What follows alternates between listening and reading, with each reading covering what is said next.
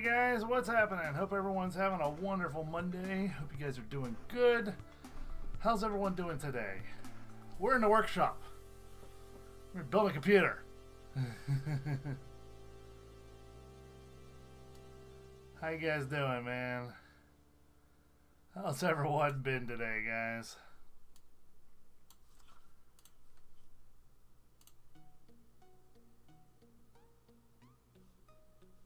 Get that background music on.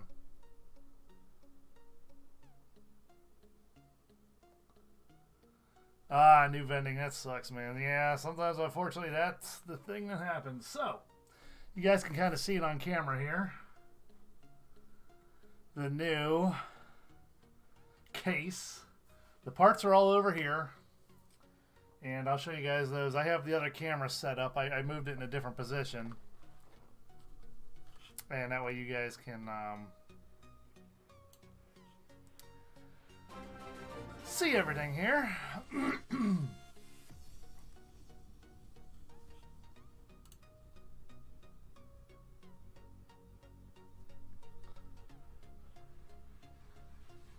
WJU, thank you for being a member for 21 months, almost 2 years. Thank you so much, my friend, for your support. Jason says, I put $5 in the Chumba and I'm currently at $80. Nice. I love this song. I don't know why.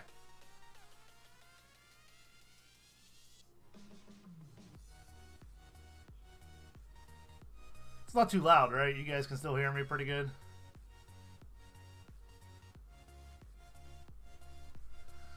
I just want to make sure you guys can still hear me and everything.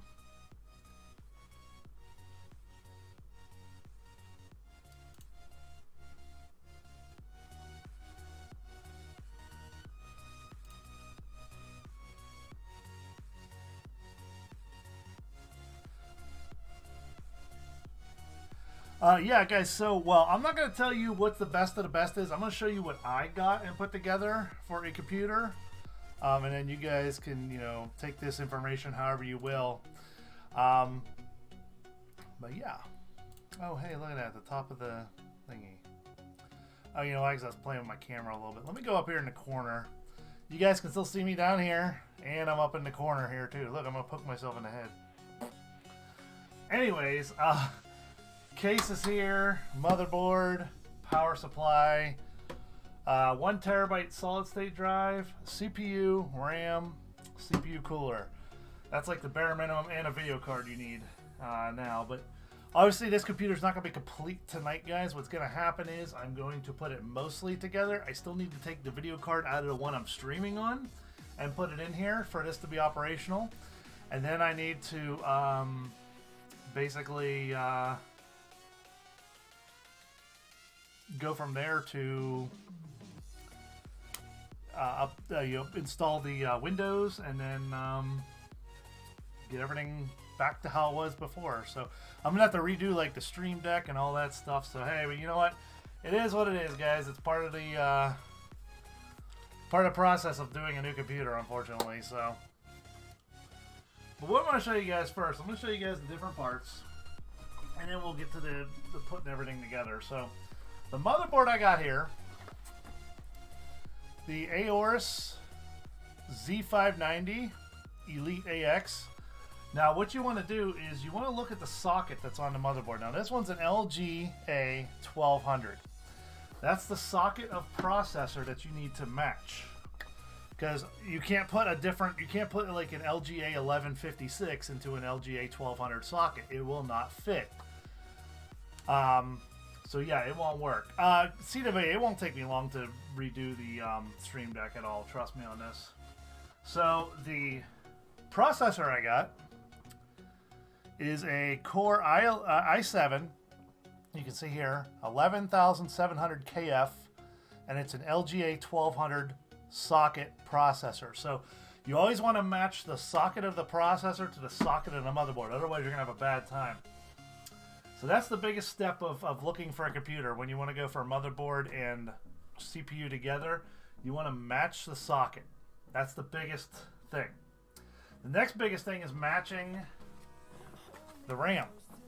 So the RAM here I can show it over here. It's Corsair Dominator Platinum. This is DDR4. Let's see if there's the speed of the... Oh, here. 3600 megahertz. So, it's 3600 megahertz. This motherboard can support up to 5000 megahertz for this size RAM, and it can also support up to 128 gigabytes of RAM. I'm going with 64. I'm going with half of that. I have two things of Corsair, 32 gigs. These are both 16 gigabyte sticks. So there's 2 sticks in this one, 2 sticks in this one, and it's 16, 16, 16, and 16 for a total of 64 gigabytes of RAM. So that's how this is going to work. And again, this is DDR4. That's what this motherboard takes. And then I have I bought this a while ago. I just haven't put it in. I was going to put it in this computer I'm on now, the one I'm streaming on.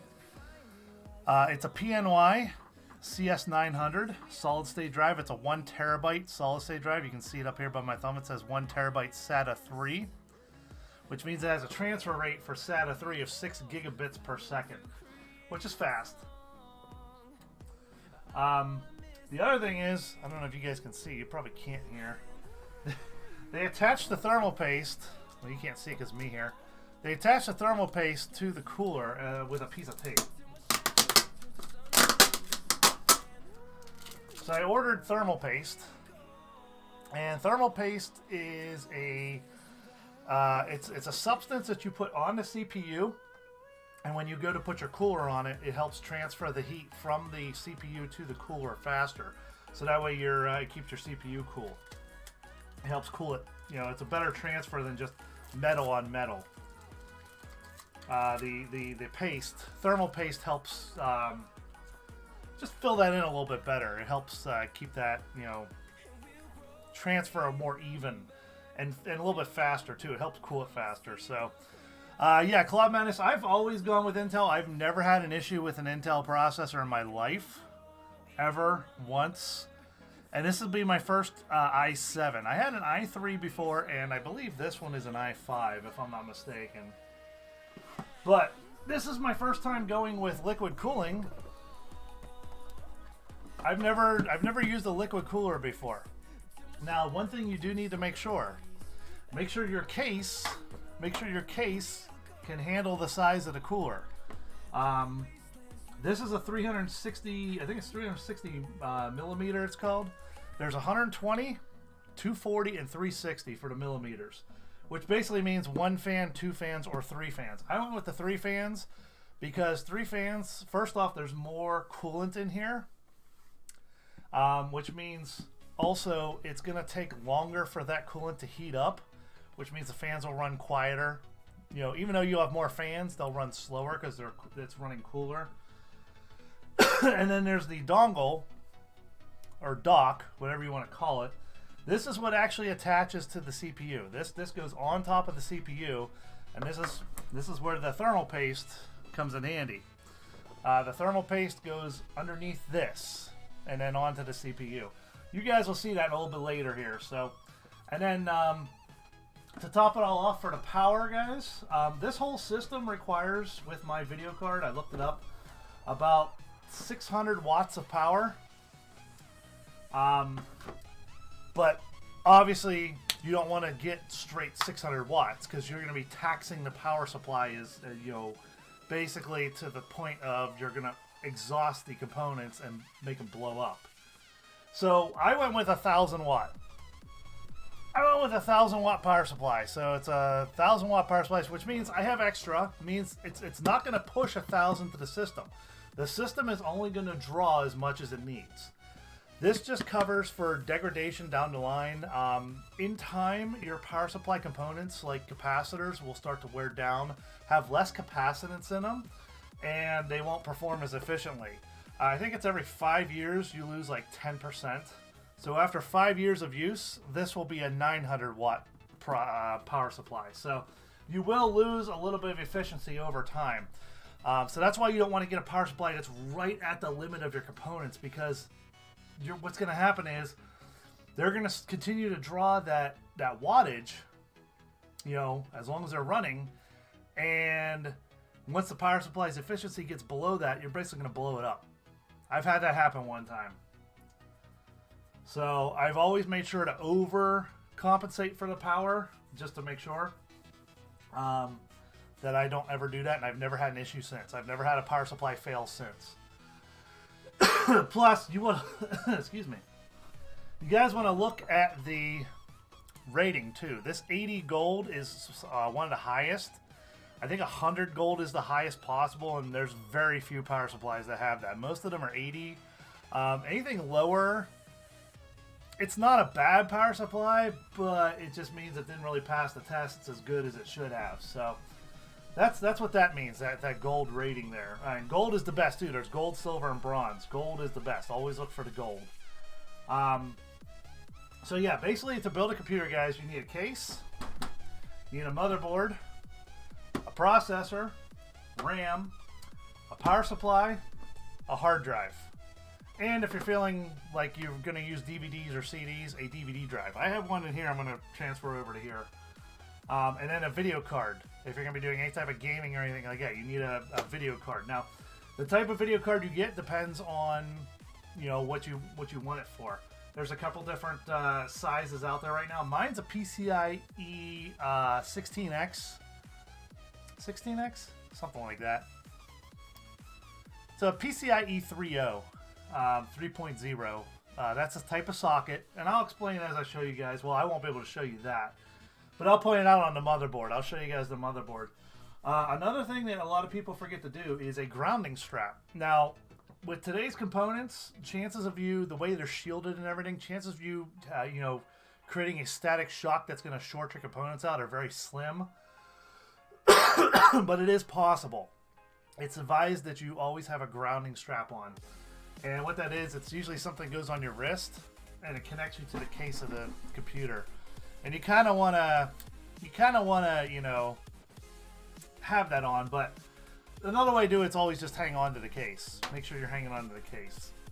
Basically, then you're grounded to everything. And basically, if you do get a shock, it'll go through the case and not the components, and not fry the components. But the chances of frying components are really, really slim. Take that as you will, guys. The video card win at the arcade. The video card I'm transferring from this desktop over to this new one is going to be a GTX 1080 Ti. The reason why is because graphics cards right now are freaking expensive as hell, and I didn't have the budget for one. By the way, this came from Claw Crazy, guys. Claw Crazy made this happen. This was me saving up my tickets on Claw Crazy. It cost me almost 450,000 tickets on Claw Crazy to build this computer that you see. Now, I could have like downgraded the motherboard, the CPU, the power supply, the RAM a little bit, and got a video card with the budget, but I'm like, you know what, I'll just transfer the one I have over. It's still working perfectly fine, and it usually handles everything, you know, perfectly fine. So there's no reason to not do it. In fact, I've benchmarked it. It can still handle most of today's games on at least even high settings. Not even ultra settings, but high settings, which is fine. And I'm not a big gamer anyway. You know, my biggest thing is streaming to YouTube, and then, you know, when I do it, editing videos and stuff like that. So that's the biggest thing, and that, and you know, running the games and the, you know, and the stream at the same time, which the video card has no issues doing. It's the CPU where the bottleneck was before. So, oh, if you guys are wondering the case, it's a Antec D. Hang on, the box is sitting behind the curtain here. Hang on. It's an Antec. Where the hell's the box? I think I threw it up high. It's like a D600. I think it's called a D600 Antec case. It's got 5 fans in it. It's got 3 in the front that are red, green, and blue. So I'm going to move some of this stuff out of the way for right now. Stuff that we don't need right off the bat. And I'll show you guys everything else here. I'll show you a case. And then we'll start doing the pieces like that. But this has 3 fans in the front. There's one up here that's a little off camera. There's one here, there's one here. And then if you look in the back here, a little hard for you guys to see. There's one up in the back here, and I think there's one more. No, there's one right here. It's not in the case yet, but what's really nice is this has the type of screws on it that literally just, you unscrew that right there. That's it. That's the screw that holds the case on. There's two of them. There's one at the bottom and one just off camera here on top. You take that off. Don't have to take it completely out of the case, but I do. And your freaking side of your case comes down. And you heard that. It's tempered glass. It's got the warning on it there. Tempered glass, please handle with care. And there is a protective layer on it, so whenever I'm done, handling it with my fingerprints, when I pull this protective cover off, it'll get rid of the fingerprints too. So we'll set that aside over here. And we'll take a look in the case here, guys. This is a mesh. We'll have to see what that's for here. That's bolted in there. It's always good to have a pair of cutters, guys, and a screwdriver. Those are usually the two things that you need to build a computer. Because you basically need to cut zip ties off of stuff, as you can see. And then this is a fan. It's called reverse fan installation. It's going to go here next to the power supply. The power supply is going to go down here, down underneath here, and this will help pull air up into it. So basically what happens is these fans in the front are set to pull air in.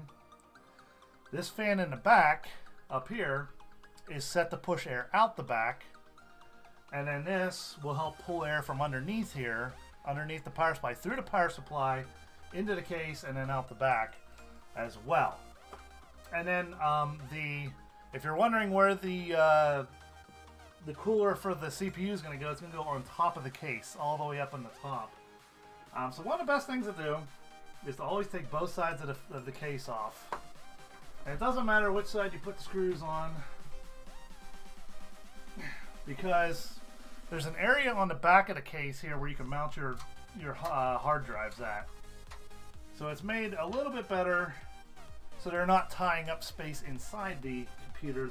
They're like in the back here, because most times solid state drives, you saw as small as that is, don't take up a lot of space. So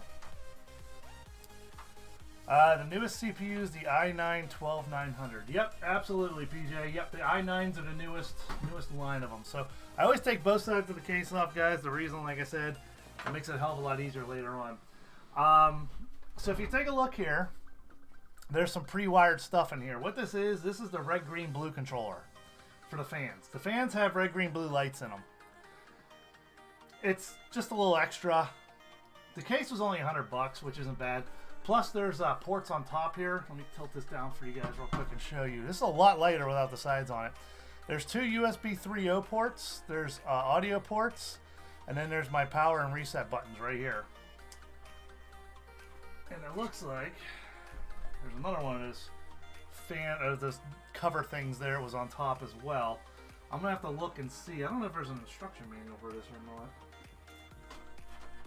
What is this white box here? Let's take a look in here.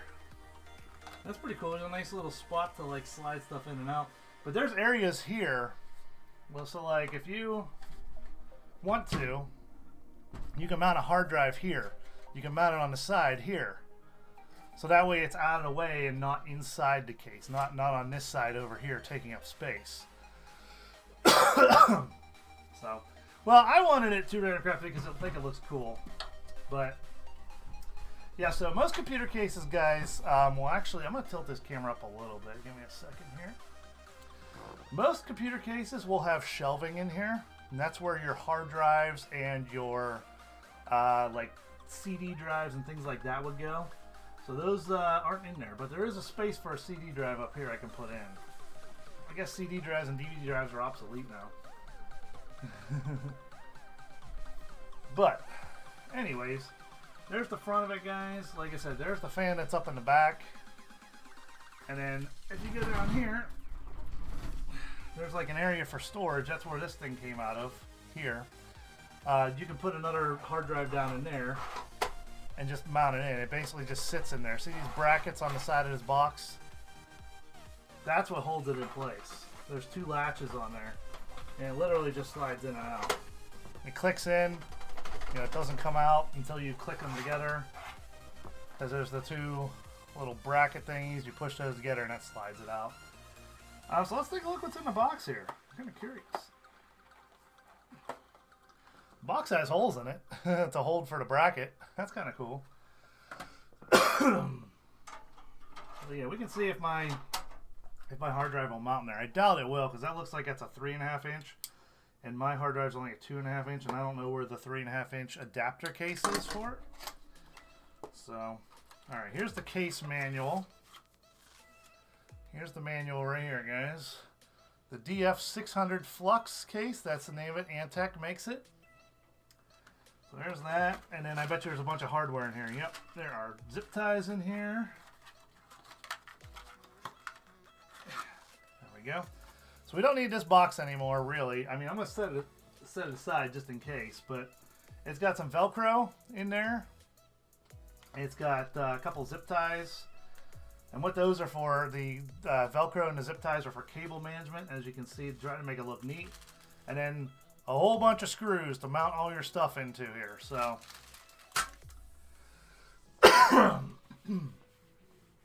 so let's take a look here and see what we got going on hanging down here.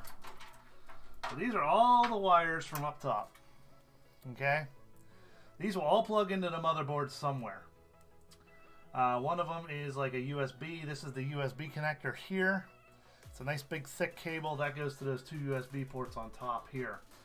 There's your button ones here. Like this is one of these is your power button. One's your reset button. One is for your audio. Let's see what else we got here. This looks like a red, green, blue controller.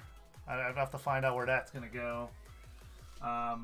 But yeah, that has its own little controller, and you can actually add, there's 1, 2, 3, 4, 5 more spaces to put stuff for controllers there. So let's see where all these go. Let's see here. We got 3 in the front, 1 in the back.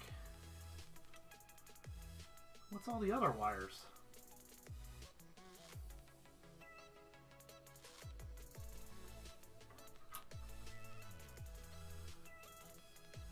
Let's take a look-see here. Let's try to trace these out. This is a fan here, because that goes to the back. It tucks in here and goes to the back fan. Let's see. Where do you go? This thing has a little kink in it here. I don't like how they did that one when they put it in here. So that one goes up here. So that must go to one of the fans over here. Where do these go then? Okay, so there's 5 wires that go up to the front here, which means there's red, green, and blue for the fans. What are the other 2 wires? Kind of curious now.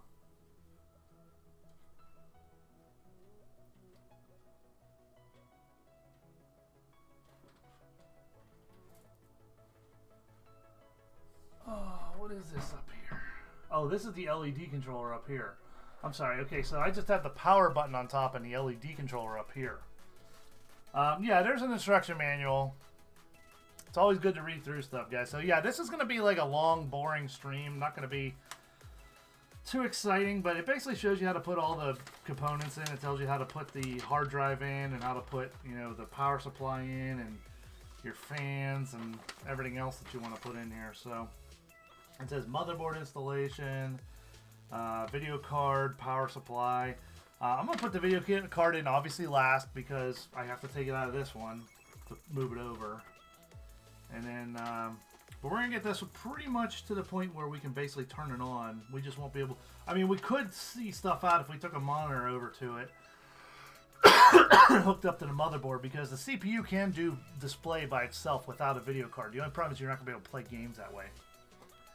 So you can do that kind of stuff. You can have that. So let's see if there's mounts in here for this. Doesn't look like it. Yeah, see. So this is the size of my hard drive compared to that bracket. You see how it doesn't quite fit because it's small. So yeah, we'll probably mount the I'll probably mount the solid state drive like right here, or up here, one of the two. Because there's one that goes this way, like sideways like this, and there's one that goes this way. Because my solid state drive, you can see, has 4 screws on it like that. Or if you want to put in a bracket, there's screw holes on these sides too. So we'll have to figure that out. We'll put that in. So yeah, this isn't going to work down here, unfortunately.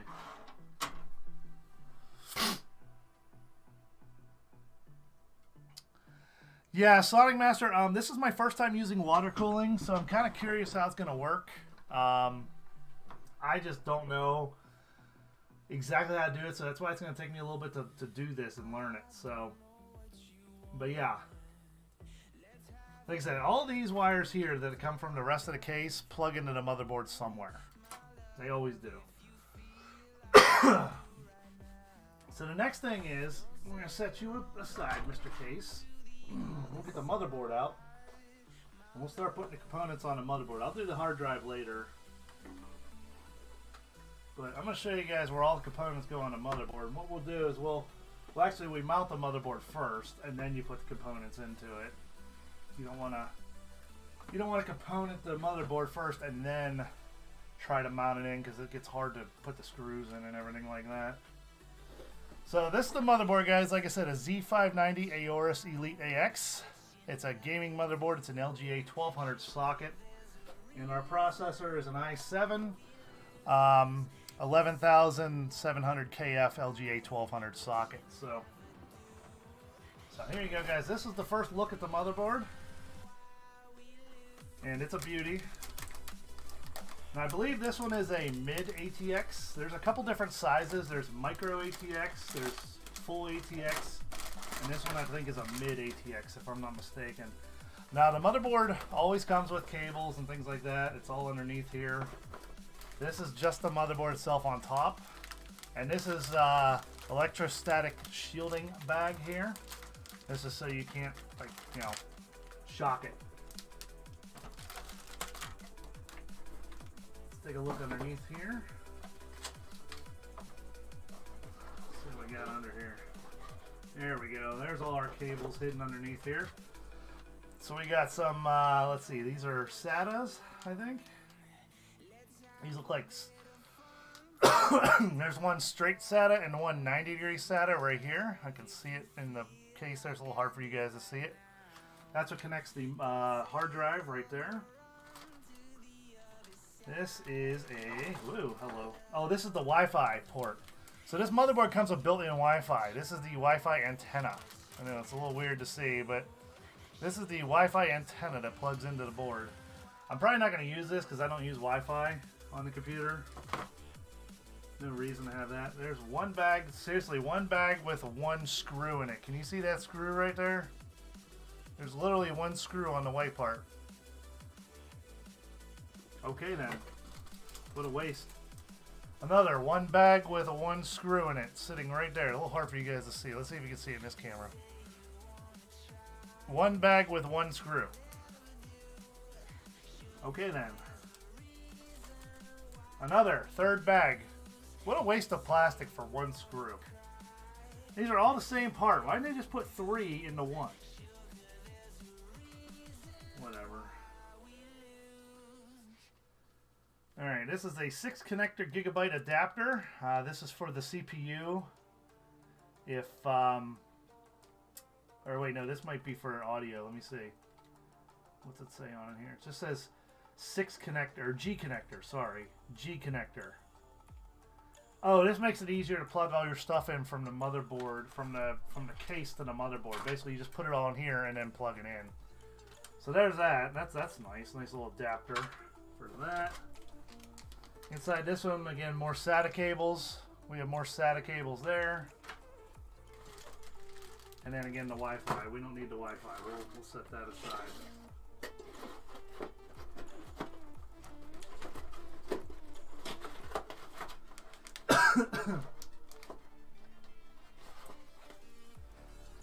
Let's take a look at the manual here real quick. See what those extra parts are for. This board was manufactured in 2021, so it's not even a year old.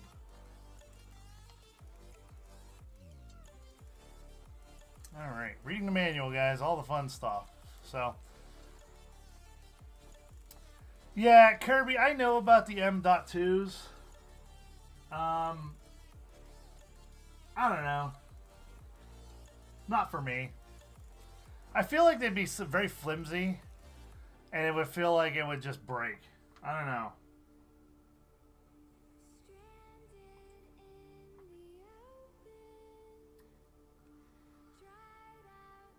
Alright, so it just shows you where everything is, all the connectors and everything on the board. It tells you where everything's at, what all the connectors are here. There's a PCIe 16X here. There's a 4X here, and then there's a 1X down here. So there's 3 PCI ports for future expansion, things like that. Let's see here.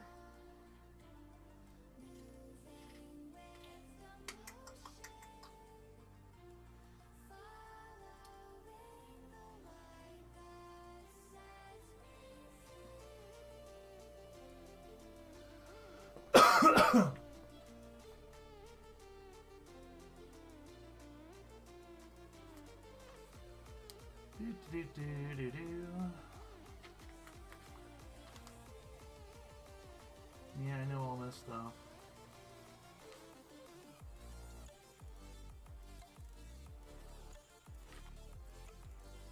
And it shows you like the back panel. This is what's on the back panel of the computer here. All the connectors, the USB 3.0s, the USB Type-C. Yeah, there's the USB 2.0, USB 3.0. There's 4 USB 2.0s. There's 3 USB 3.0s. There's a Q flash port, and then there's a what is that one? G. A USB Type-C port, which is nice because I can use it for my iPhone to transfer files faster from my iPhone. And the RJ45 port. So there's USB 3.2 Gen 2 and Gen 1. So I actually have 5 USB 3.2 ports on here, which is the fastest of those. So and this just tells you more connections and what they mean. And then it shows you all the different connection types, guys. It shows you all the what each plug means, what each pin means. You don't really need to know this stuff unless you're trying to tweak the computer or tie stuff into it. I wouldn't tie stuff into these. I would use the designated ports, everything like that, and go with that. So, yeah, SATA, let's see, SATA ports, the LED ports.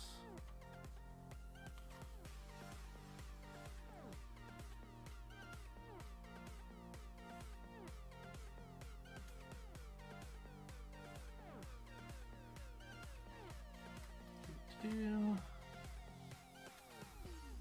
there's the M2 ports. Again, that's the hard drives that oh,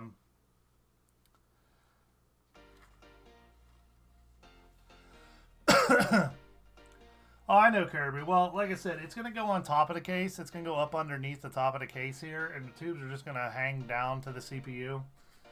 So it's going to make it a hell of a lot easier.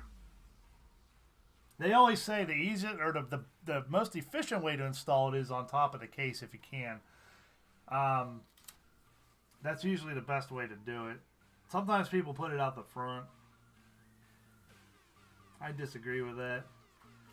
See, the reason why I was afraid to do liquid cooling when I was younger is the reservoir used to be where the CD drives were, like the CD and DVD drives. And it took up 2 of them, and then the hoses had to run in there over to the CPU and everything, and it really got complicated because it went over top of the RAM and this and that, and it got really weird. Now they've made it where basically the reservoir is a tank on top of the computer. There's fans mounted to it already, so I don't have to mount any fans. Just mount the reservoir, run the dock connector, and be done with it. It's really simple. Excuse me. Alright, let's take a look here.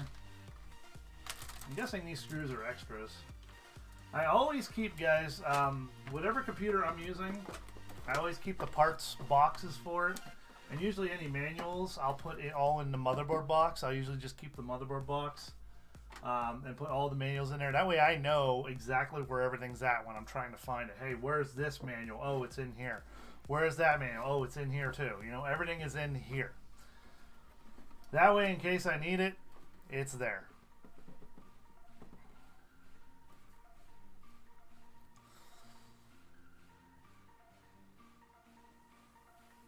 Kirby, it's the way the fans are already mounted on. All you gotta do is put it in and the fans are already mounted. It's already taken care of. It's an exhaust, I believe. Yeah, the drivers, yeah, I would keep the drivers in here, everything like that. The motherboard, if there was any other drivers for anything else, the hard drives, whatever. You know, Wi-Fi, ports, video cards, everything all went in here. Obviously, everything's digital now. And I'm gonna tell you guys honestly, you used to never be able to boot up a computer until everything was installed. I'm talking hard drive and everything.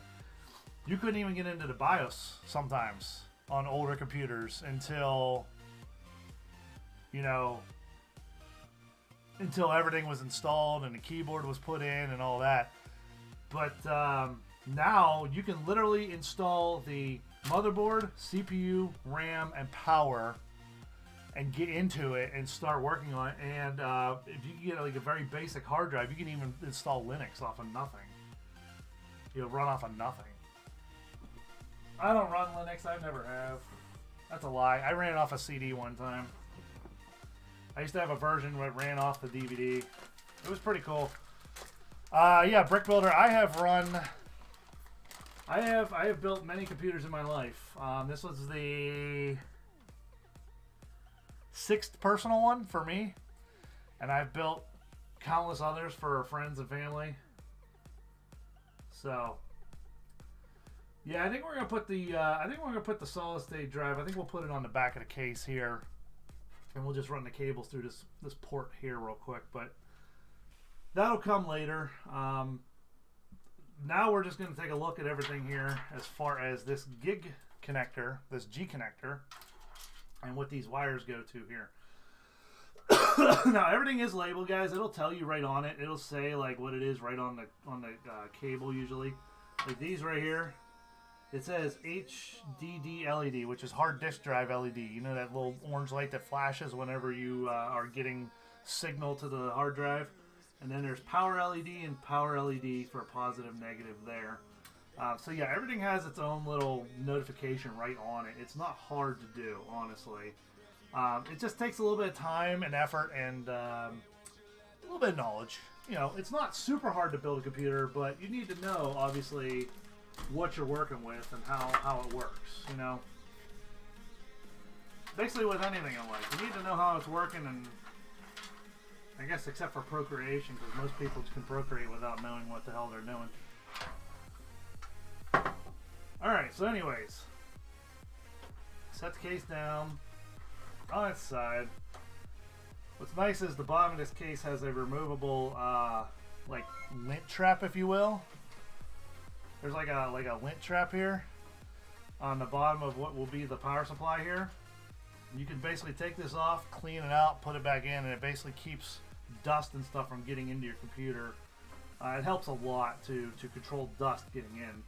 Dust is a big killer of computers, guys, if you didn't know that already. So I'm probably going to stand up for this next part, so you're probably not going to see my face much.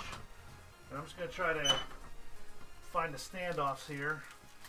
So what happens is, guys... Ooh, you're going to stare at my crotch, huh? There we go.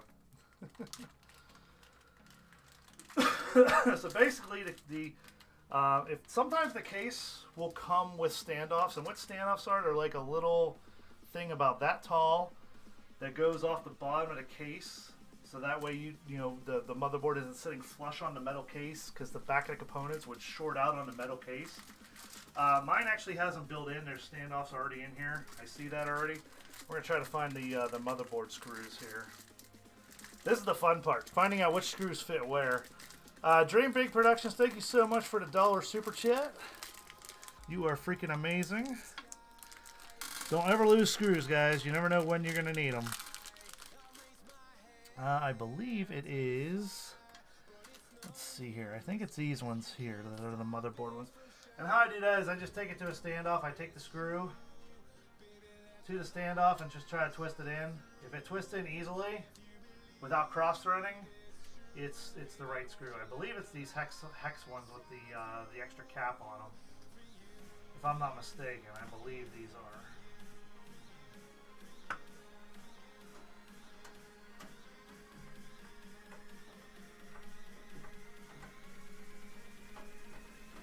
Yep. So, it's a little hard to see. This is what they look like. They're like a hex screw with an extra little, like, it looks like a washer underneath it, but it's all built into one piece. Those are your motherboard screws. There's another one. It's not a hex screw. It's actually a flat head circle with that extra little part on it. This is usually used for hard drive mounting and like DVD, CD drive mounting here. But they're all mixed together in a bag. Then you got these guys. I don't know. I have no idea what these ones are for. These tall ones with the thing. These might be for the CPU fan. Or in this case, the cooler. I don't know exactly.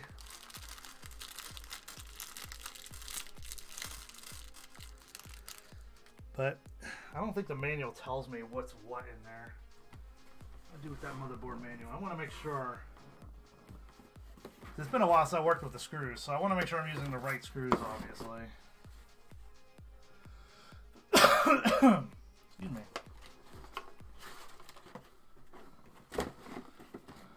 Radiators? What are radiators? Oh, really? Huh. What's up, father and son homesteading? How you doing? You know, let me just make sure here for the screws here. I want to make sure I got the right screws. I don't think it shows the screws, but it's been a while.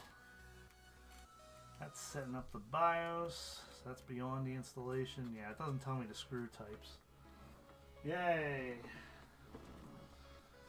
This is the only thing that that sucks about this part of it is it doesn't really tell you which screws go where. Again, which is why I want to make sure I'm using the right screws for the part, you know, for the thing. So, oh, hello. Most times the computer companies will give you their logo to slap on the front of your computer. This one's a stick-on. It's got 3M double-sided tape on it. If you want to look cool, you can put it on the front of your case. You know, if you want to mess up your case, you know, you can put it on there. Whatever, but all right, let's see here.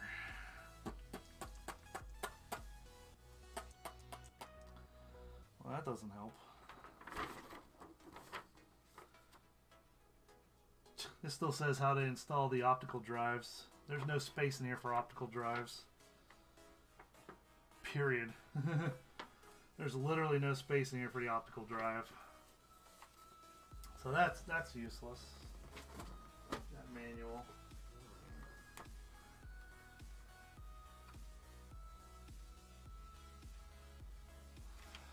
Brick Builder, I did get liquid cooling. This is my first time doing it, so I've never done it before.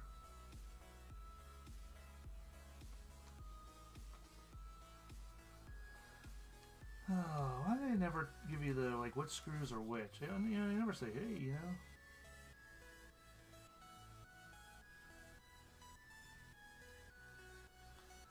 Yeah, my hands are going to remain dry, don't worry. I don't need an ESD strip. Okay, well, let's take a look at the motherboard and see how many screws we're going to need. And how they line up to this case. So, yeah, new vending says spend $130,000 on a house just to buy a new PC. Makes sense, doesn't it? Yeah, exactly. Also, be careful, guys, when you're handling the motherboard. It's basically a giant circuit board with everything attached to it. Now, the circuit board itself is pretty sturdy. The problem is, if you look, there's a lot of loose pins and things like that. You can actually impale yourself. If you put enough pressure on here, you're going to impale yourself on these. So you got to be real careful. Plus on the back, where they soldered everything, there's a lot of sharp edges and everything like that. Just be real careful where you're handling this. Try to go in between, try to go in between where all the mounts are, so that way you're not touching these. Plus, that's also less chance of electrostatic discharge to ruin the components on it. So this just sits in here. You're going to line it up with that back, the back hole in the case. I'll show you what I mean in a second here. But let's make sure the standoffs line up. Probably need to get my flashlight. I need a little bit more light to see. But it looks pretty close to lined up. Get my flashlight out here.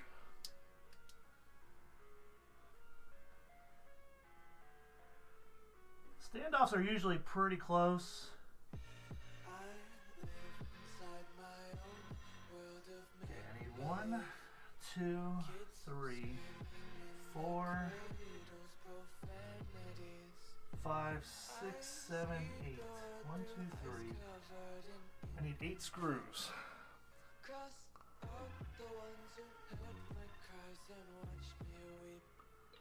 And don't ever tighten down the screws all the way. I know I'm talking with a flashlight in my mouth. Don't ever tighten down the screws all the way. Start them and then finish them up later, because what you want to do is you want to make sure you get all of them in before you tighten down. And again, you don't want to tighten down too tight, because again, just start them, because what that does, that allows you to move the motherboard, to line up the other holes in case they're just a slight bit off. It does happen.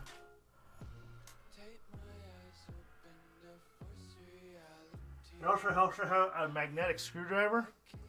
Magnetic screwdrivers are the best. And of course, this one lost its magnetivity. I just dropped that screw. Luckily, it went out and out of the case. I think it did. I hope it did. Oh, there it is. Now it's out of the case. Where'd you go? There you are. So I wish I had a remagnetizer for my screwdriver, but I don't have one. So now I gotta try to put them in like this, holding it with my finger.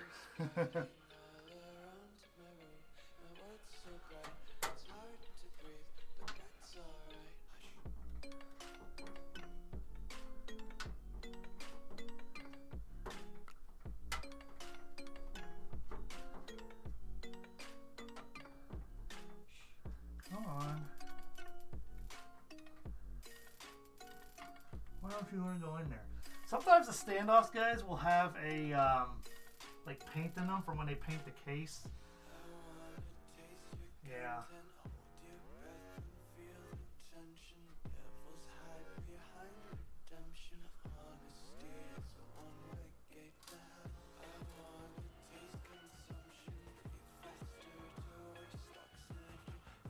What's up, Danita?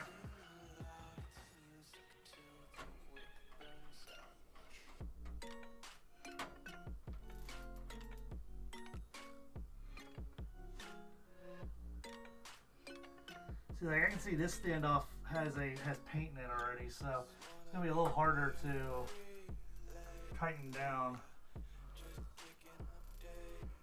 What I should have did, I should have taken a screw to each one of the standoffs and started it first before I put the motherboard in.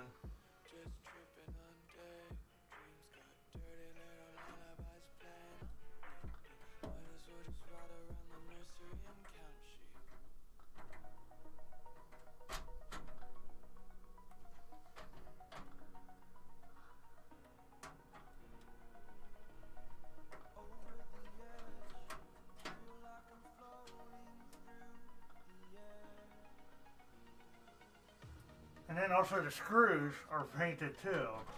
The screws are painted too, so they're going to fight you as well. Sometimes it's better to put Loctite on. Some people tell you put Loctite on. I don't put Loctite on. Loctite's only if you're going to be in an environment that's vibrating and shaking. And you don't want to over tighten the screws either, guys, because if you over tighten them, there's a chance you can actually snap the board. You can actually take the board and snap it if you're not careful.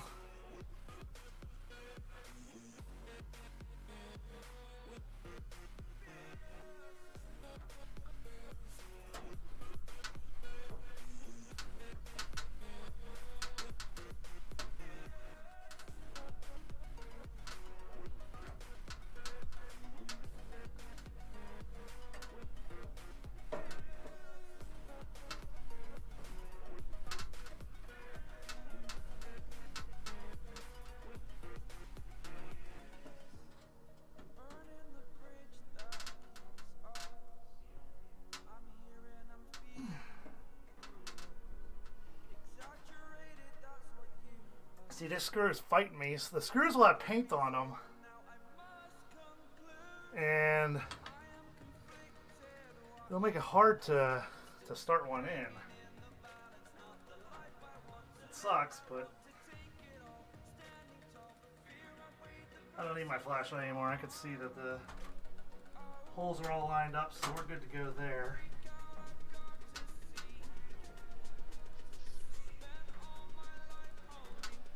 Anytime that something's painted, if paint gets in the socket or on the threads of the screw, it makes it so freaking hard to freaking do.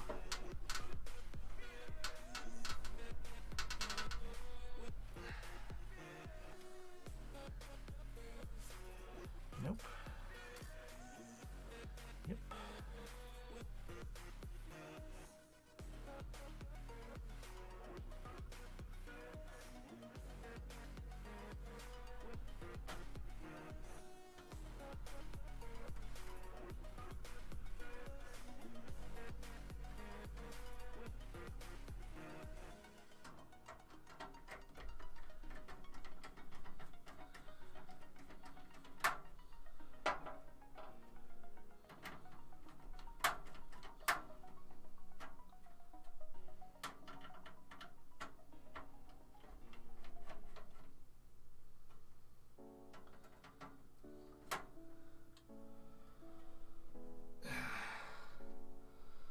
Yeah, don't use a power drill. That's the biggest thing.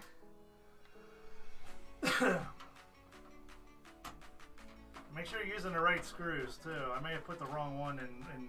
I may have put the wrong ones in. Like I said, it's been a while since I've used the screws, so I'm gonna double check here and make sure.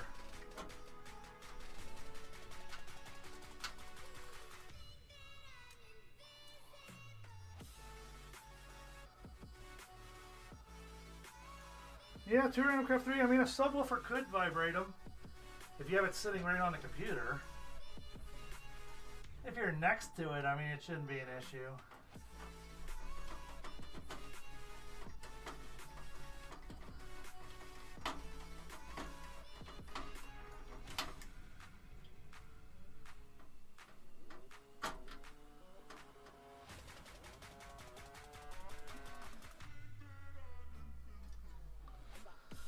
Alright, let me grab my... I have a Computer Geeks case here. That helps. I got this thing years ago at a mom and pop computer store. I don't have all the components still, but it has little pliers, it has extra screws, small screwdrivers, tweezers, and then this fancy little thingy here. This fancy little guy here is a screw grabber. It's got 3 fingers. It's like a needle. It looks like, you know, a syringe. It's good for grabbing screws out of tight places.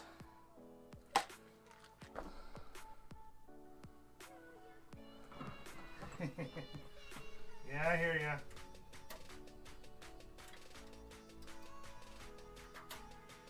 Having trouble grabbing. I think I put the wrong screws in the start, guys. I think I told you they were backwards.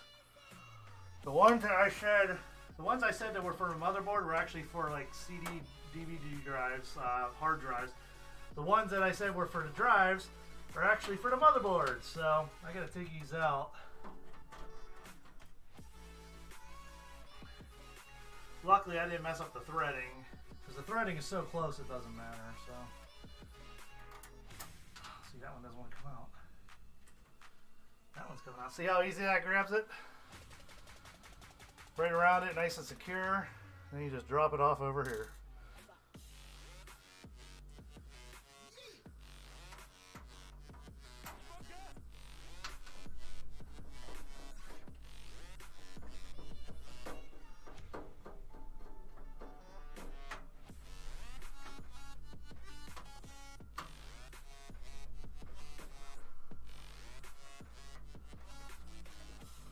Oh yeah, PJ. I was looking at hard drives for more YouTube storage for my videos, you know, because I have all my videos I've ever uploaded ever from, you know, from YouTube ever.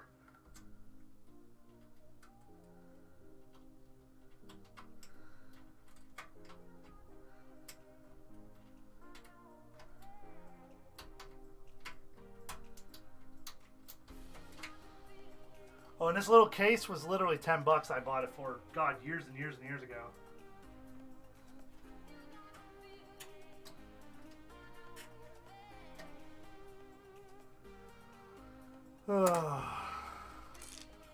Yeah, I was looking at hard drives, PJ, and I saw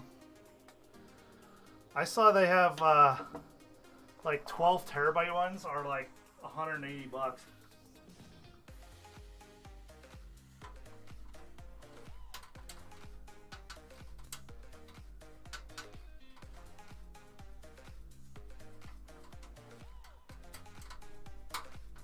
I'm gonna have to flip this bad boy upside down and get these screws out.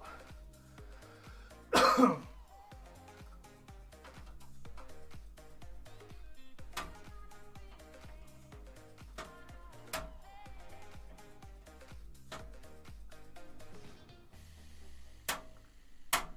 on.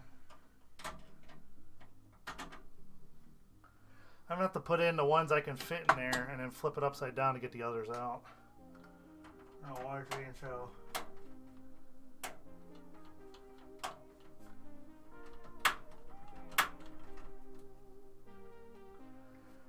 It's being so weird. Hey guys, I'm not perfect. I never said I was.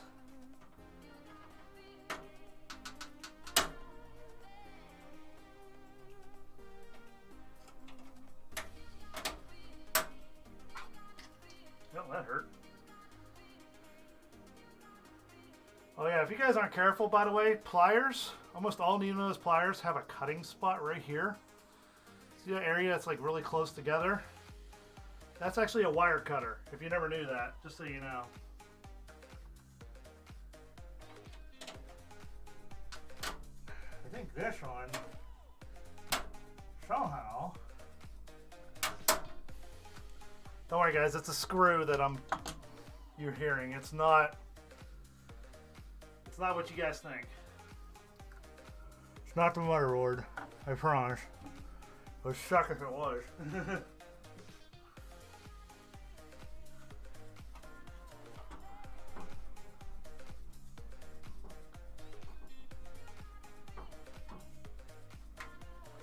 What's happening is those other ones I put in by accident, the ones I screwed up on, they're like stuck in the motherboard.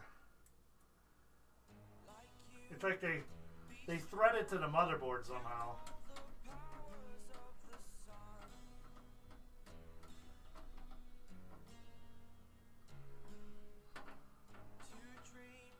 So it's going to take me a little bit to get them out.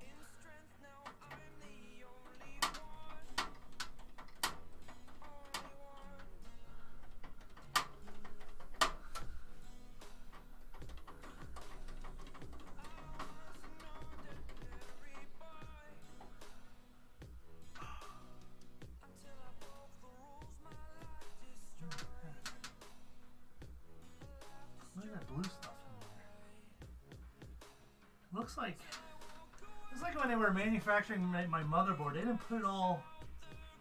It's like something got stuck underneath this heat sink here. There's this blue, like, paper stuff underneath here. I don't know what the hell that is.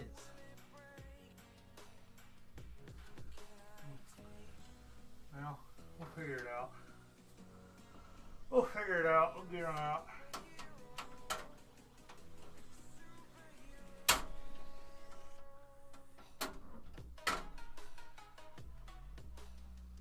Yes? Sorry guys, I thought Michelle was coming in.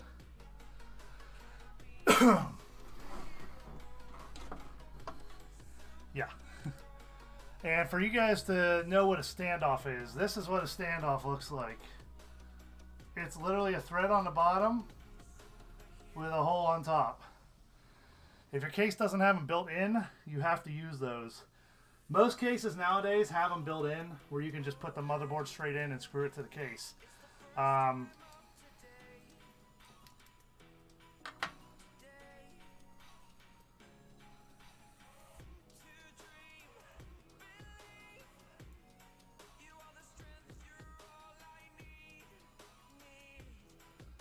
Joe likes the screw.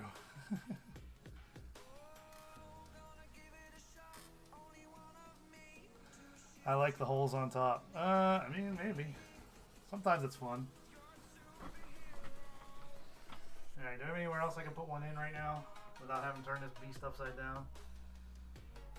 Alright, now comes the fun part. We gotta try to figure out how to get these other screws out of here that I screwed up. Yeah, lots of fun.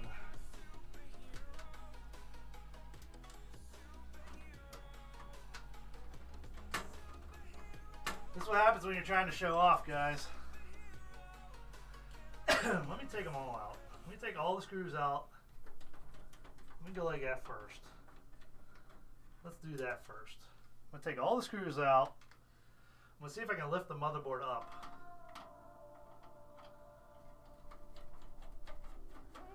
Instead of having to turn this thing upside down, I'm going to see if I can lift it up. See, that one came out nice and easy.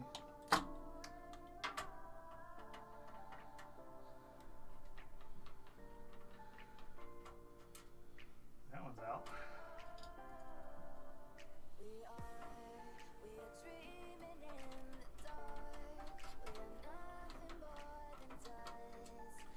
Yeah, because if I could lift the motherboard out, that'd be a whole lot easier than trying to flip this case upside down and only having 4 or 5 screws in. But at least there's not like...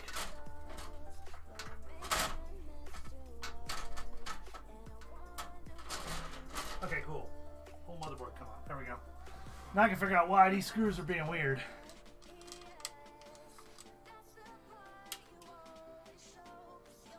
Oh. Because it took out the whole standoff. See the standoff? So what I need to do is I need to set this up here. And what I need to do is pair of pliers on the bottom and screwdriver on top.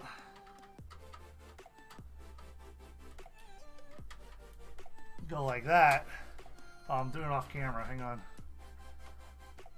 Basically, the standoff from the computer came off, so I'm gonna have to check the standoffs in the case here before I do anything else.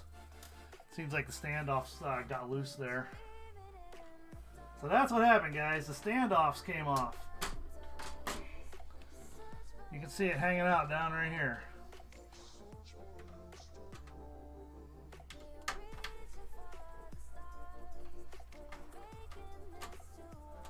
And if need to, I can put new standoffs in. They come with them.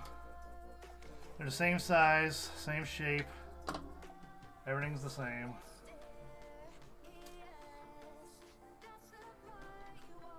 Alright, we got one here. It's being stupid.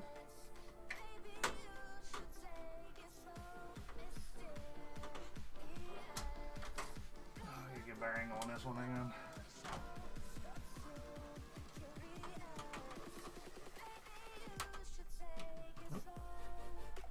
There we go.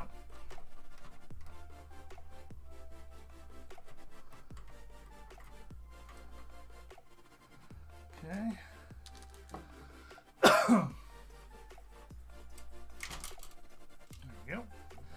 See a little trick? I just pushed the screw out from underneath. It popped out of this little socket area where the motherboard, the connectors are there. So, and we got one hanging out right here. See it on the bottom? So if I grab that with the pliers and then twist, comes off, we're good to go. So now I gotta put those standoffs back in before I put the motherboard back in. So that's where I screwed up, guys. So always check your screws first before you. I'm gonna put this back on the ESD bag there. I'm gonna find out where the standoffs go in down here. And I'm gonna tighten them. I'm actually gonna tighten all of them with my pair of pliers there once I put them back in here.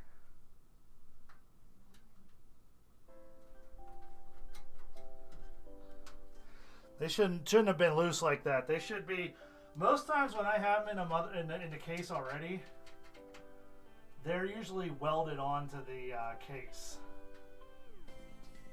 So for those to come out like that, seems like they weren't tightened anyway.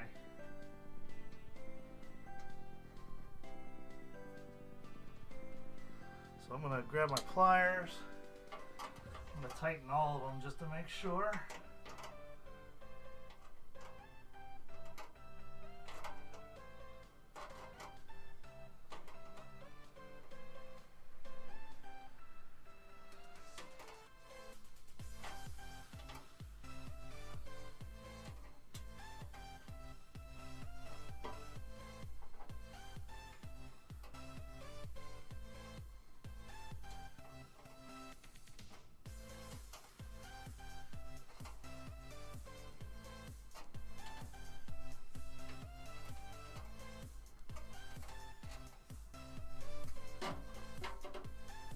Those should be nice and tight now. Now we'll use the right screws. So ground myself out, guys, on the metal there. Put the motherboard back in.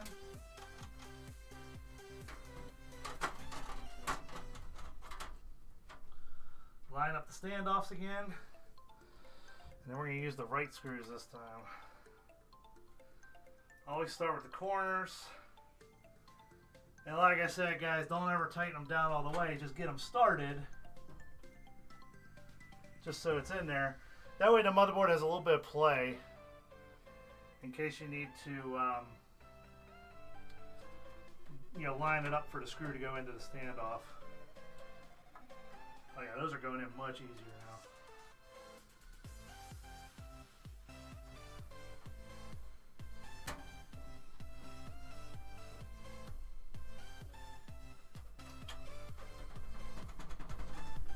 Here, the motherboard has a little bit of play still in the case. What we'll do is we'll go through and make sure they're all tightened down before we put anything else on. After we put them all in, we'll go through and hit all 8. There's actually 9, but the 9th one is covered by a heat sink in here. So it's kind of an SOL situation.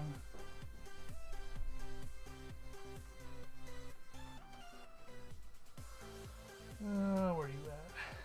There you are.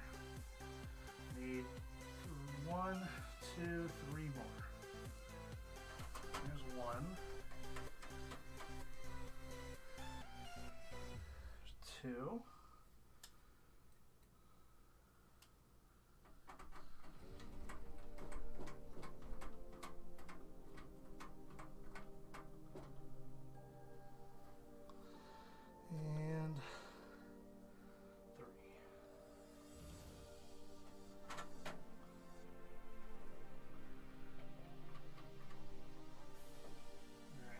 Tighten these all up now. Now all the screws are in.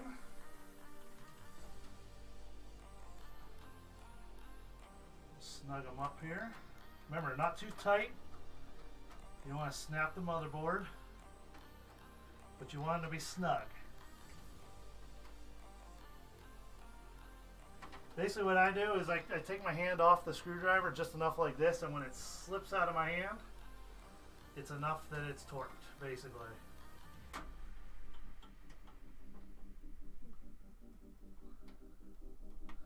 There we go.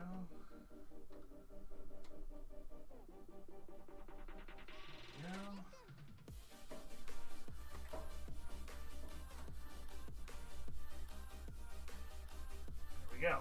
All right, they're all snug up. Everything is good in there now. All right, guys, so the motherboard is mounted, as you can see. It is now mounted in the computer. On the back, this is the port I was telling you about. This is there's a big hole in the computer case here. This is all motherboard. Everything that is lighter color here is all motherboard. So, and here it is from the back, where the CPU goes. You know, the memory DIMMs. So you can see what the motherboard looks like on the back there. And that is that. Next thing you want to do is the CPU. In this case, it's got a little flippy-do here. You gotta like flip the little case down. What happens is this little lock locks it in. Let's see here.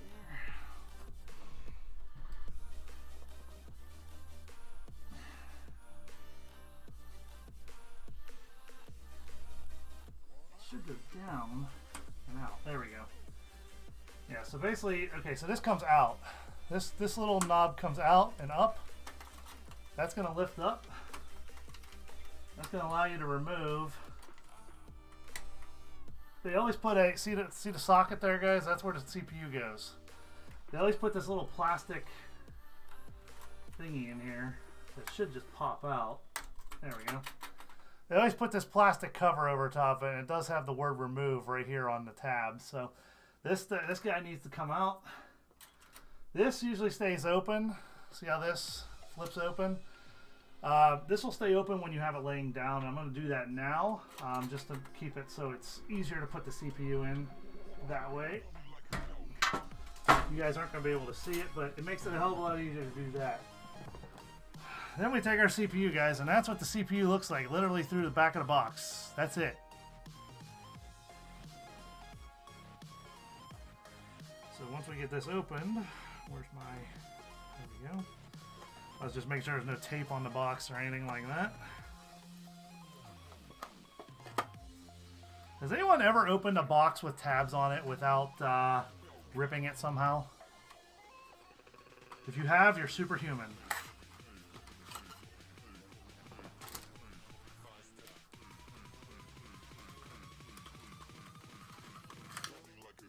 There's the CPU, guys. That's it right there. Now, how you put this in, there's a little notch on it. Excuse me. There's a little notch on it. It'll fit in only one way. You can't put it in any other way. It only goes in one way. And it will let you know if it's in or not. We'll do that. Holding the metal case here. Usually the CPU will go where its words are like, it's like if this case was standing up, the words would read from top to bottom.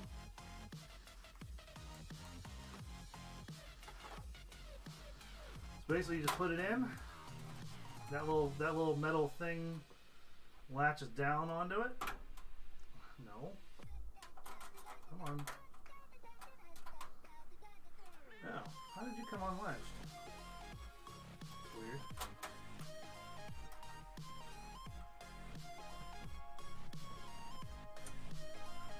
And that's it, guys. CPU is in. It literally only sits one way. And if you can see the words on it right now, the words actually read top to bottom, so you can actually read it. So if you're looking at it, you can go Intel Core i7, i7 11 7000 or 700KF, SRKNN 3.60 gigahertz V1491671. And there's a little screw here that this little metal part had to go under first. I was like, why isn't it closing all the way? But that has to latch down underneath there. So now, whenever we go to put the cooler on, we're going to put this thermal paste right onto the CPU, guys. We're going to put it right on there. And then you're going to put that cooler dock onto there. But we're not ready for that yet, so we're not there just yet. Now, you can get rid of like the The box for the CPU, I mean, there's nothing that you really need to save. The only time I would save it is just until the first power up, make sure it works. Obviously, if it doesn't work, you're gonna have to send it back, get a replacement. So, yeah, Kirby, it's integrated right into it, man. The I/O shield is right on it. It's literally like sealed to the case. There's a little gasket around it too. At least on this motherboard. I wish you could strap the camera to your head. Yeah, if only. What I need is like an overhead light.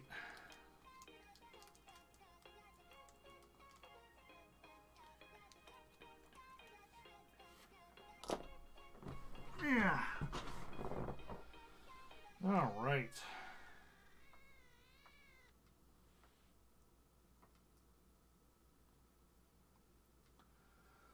Alright, let's take a look at these wires here in the back. I'm going to take a look at this connector thingy for that came with the motherboard. I want to see what works here.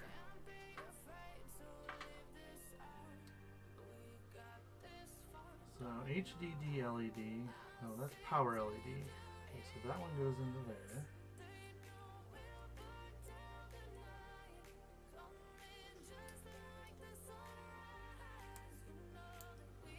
That makes it a hell of a little bit easier. Right, where's the HD LED?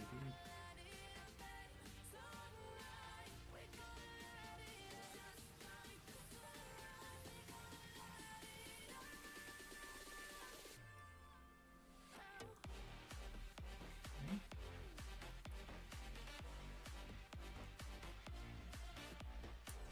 Click it in. Okay, those are in.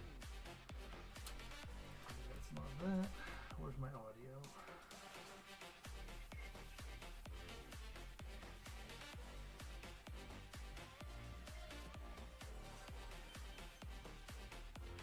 You know what the hell with it? I ain't gonna use this thing. I'm just gonna do it myself. I'll just put them in there myself.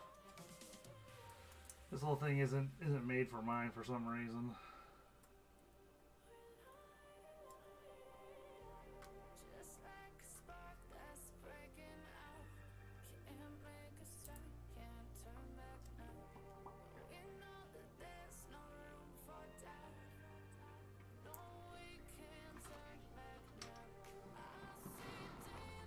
Where's my MB connector at on the motherboard? Because that's for the LEDs.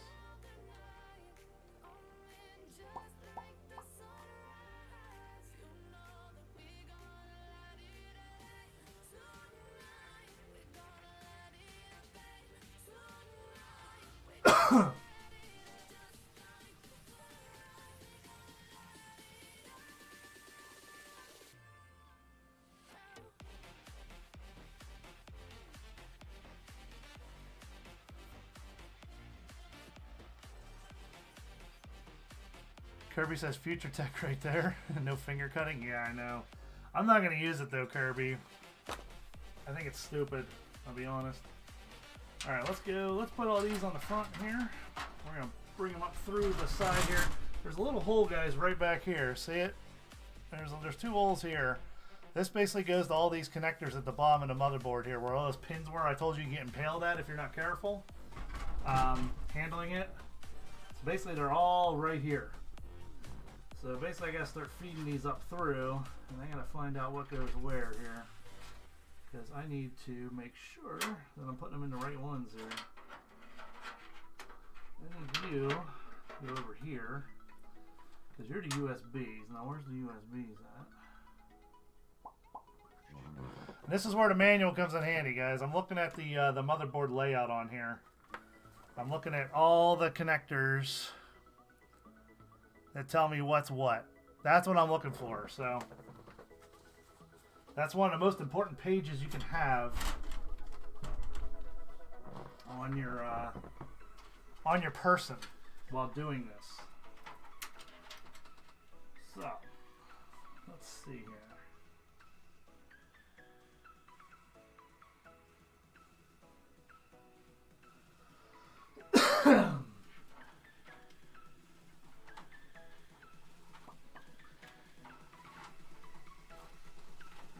Audio one here, so this one should go over here.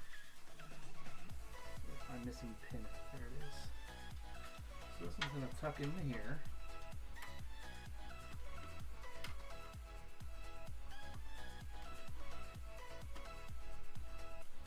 Why aren't you going in there? You're lined up exactly. Come on. The only bad part about so old cases, guys, the power supply used to be at the top. Now they put them in the bottom.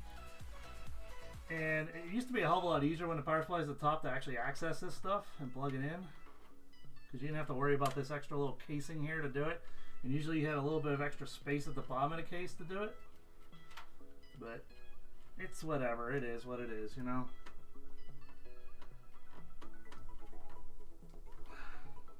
In there? Doesn't feel like it's in there. I don't know. It just, I put it in. It just doesn't feel like it's in. I don't know. Let me just pull it out again just to make sure. Haha, giggity. I get it. Joke. Haha. Laugh, laugh. Funny, funny.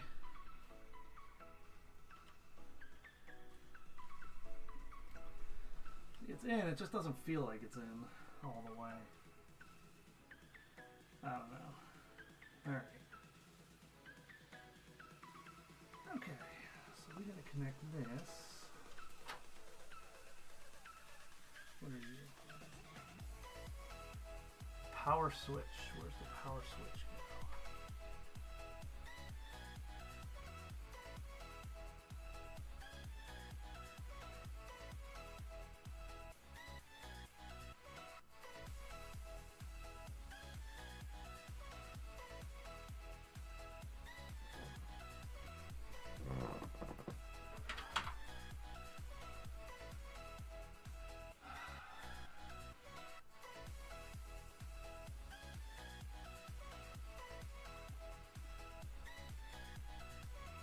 Where do you go?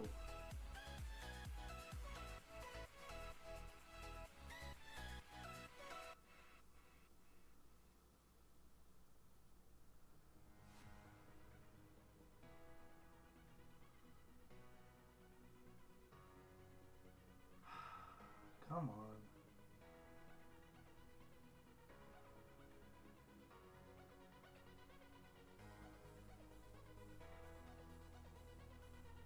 Where do you go?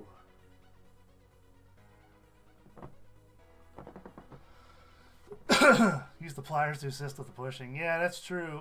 What's up, Sonic Jerry? Yeah, this is the one from Claw Crazy. This is all the parts from Claw Crazy that I got, that I redeemed all my tickets for on there, guys. Just trying to figure out where the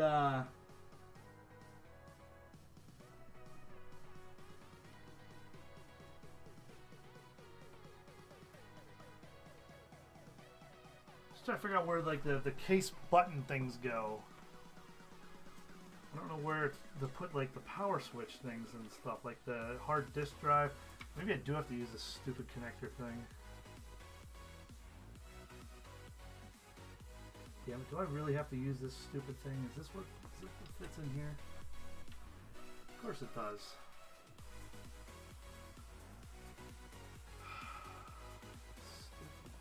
Stupid. I hate these things, man.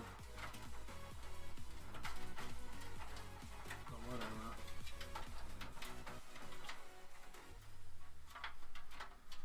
Do I really have to use this stupid adapter thingy? I don't want to. I guess I kind of have to.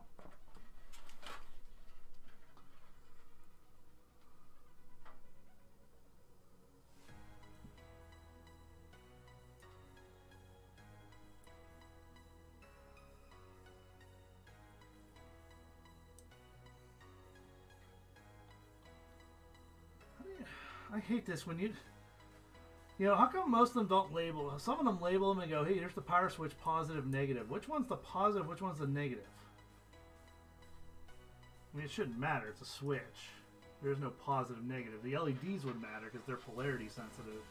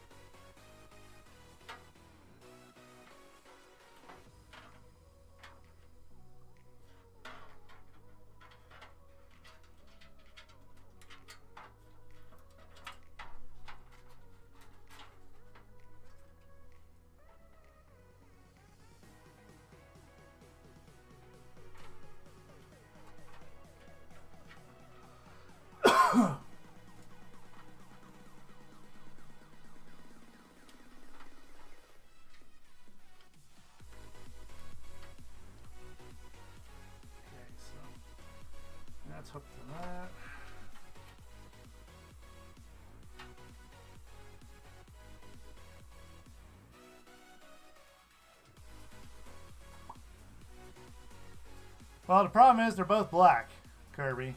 They're both black cables. Not even a black or like black with a white stripe, you know? Isn't that fun when they do that? Do that kind of shit and don't specify which is which.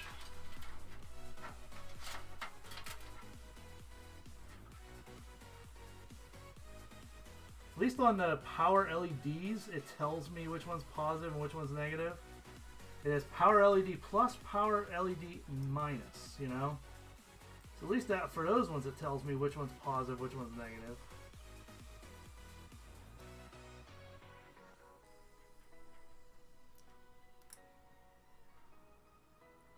See, and then this one,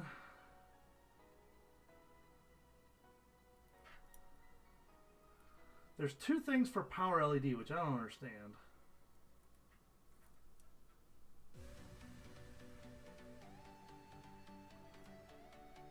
Why there's two? There's literally a power LED plus minus and a power LED minus plus. That makes perfect sense, right?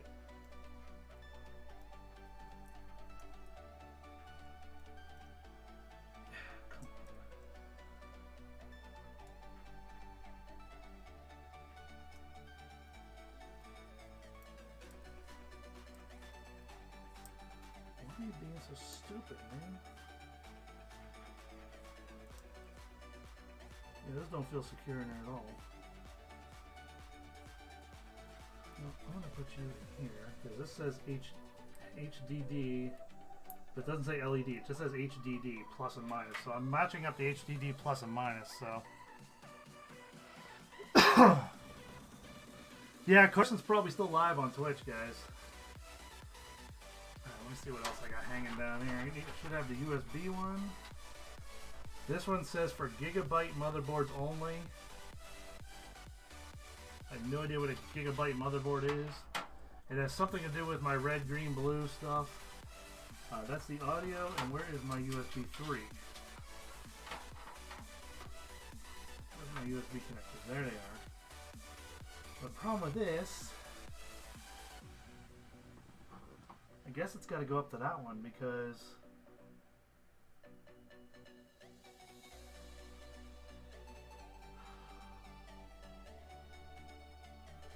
so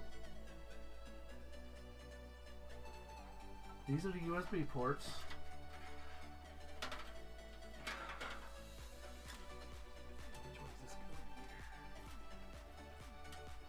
The wires aren't aligned the way that they need to be for this to go in there. They're bent the other way. So let's try to get those in there. Plug those bad boys in. See if they'll.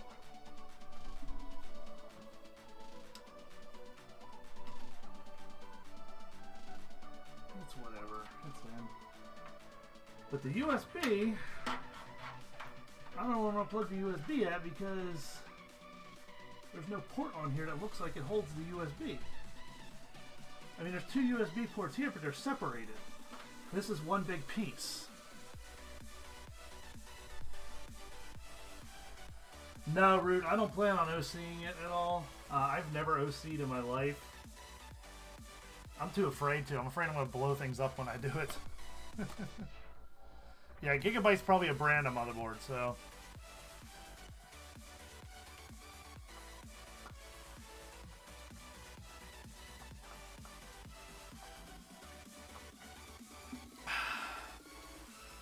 Night, Jessica. Thanks for coming by.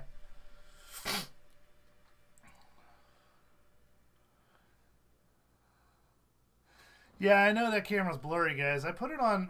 Let me find the properties for it. Give me a second here. I put the focus on auto. Oh wait, it was on auto. Let's see if that does anything.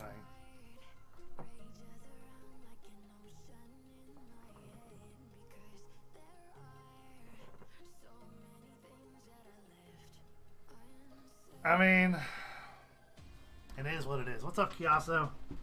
How you doing, man? So, this says FU32, but that's the only port that looks like it would hold this USB. So I'm wondering if that's the USB. Which means I have to bring it in over here and do the bend in. Or I can bring it up from the top one too, but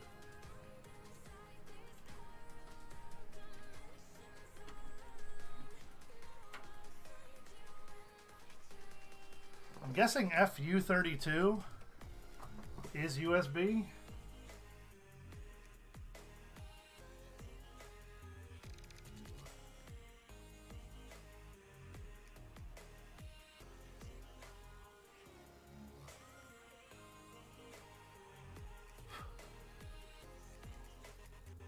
It's F_U32.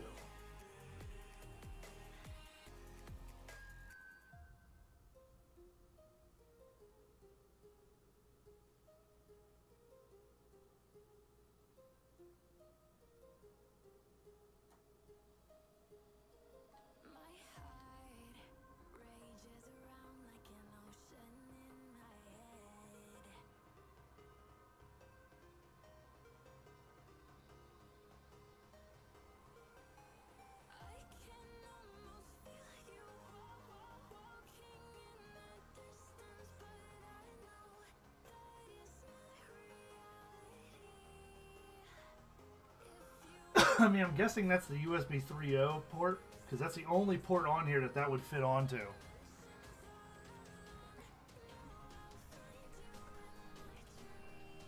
That's what I thought. I mean, it's the only thing on here that this is going to fit into, so I mean, it makes sense. That's what it is. At least I don't have to add the system fans. The system fans are already on that thing on the back that I showed you, that red, green, blue controller, the RGB controller. I wonder if I should bring it in from the top and like, let's see.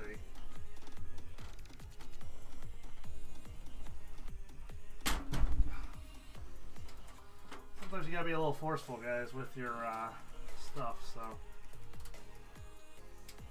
It's gotta go in.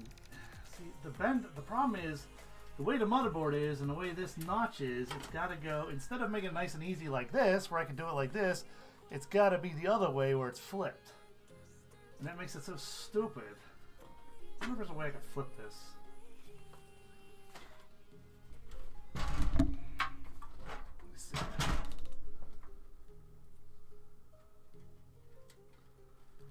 These two come down. Yes, I can. Okay, there we go. That makes it a hell of a lot easier. Now that's going to look a lot cleaner now I do it that way. There we go. Good, I was able to flip the cable around. Now look.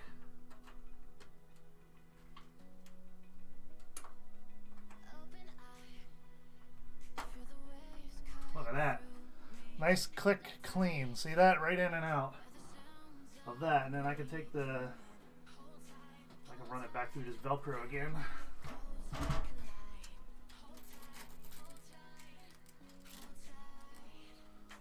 Through there a second time. I'll pull that all together a little bit better.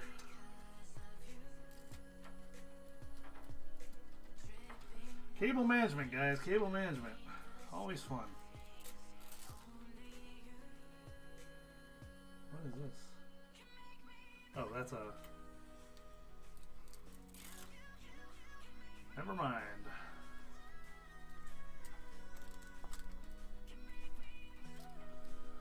Just pulling the cables a little bit tighter here. Just so they're not flopping around everywhere now. It's amazing. There's all these wires for 2 ports. All these wires here. Look at this. Look at this whole braid of wires. I think there's what? 1, 2, 3, 4, 5, 6, 7, 8 wires for a headphone and microphone port.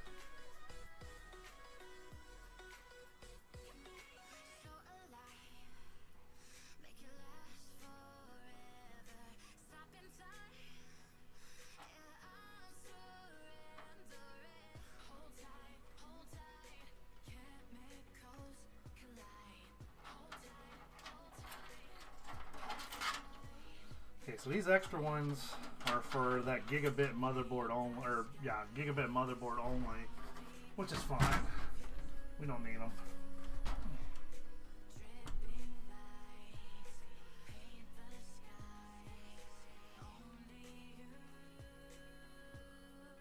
Where's the other two of those? Count 2, 4, 6. But there's 8 coming off of the thing. 1, 2, 3, 4. There's 8 coming off of here. Oh, that goes to, okay, so there's 2 there.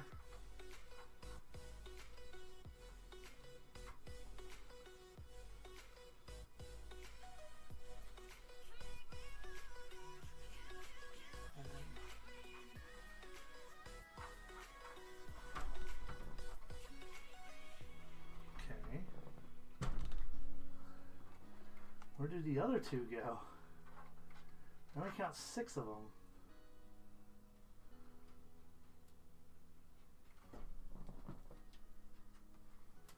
Oh, here they go. Oh, they go to here. They go to red, green, blue. Okay. It's basically to control the red, green, blue on the fans. This little circuit board back here has a connector to it, and that's what this one switch on top does. Okay. All right. Next thing we can put in, nice, quick, and easy, guys, is the RAM. The RAM is super easy to do. It only goes in one way. It's notched like everything else. Pretty much notched, and oh,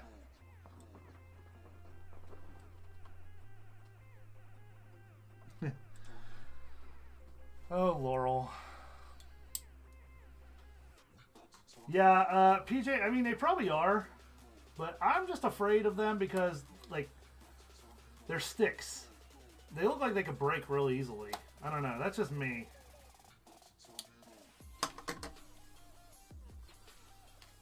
Well, Dual Edge, I'm glad you're enjoying it, my friend. Yeah, something a little bit different, guys. Kind of like doing my DJ stuff yesterday. Did you guys enjoy that by chance? I hope I was very thorough in explaining the XLR cables and different types of audio cables that are available out there.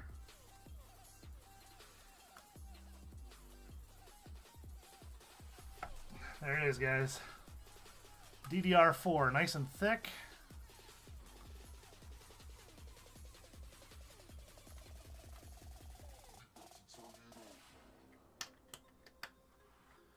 New vending, what do you mean? How much did they raise what?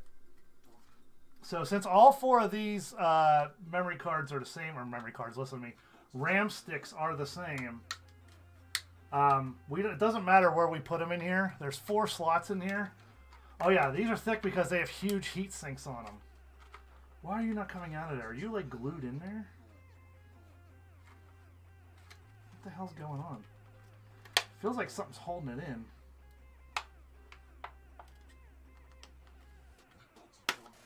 There we go. Yeah, look. These heat sinks on here are huge. But it doesn't matter. All you gotta do is look for, there's a notch in the middle of these slots. You just want to kind of like line up. Okay, it doesn't go that way, so I gotta flip it over. So basically these little things open up on the top and the bottom here. And honestly, when you put a stick of RAM in, you just line it up. There's 2 notches. If you just push it in, those things will actually close on their own. You don't even have to close them. If you do it right, the notches will actually lock in themselves. And like I said, since these are all identical, exactly the same, it doesn't matter which slots we put them in. We can put them in any of the slots and they'll work. So now if I had like 2 that were 16 gigs and 2 that were 8 gigs each, you want to put like channel 1, which is the first 2 slots, and channel 2, which is the second 2 slots. You want to put them together. So like 2 16s together, 2 8s together. You want to have them all the same. But since all 4 of these are identical, hear that click? That means it's in. I can yank on these all day and they won't come out. So there's 2 of the 4 in. See? We got 2 more slots over here. What's up, Elizabeth? Yeah, it's RGB RAM too. I got everything RGB just to be funny.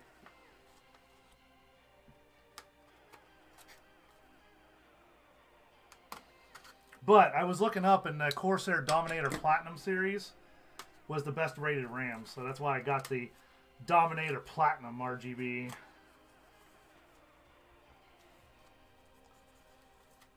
Why are you being so stupid there? There we go.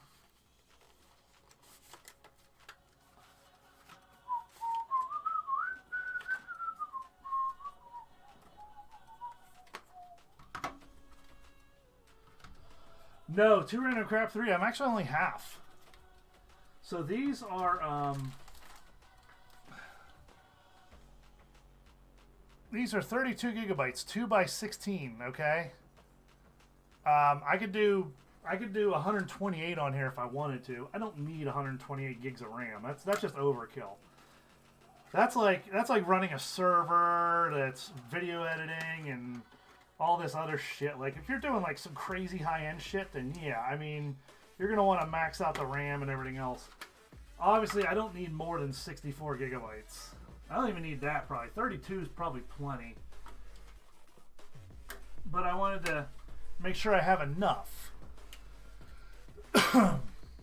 You always want to make sure you have enough RAM available. The system will only use as much as it needs. The system will never just use it just to use it. It'll only use what it needs. So, you know, don't feel like you're putting in all this RAM and it's like, oh man, I gotta force it to use it. No, it'll use what it needs. But it's always good to have that extra in case it needs the extra. If it starts getting a crazy draw on it and it needs some more RAM, there's some more available there. Let's say on average you use 30 gigabytes and you only have 32 in your system. Okay, let's say you're doing some heavy video editing, graphics, you know, all kinds of stuff like that, and you're using 30 of the 32, and then all of a sudden something happens in the system where it tries to spike the RAM and try to use more. What's going to happen? It's just going to bottleneck there. It's only going to use 32 gigs of RAM, but it's going to slow down the process. If you have 64 gigs of RAM and you use only 30, when you get that spike, it's going to go, hey, I guess what? I have extra RAM available to use and still be able to do the process without a slowdown.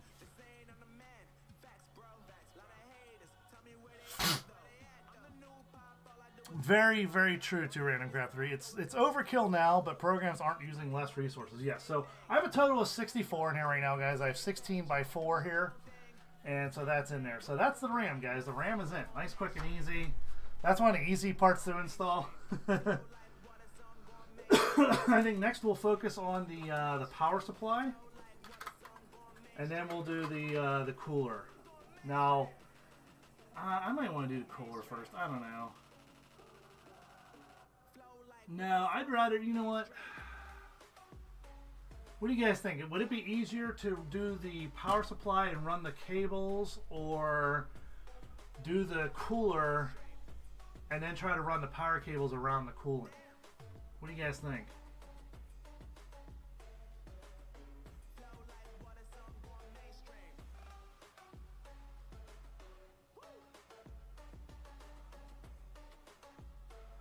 That's true, Amber. Exactly. Better to have it and not need it than not have it and need it. Exactly. Exactly.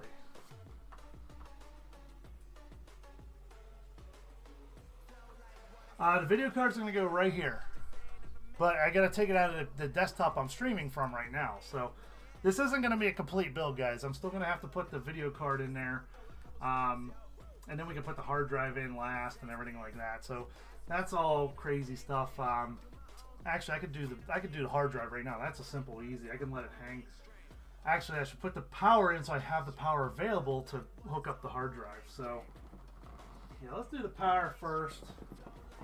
Again, 1,000 watt, guys. I only need like 600 to power this system. It's always good to have extra, so you aren't taxing the hell out of the power supply.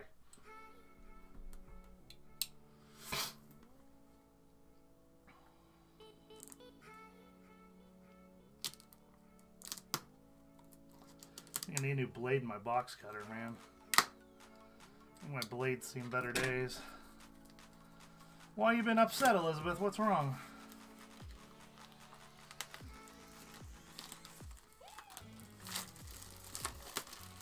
Yeah, so this port right here, new vending, this is the 16x slot right here for your video card. Then there's a 4X slot, and then there's a 1X slot down here.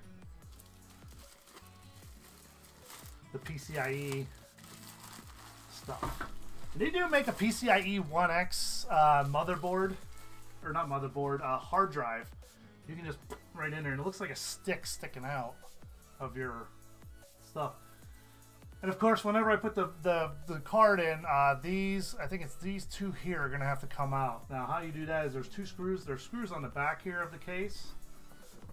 These are your expansion ports and opening slots. So whenever you put stuff in here, guys, if you need spaces for the stuff to plug into, like let's say the HDMI port, you got to take these out. There's screws right here. Take the screw off, the thing comes off. It's literally 2 seconds to do. So, New Vending's been a member for 21 months. Says, oh boy, this is so educational. Oh, and it's been this long. Damn, I am getting old. Thank you, New Vending, for being a member for 21 months. You are freaking awesome, dude.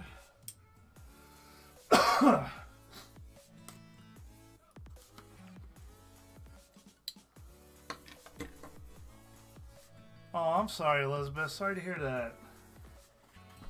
Our thoughts are with you. That's a shame. Ooh, more Velcro for cable management.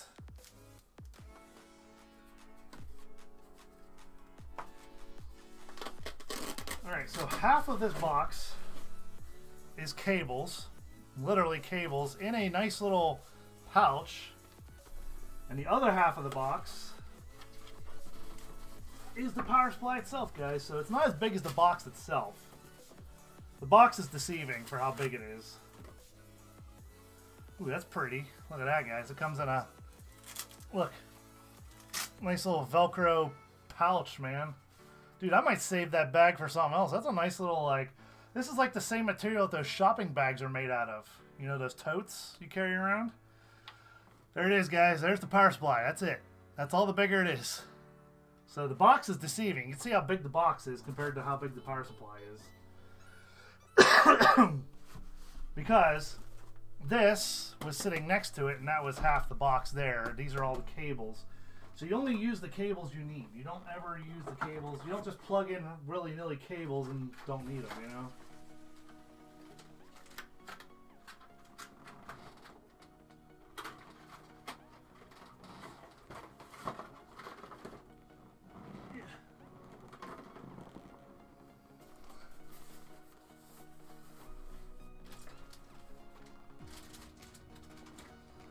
I always save these like electromagnetic static bags, the ESD protection bags, because you never know when you're gonna need them. They're really good, like if you have to set your video card out on something or something with it's like a circuit board with the prongs on the back of it. Now the manual comes with the power supply comes with a manual. You really don't need it. It's very self-explanatory. It freaking tells you right on the power supply what everything is. Motherboard, CPU, VGA is the video card, SATA 1, SATA 2, SATA 3. There's literally 5 ports on here for video cards. Because some video cards take 2 plugs, some take 1. And if you're doing dual cards, obviously they'll take more than 1. You know, there are a couple ports. Yeah, I'm fine, Kirby. It's just the ending part of a sinus infection that I had over a week ago. Just over a week ago. It's just a lingering of it right now. It freaking sucks. So basically, the power supply goes in the bottom here, and it basically just the back end here like this will sit up against the back end here of this case. It's obviously easier to put it in from this side. Okay, maybe it doesn't want to go in that side. Maybe it's got to go in this side. Cool.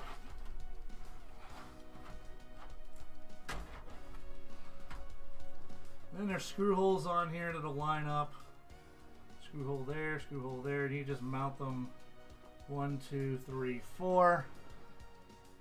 I know, guys, it got blurry again. I don't know why that camera's getting blurry like that. I think it's just the light and the way everything's working off of it. I don't think it's trying to focus. There you go. That's a little bit better. Now you can kind of see.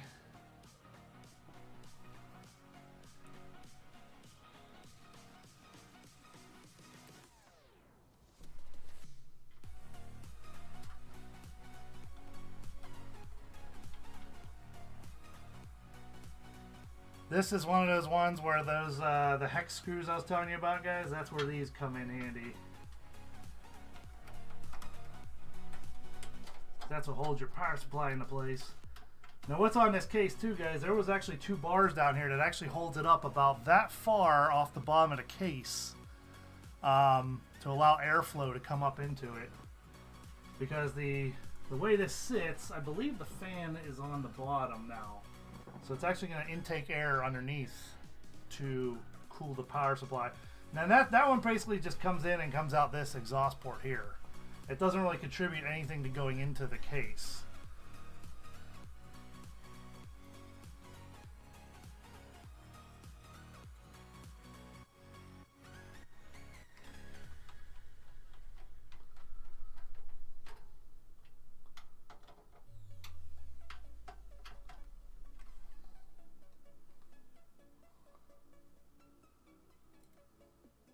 Yeah, it's just lingering like mucus and stuff, man. I've been taking Mucinex and sucking on Ricolas, and it's just been a pain in the ass. I'm waiting for it to go away. It's one of those things I have to wait for it to clear itself out of my system. So now comes the fun part. Now we get to find out, and we get to play all the cables now, all the power cables that we need. Oops. Dropped a spare Mobo connector. That looks like an extender, maybe. I don't know. Anyways, it comes with a nice thick AC power cord there. Oh look, there's screws there to mount it to the case. That's fine, we don't need them. I use the ones that came with the motherboard. Same size screws, guys. They're all the same for that. So. What's up, Matt916? How you doing, man? Yeah, no worries, guys. If you're late, you can always go back and take a look and watch me screw up, and which I did. Oh, boy. Alright, maybe I should have put the cables on I needed because there's no access here. See? You learn, guys. New case, new problems. So I'm going to take this back out.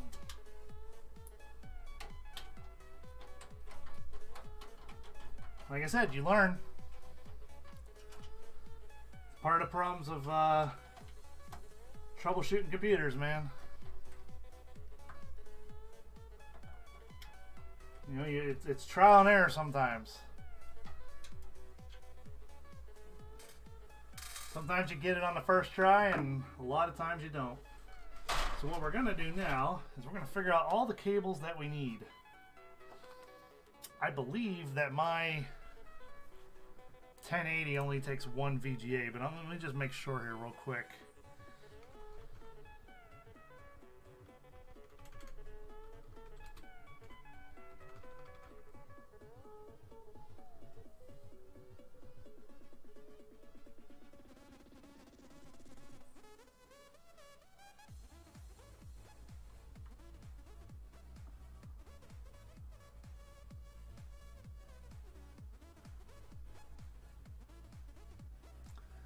Okay, I think it's 1 of them, but I'm going to put 2 in just to make sure I have it. Worst comes to worst, I can always yank it out. This should be SATA cables. Oh my god, those are old. Wow. God, who remembers the old Molex connectors? Wow, those are in here. Holy shit, I haven't seen Molex connectors in a long time. What's up, Backseat Gorilla Productions? Alright, Amber, have a good night. Okay, so this one we obviously need. This is the motherboard cable. Nice big and thick motherboard cable. We know we need that one. VGA, that's my video card. So whenever that comes out, I'm gonna do 2 of those just in case. I think my video card only takes 1, but I'm just gonna take 2 just in case. CPU fan, that is a double one. So, and I believe this CPU only takes a double. Actually, it takes.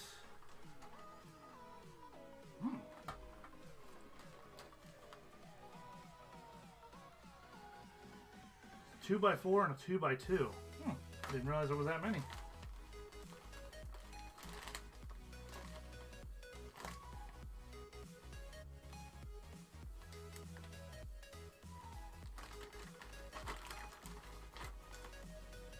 Yep, another video cable. Another video cable. Lots of video cables, man. They give you lots of video cables. There we go. There's a 2x2 CPU there. So we'll put all 6 of those in there. 2, 4, 6. And there's going to be 1 hanging over, left over, unless I could just separate it out. Maybe it's a good chance that I can do that. So let's see here. We got the 4x2 and then 2x2 CPU. We got the motherboard. We got my video cable and my video cable. And I need SATA, and I think it's in that one there. So let's go ahead and put these other cables away for now. Don't need those ones.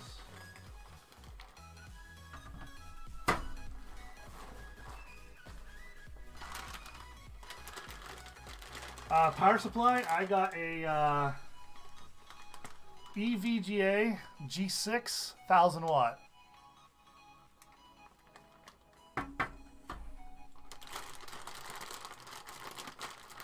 Wow, CWA, that's crazy, man. 2 Random Craft 3 says, I remember Molex. Yeah, those damn Molex connectors, man. If you guys don't know what I'm talking about, this is a Molex connector right here. A 4-pin wide ass. This was used on old CD, DVD drives, and hard drives when they were IDE, or not IDE, yeah, IDE cables.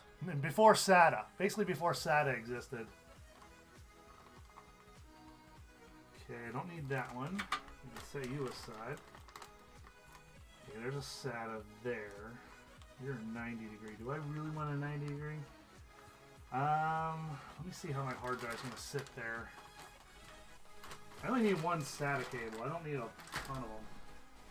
Alright, let's take a look here. So this is going to sit here. If I do the 90 degree, is that going to connect properly? Of course not. Why would it? Why would it? Why would they?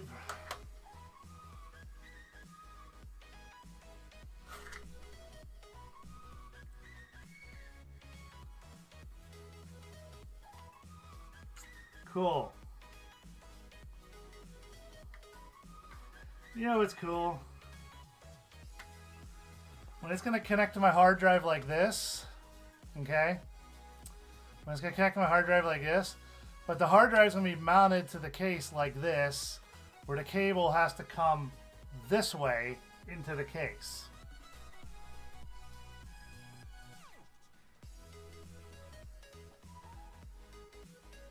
I could mount it here like this. I mean, I could put it, well, I could put it like this if I really wanted to. I guess that's how it's going to have to be. I'm going to have to mount it like that. It's going to look like shit, though, when I do it like that. I'd rather put it on the other side. Why's it got to be the 90 degree like that?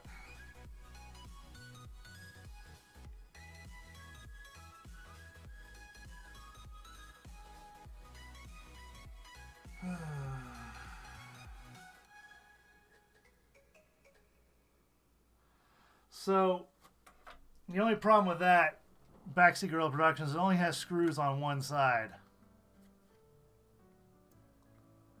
So if I want to put it on the back of the case like this, the way the cable connects to it, it's going to try to go back off the hard drive, like back that way. Now if I mount it like this, up here, first off, the words are upside down. But second off, yeah, the connector works, but there's also this divot here too. It's made to be put on the other side. God damn it. Why are they gonna make things so difficult, man? Why they gotta make it so fucking difficult? Is there another SATA in here?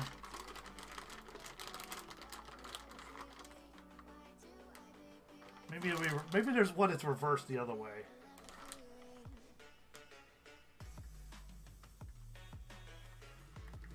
Let's see. So if I'm no, see? When I put where the screws are, the cable is going back. And if I put this on the back of the case, the cable's gonna go that way. Not at the end of them. The non 90 degrees are in the middle of the cable. They're in the middle.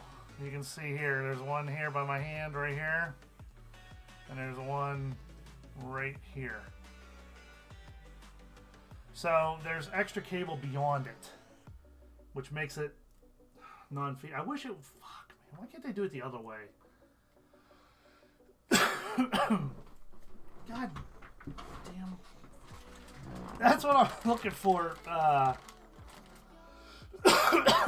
That's what I'm looking for, Sean. To see if there's any other. Oh, look. There's a 4-pin Molex to fan. So basically, if you have an old 4-pin Molex fan, one of these fans that uses this connector, you can plug this. You can plug this side into the motherboard and plug the fan into that. Okay, I didn't know they still made those.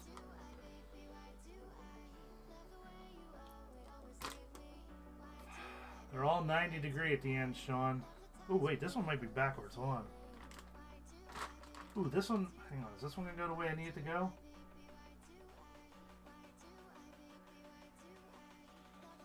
Nope.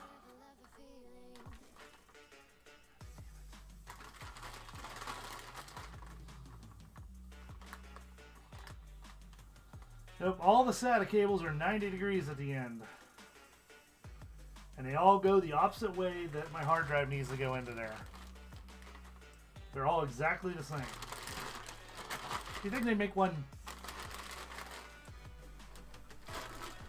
Whatever. What a pain in the ass. Oh, fantastic wait, it's just a pain in the dick. For the SATA cable. For the power supply. God damn it.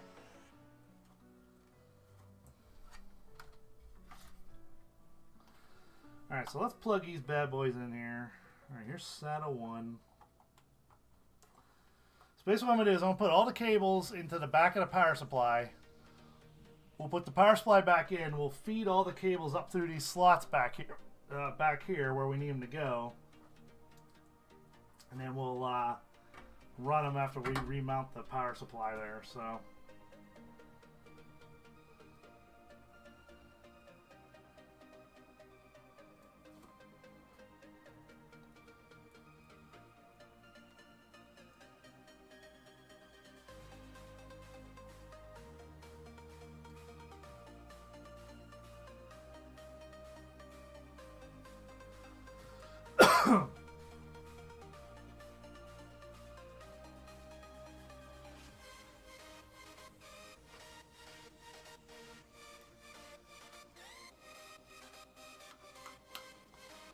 God, the motherboard cable didn't want to go in there at first.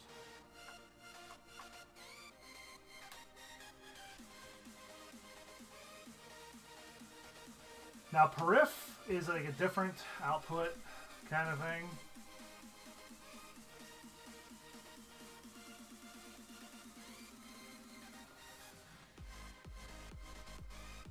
Periph is like VGA, but it's something different. It's like if you have a peripheral in there, you can power it off of that if it uses the connectors. So, alright, so these are my video cards. Let me do those last. Get the CPU ones on here first. Because the video card ones are just going to kind of have to sit in here. Because like I said, I'm moving my video card from the one I'm streaming on right now, the desktop I'm streaming on right now, then it'll go to...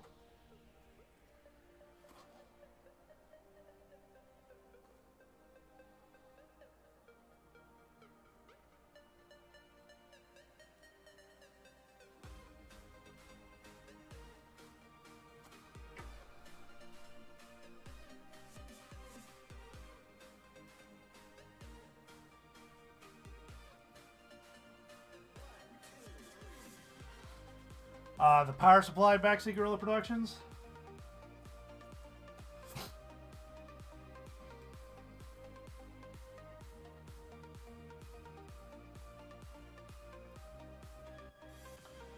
I'm going to pull this CPU one apart. I only need 2.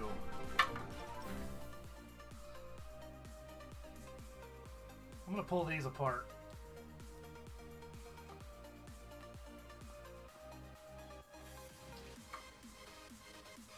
Oh, the other connector's not. Oh, damn it. The one side is, the other side isn't. Why would you do that? Stupid. Well, that was stupid. Yep.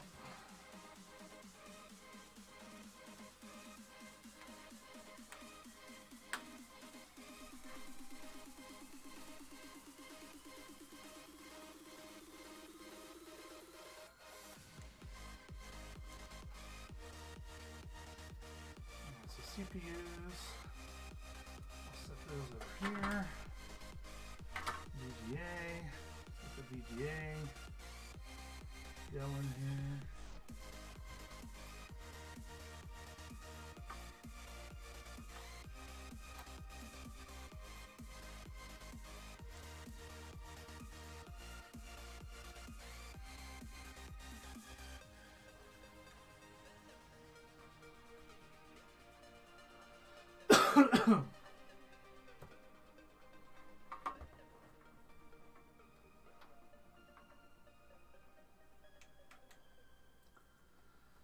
Alright. So there it is, guys. You can see we have a couple ports still open that we haven't used. You can see there's a few ports that just aren't used. I don't have that many SATA, so I don't need more than one SATA cable for power. I should put a second one just in case I do more hard drives in the future. Probably a good idea. Just to have it available for expansion. Doesn't hurt. Starwind, what's up, my friend? Member for 16 months, says using a computer build computerception. Also 16 months. Woo! Thank you, Starwind.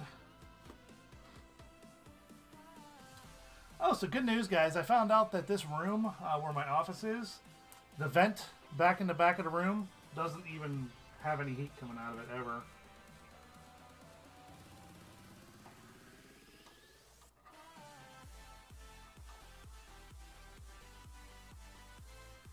So in the winter or in the summer, there's no AC coming in here either. That's why this room gets so hot. All right, so now all those cables are connected. Now comes the fun part. You gotta start feeding them up through while you put the power supply in. Yay. So.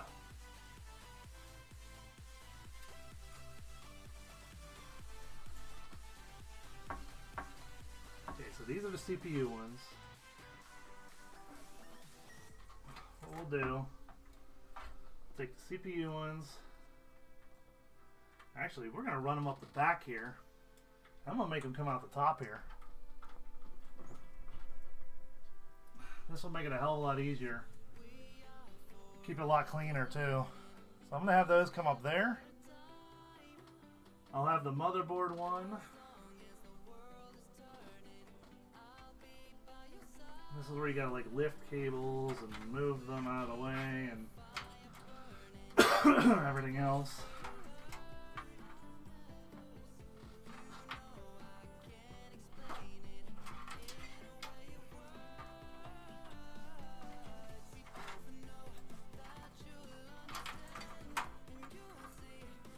motherboard one, we're going to sneak it through here. Since the motherboard plug is literally right here. Or is it up higher? It might be up higher. Oh, it's up there. Alright, so we're going to sneak it through the top one. I'm going to bring it in up here. And it should be fairly easy to connect in.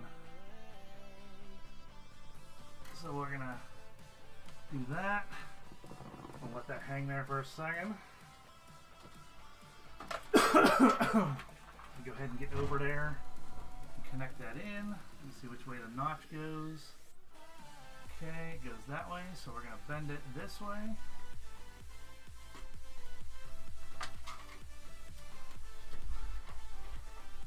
And my CPU ones just fell back through, but that's fine.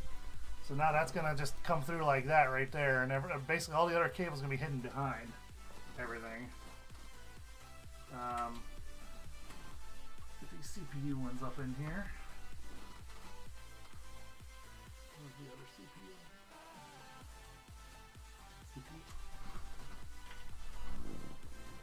Basically, I'm going to have one of these just hang out because I don't need it. I'm going to bring these in here. I'm going to do a little bend to them like this. Like that. I'm going to bend you guys like this.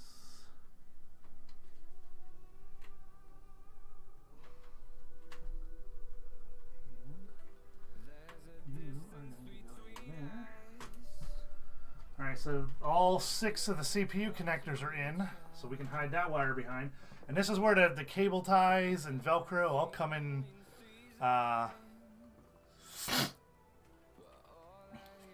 New vending, so a 1200 won't overdo it. It'll never push out more power than the system is calling for. All that's really happening is you have extra.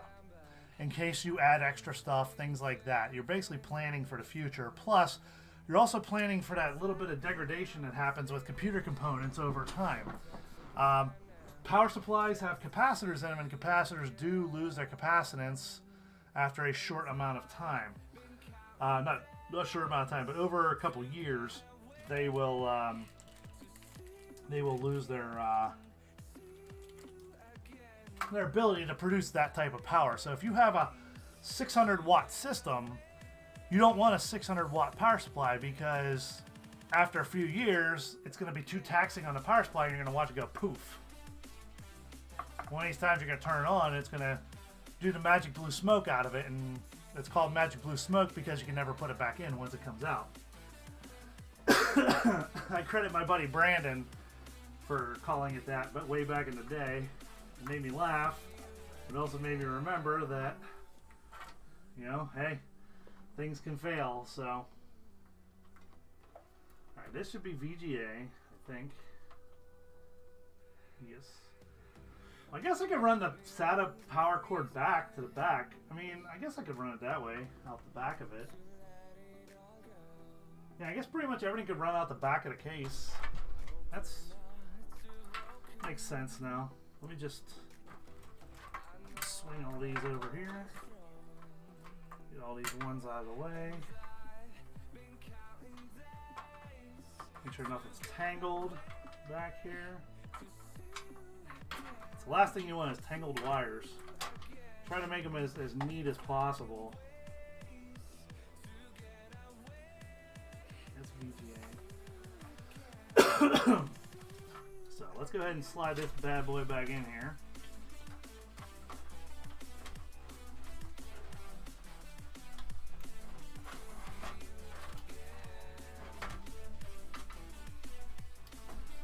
See, and this is where the mess of cables is fun, because now you're going to start competing and fighting for space with everything else. See, and I'm catching these other cables here. I'm going to have to try to tuck those out of the way.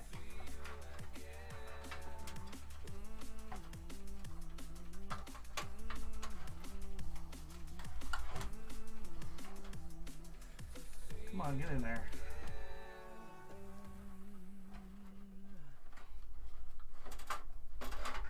There we go. Like I said, this is where the competitive for space starts to come in.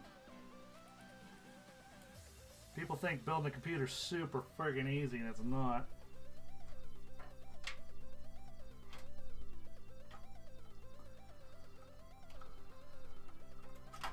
I mean, it is to an extent. It just all depends on what you want on it, you know? What you want to do.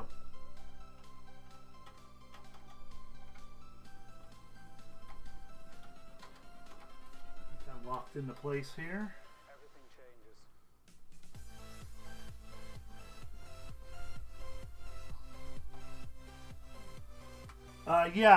New vending, if you look at the specs for the motherboard, it'll tell you how much power draw it'll do. It'll say, like CPU will draw this much if you use this type of CPU. And each CPU, I mean, depending on the socket, it'll give you a range. And it'll tell you too that, you know, like your RAM, depending on how much RAM you use, you know, what your voltages are, how much power it's going to use. So it'll give you a range. It'll say, you know, from the low end, it'll say like the motherboard will use 400 watts of power to 600 watts of power, something like that, you know? It's not that high. Most CPUs draw like 35 watts, most. 35 to 50 watts. Your motherboard, I think, draws an average of about 50 to 75 watts, depending on what's running. Your biggest one's your video card. Your video card draws the biggest power. It's usually 300, 400 watts, depending on the GPU and how many fans it has on it, too. And that's the other thing, too. Fans draw wattage, too. You got to remember, all the fans add up, too. Now, I mean, it's little. I mean, it's only like 5 or 10 watts per fan, but still, it adds to the total. But yeah, if you look, here, let me pull up my motherboard. I'll show you. Let me go pull up the link real quick for it, new vending, and I'll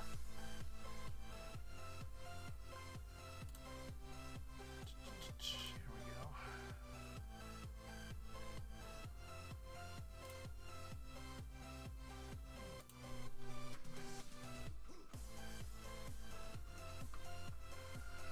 go. Okay, so for my motherboard, this is the one that I have new vending. I'm going to put it in a link in the chat there. But if you look at the specs on it, it'll tell you, hey, I draw this much power, blah, blah, blah, blah, blah.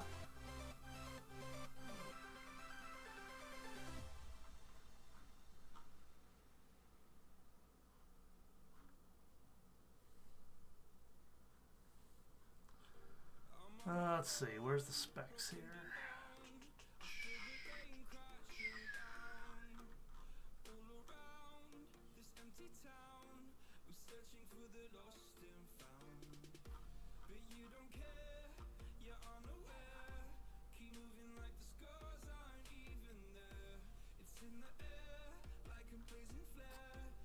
There it is. It's a little tab. So it actually pulls, let's see here.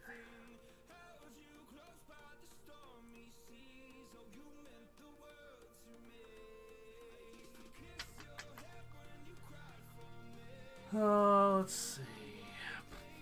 Again, it depends on the processor you put in and RAM and everything else too. But most motherboards aren't going to draw a ton of wattage themselves. It's just the RAM and the CPU and everything. So like my CPU is 125 watts by itself.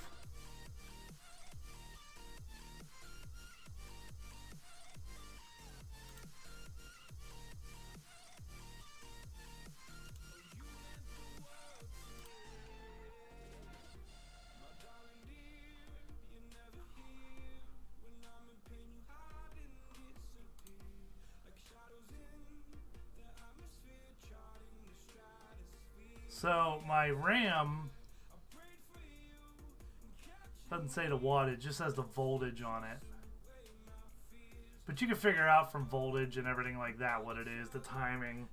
You can figure out how much wattage it's actually pulling. But basically the idea is like the biggest, like I said, the biggest draws are your CPU, and your video card. Your video card is going to draw 400 watts normally by itself.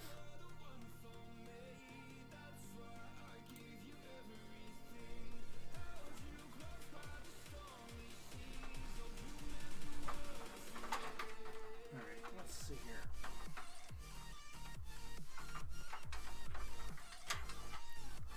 Yeah, you know what?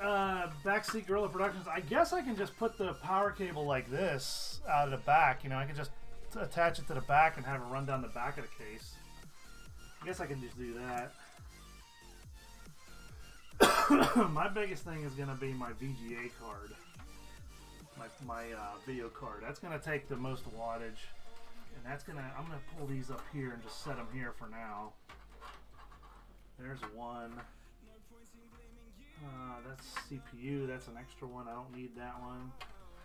You can go down here, tuck back here.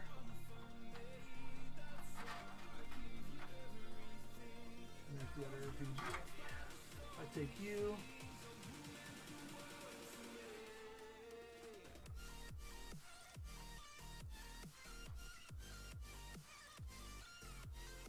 Wait a minute, what? That's so weird.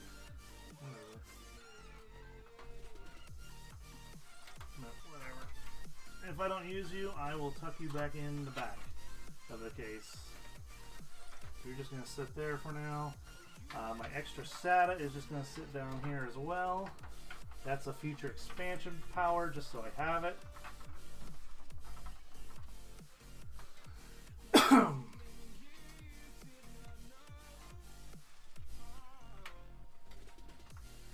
have anything to tie it, cable tie to here. I can get these cables. Yeah, let's get the cable tie on these.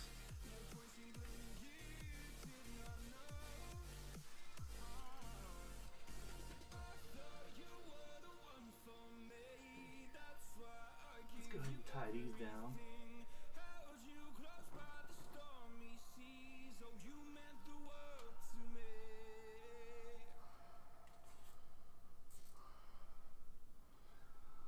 Oh yeah, that's for wireless devices. If you want to connect like a phone, you can connect your phone. Some use the internet that way to connect. Guys,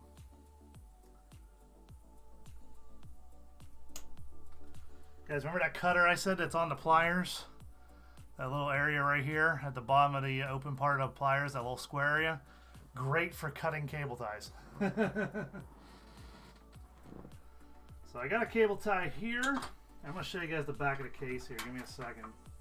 I'll show you here. I got a lot of room in the bottom here, believe it or not. So let me flip this bad boy around. And yeah, it's going to look like a mess for a little bit, but here's why I'm not worried about it. Because A, the back of the case is solid black anyway. You know, you're not going to see anything. It's only the other side of the case that has the clear. But I cable tied right here. So these are my CPU cables, and there's a fan cable there going up there. Zip tied there, basically comes down. It's pretty even here, just running right along all these others. Pretty much everything else is just tucked in the bottom here. My VGAs are running through here. My motherboard cable just comes through here and it's tucked underneath. So this just bends through here real quick. I'm going to put my hard drive here. In fact, let me do that now while I'm thinking about it, and I can just connect the cables there. And I'll get a SATA cable out for that. I believe that's these ones that attach to these. That would be correct.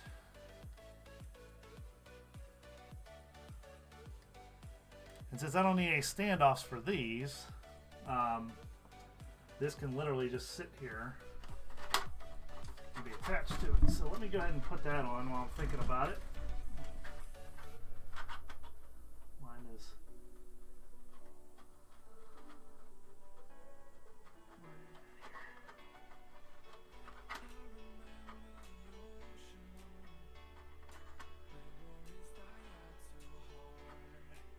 I think this is made for a 3.5 inch. Yeah, it is.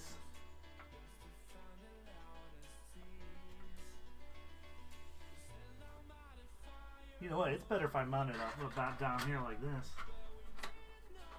If I mount it, let's see what his wires are. If I mount it down here, you know, it's still going to make it hard to run those cables to it. Yeah. That's weird that these ones up here aren't the same size holes. That's so weird. I wonder why that is.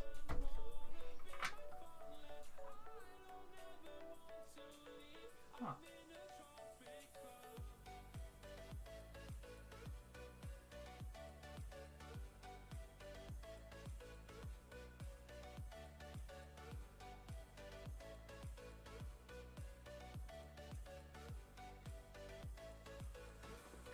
I do it. Let's see here. Give me a second here, guys. If I do it like that, I can run this 90-degree cable like this. Yeah, like that. That's not bad. I could do it like that. And then I can just run the data cable in real quick and connect to the motherboard, even down, under, and up. I can do that too. Basically, what they're doing now, guys, is you're basically they're basically making you route all your cables in the back of the case. Used to be just hang everywhere, but they've learned that, you know, airflow is more important, so they make it basically just route your cables in the back there. Let's get one screw started here. Oh boy, this is going to be fun. I'm not left-handed at all. Let me get one screw started on this.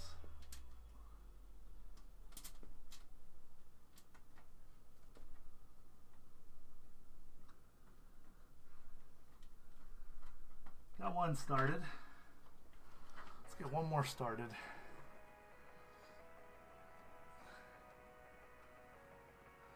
Excuse me. Yeah, it's just, I think it's just more or less just an upper respiratory infection. It needs to go away after a while. Alright, so those are in. Where's my screwdriver? Here it is.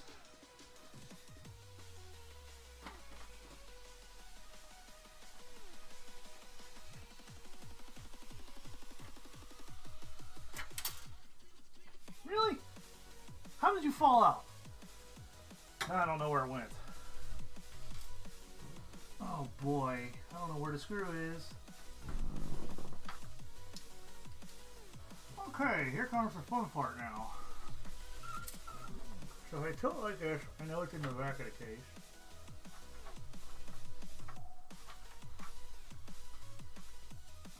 Where did you go?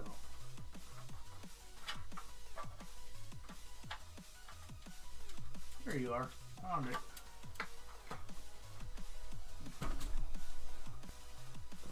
Oh boy, it's in the corner here. Where's my grabber? I have one of these. These things are freaking awesome, guys. I got this a long time ago in a little computer case. It's a little 3-prong grabber. Best thing ever, man. Best thing ever. Oh. For situations like this.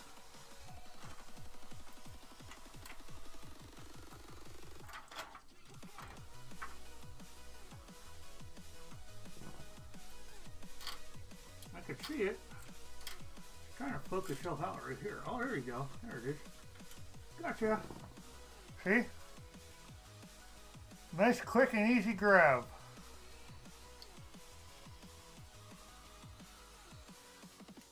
Don't even need a magnet.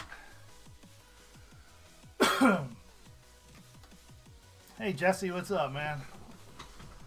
Sean, have you had any good streams lately, man? I saw you've been doing Red Dead Redemption a lot lately. I guess that's doing good for you.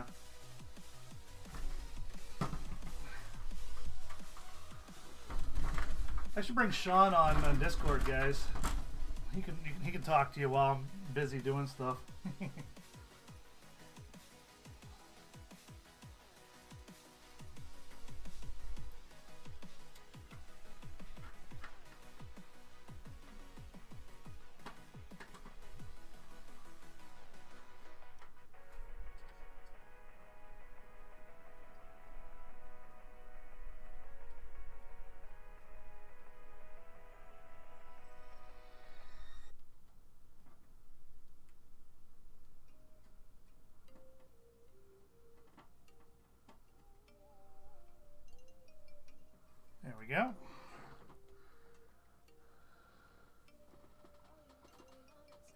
Well, it's funny because the case that little grabber thing came in, it's called Computer Geeks.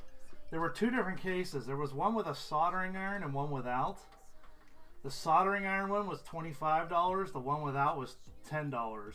They both had the same equipment except for one had a soldering iron. I have never soldered in my life at home. I've only done it at work, where I've worked prior. I have never soldered a day in my life at home.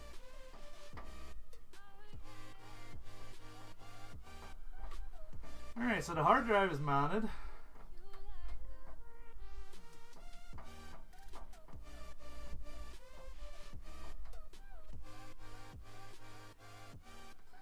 If you guys are wondering what I'll have, I'm going to put links to all of the parts in the chat here in a little bit, so you guys will be able to see all of the what am I going to do with the motherboard cables? There they are. Profit of Claus, thank you so much. I missed your membership chat there. It says member for 9 months, 610 chips to go for D&B till I reach Legend level 8 and get a free dinner for 4. After that, only one more tier to receive the Legend prize pack. Yeah, I've heard the prize pack isn't that great, so hopefully you're not disappointed, man. Alright.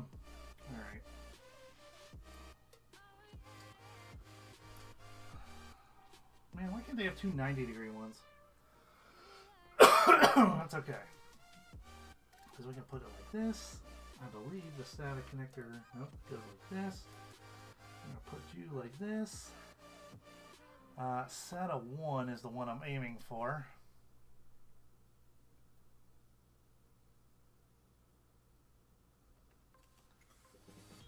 There's like 6 connectors here for SATA, guys. There's 1, 2, 3. Yeah, there's 6 here.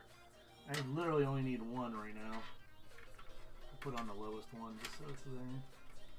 Let's go ahead and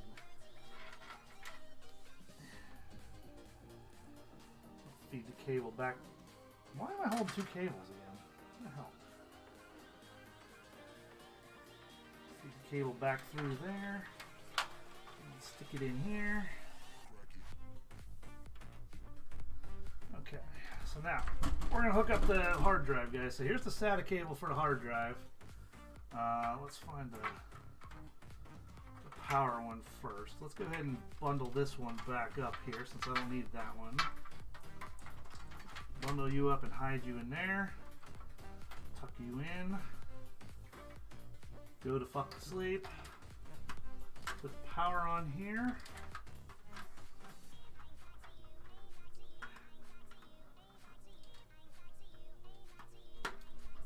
Okay, power's on, and then data.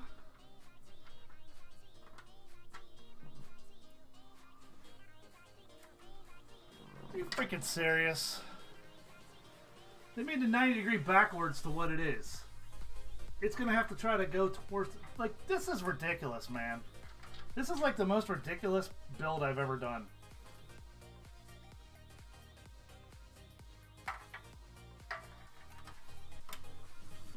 I'm gonna have to use the straight connector here.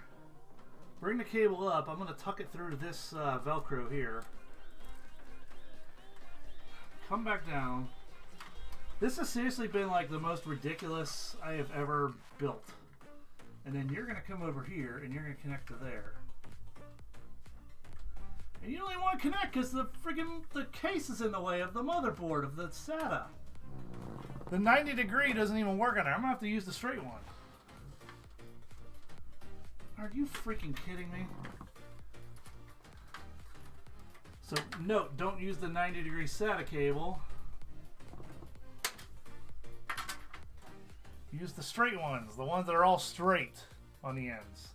It's ridiculous, man.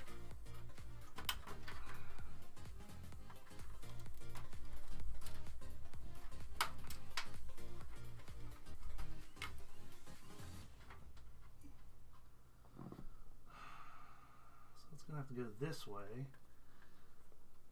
So I'm gonna need you to go like this, and you can connect to. Are you in? I don't know if you're in.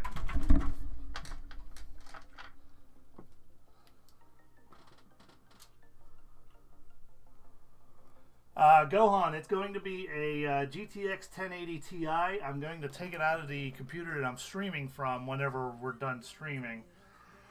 Probably not tonight, probably tomorrow. And I'll get this finished up, and then I'm going to have to install Windows on it, and then I'm going to have to go from there. But so we're most of the way done, guys. We're almost done. We have a little bit more to go. The biggest thing now is the cooler, the CPU cooler, which I've told you guys I've never used before. Liquid cooling. I've never done liquid cooling before, so this is going to be a first for me. PJ, I told you, man, I know what I'm doing, man. I've been building computers for 20 years. Since I was about 22 years. When I was 16, I started doing it. When the Pentium 4s were around.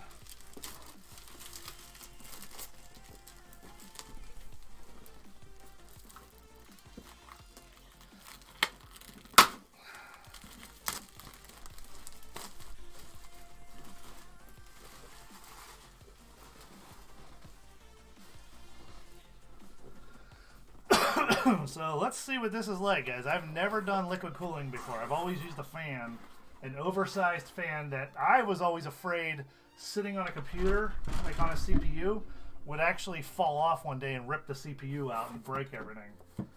That was always my biggest concern with the fans, you know? So here we go. Oh, are you serious? I have to attach the fans to the thing? I thought they came pre-attached. Alright.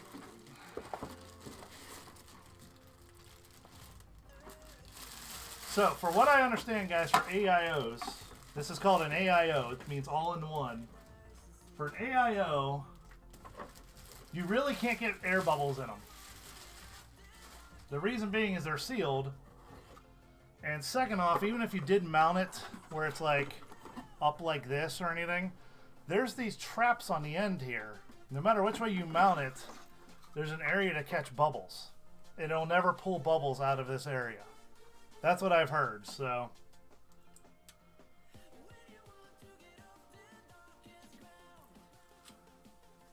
I'm gonna have to put the fans on here myself. God damn it. I was told when I bought this that the fans came pre-installed. So this is a 360 millimeter.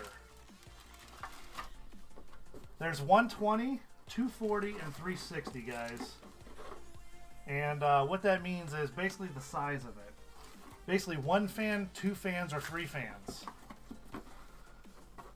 Or in the case of my YouTube channel, 14,200 fans. Yeah, we finally broke 14,000 a little while ago, guys, if you didn't notice. Thank you for that.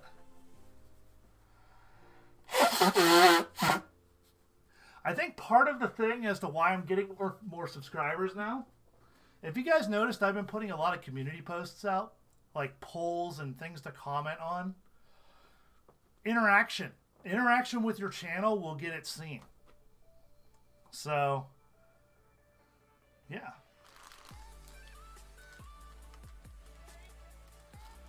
All right. I haven't heard this song in a while.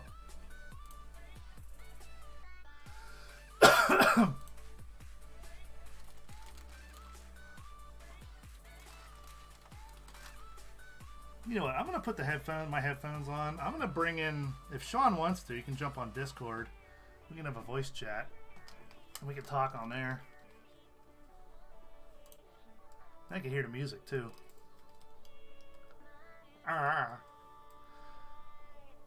Kirby says, "Can you make it push pull?" I don't know what you mean by that, Kirby. It's already built that way. It's already built that one of the hoses is a push and one's a pull. I mean, there's no, like, this is a pump. This is a pump. It has power cables. See the power cables? This will pump it. So this is a pump besides a cooler. That's why it's called all-in-one.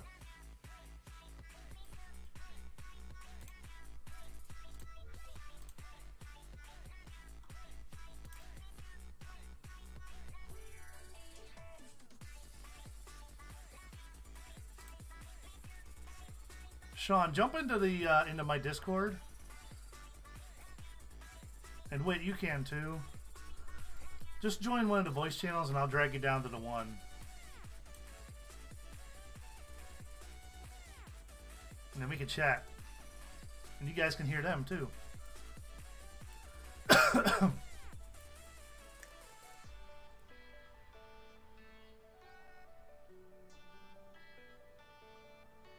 One on top and one below. I mean, no, Kirby, because the way this goes in, you can only put the fans on one side. And then the other ones have to attach to the case. There's no... You can't put a fan on top. It all has to go one way. The biggest thing is making sure I put the fans all the same way and making sure they blow out. It'd be nice if there was arrows on them to say, hey, this is the way the airflow is. Let me see if there's something in the instruction manual here.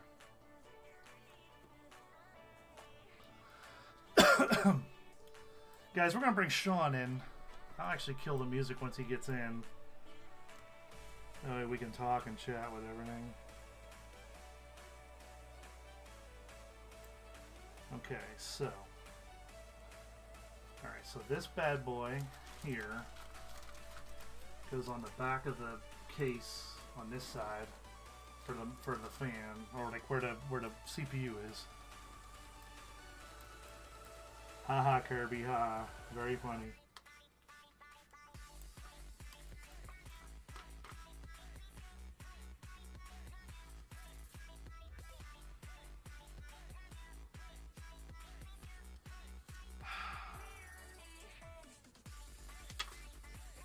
Alright, so the biggest thing is, does anyone know which way the fans...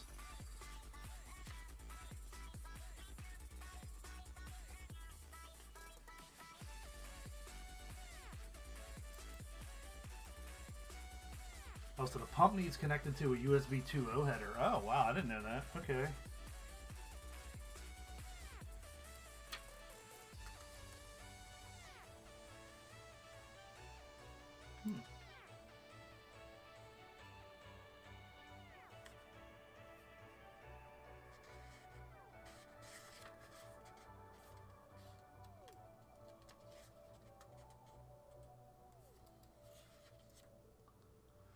Front intake on PC fans always have a logo on them. Okay, so I'm guessing on these fans here, that means this is the logo because this side is like the information of the fan.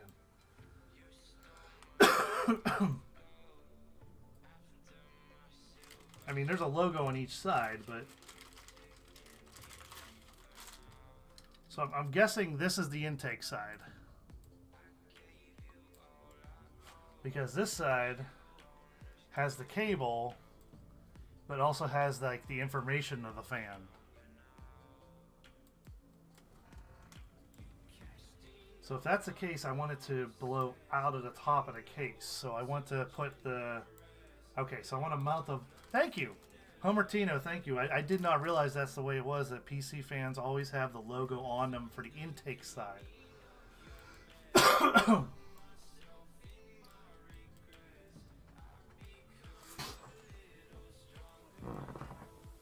Are you sure about that? Because my case fans have the logo on the inside, and that's supposed to be in, and this one is supposed to be an out, and it has the logo on this side. Let me see which way the blades are here.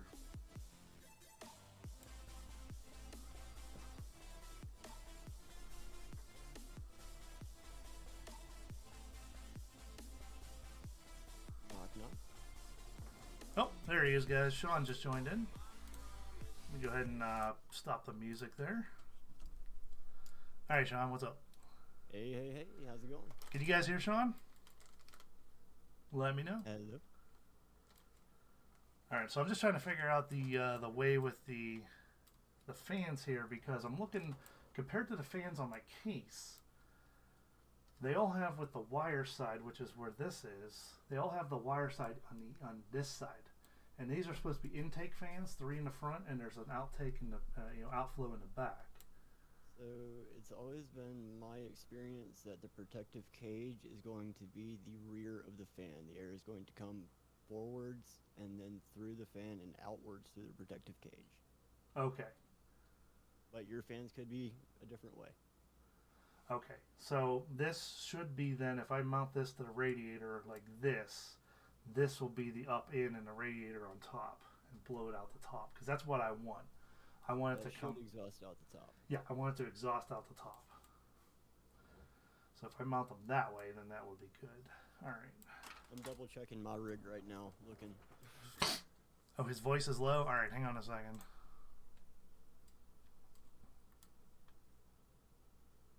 All right, Sean, try talking now. Hello, everyone. Good evening. Hope everyone's having a wonderful night. Welcome to the stream. My name's Sean, and thank you so much, JJ General, for inviting me up. How about that, Gohan? Is he better?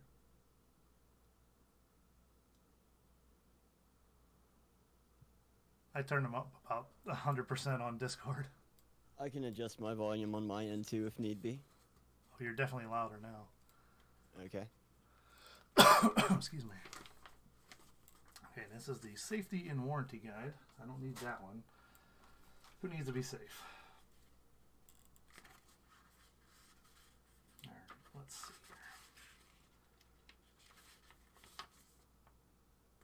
here. Yeah, I was very interested when I saw you picked up that power supply. 'Cause I just picked one of those up one day last week. I caught it on a sale, and I was looking at replacing the one in this PC because I've got a lot of USB stuff up hooked up to it.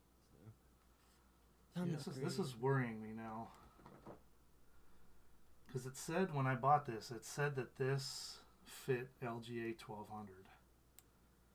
I'm looking in the manual here, and 1200 is not listed.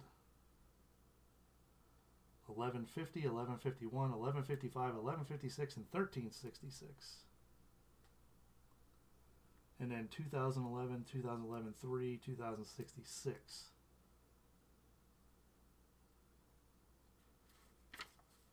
What are those numbers that you're reading on? The socket. Oh. The CPU socket.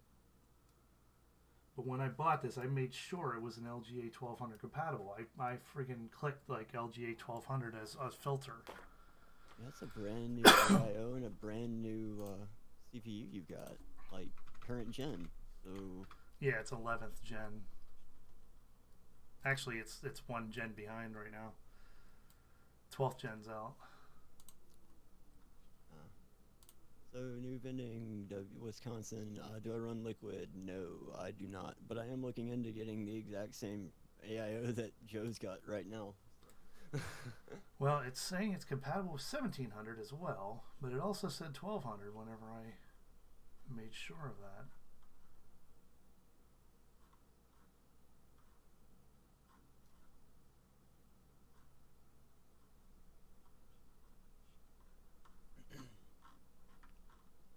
Let me get on here and do some Googling with you. I'm on Newegg right now looking. Oh yeah, there it is. It says block compatibility LGA 2066, 2011 3, 2011-3, 2011 1700, 1156, 1155, 1151, 1150, and 1200. So it should fit. I'm hoping.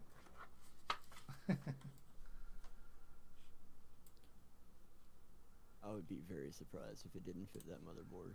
Yeah, considering those LGAs are pretty similar to 56, 55, 51, and 50 for size and how it's laid out, it should fit. Like I said, I was just getting a little concerned because it wasn't on here, that's all. You were talking about those massive fan tower coolers. I always was kind of concerned about that too, and that's exactly what I've got now. I've got a huge heat stack with those two big fans on there. The weight of it on there. Mm-hmm. And when it's sitting up like this, I always worried that it, like if I didn't mount it right, especially remember the old push and twist plastic? Oh gosh, yes. Dude, those horrible. Yep. Yeah, man, the one that I have, it has its own special like reinforced back plate, so you have to take the stock back plate off the motherboard and put this replacement back plate on there. Oh. Yeah, that's pretty big. All right, let's take a look here. I learned about my fans that way too.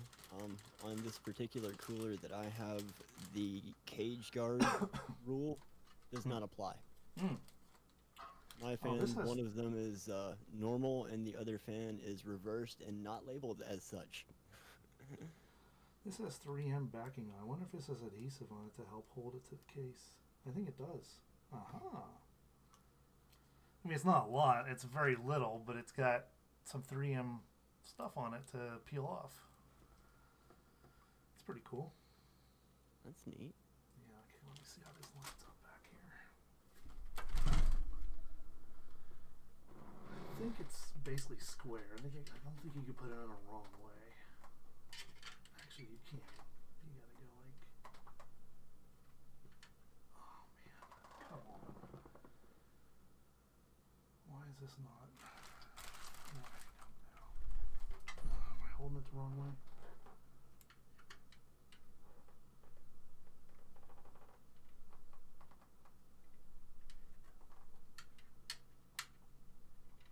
It's not lining up.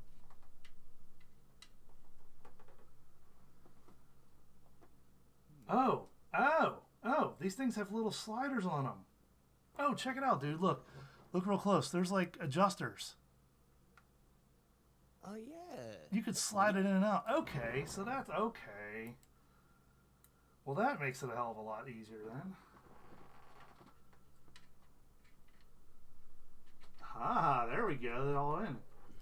There we go. So now I know they fit.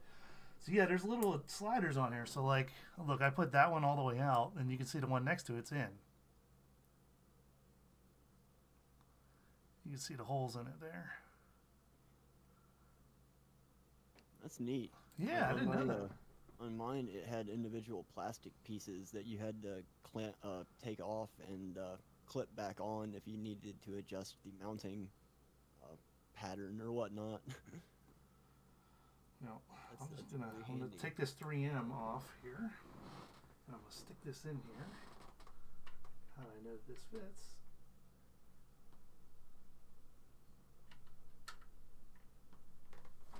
You were talking about that water cooler earlier and the air bubbles and whatnot. Mm-hmm. And you're, in my opinion, 100% correct. There's a few different ways that I've seen that claim to be optimal mounting, whatever. But actually, the only rule that's like a solid rule that I've encountered is as long as the air bubble is above the block, then you're good. So yes. Always make sure that the top of the fan is above your CPU, and you'll always have no air bubble in your loop because the air bubble will always float to the top no matter where the hoses are coming out of the thing. Yep, and that's why they have those traps on the end of them. I did a lot of research on AIOs before I bought it, trust me. Yep. I made sure to look it up and verify what the hell was going on. Right, that's AMD. I don't need AMD. I can get rid of that one. Alright, let's see here. Which standoffs are they? Here we go, Intel. There we go. Yeah, those things do have a shelf life, though. They will start evaporating after a number of years, like like a decade. Yeah, like 7-8 years. Yeah. If you're running a PC for that long, well, I don't think I'm worried about these T4 retentions because here's my Intel 11 and 1200. It says 1200 on the bag. These are my standoffs. So I want to install these standoffs here. Again, this is my first time doing liquid cools, guys, so I've never done this before. Oh, wait, just a bullshit. Right. And since probably people have never heard your voice before, so. How's it going, y'all? Guys, that voice there is Wit. Hey, Wit. Hey, Sean. So now we have... The three of us usually chat almost every night in Sean's Discord, whether he's streaming or not. 100% true. Oh, the camera's not focused? Sorry. Sorry, guys. Give me a second. 24 hours a day. Is that better? How's that? I could have pulled the blind moment joke on myself on that one, but You could have. I'll leave it be. Could have, and I'd probably laugh my ass off.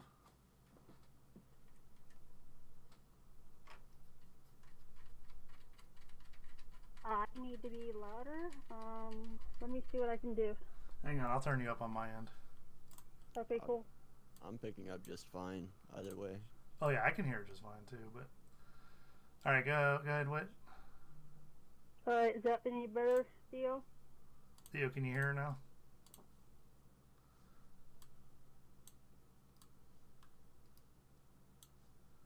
That seems to be a little better from what I'm hearing in the feedback. Okay. I just turned you up to 200%. That's all. Cool. He says much better.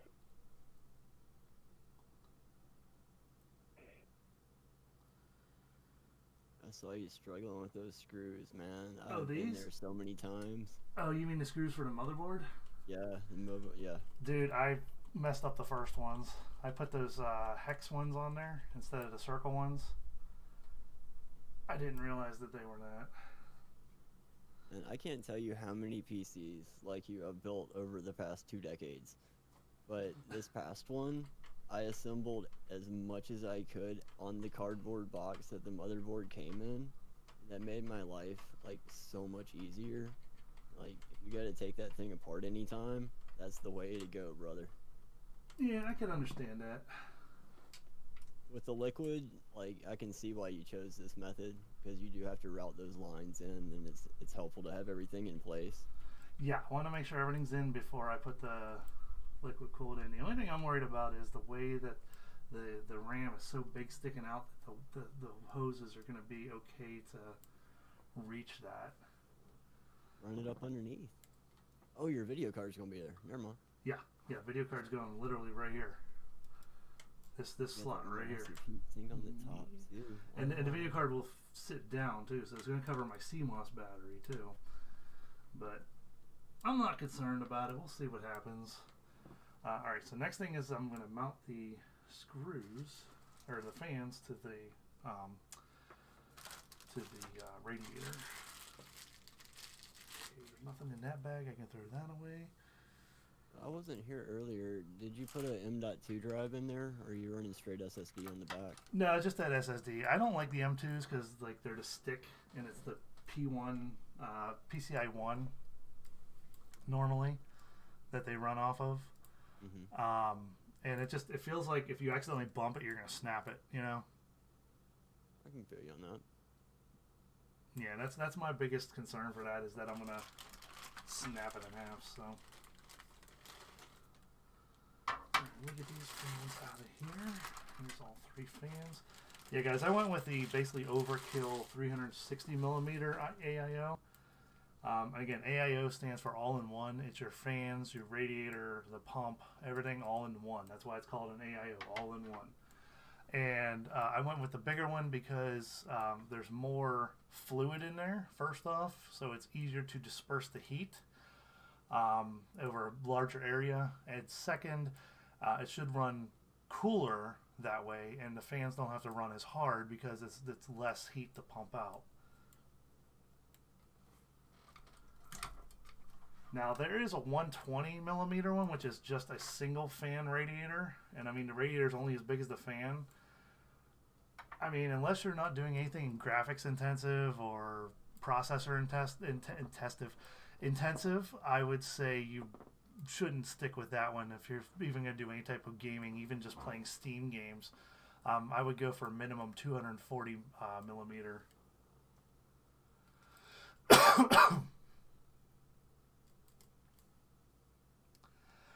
The stand downs there, John Falls, no. I mean, I could give them a little tweak with the pliers, but they should be pretty tight in there. Plus, plus when you put screws in there, you're tightening them to the standoffs anyway, and then you're turning it as well.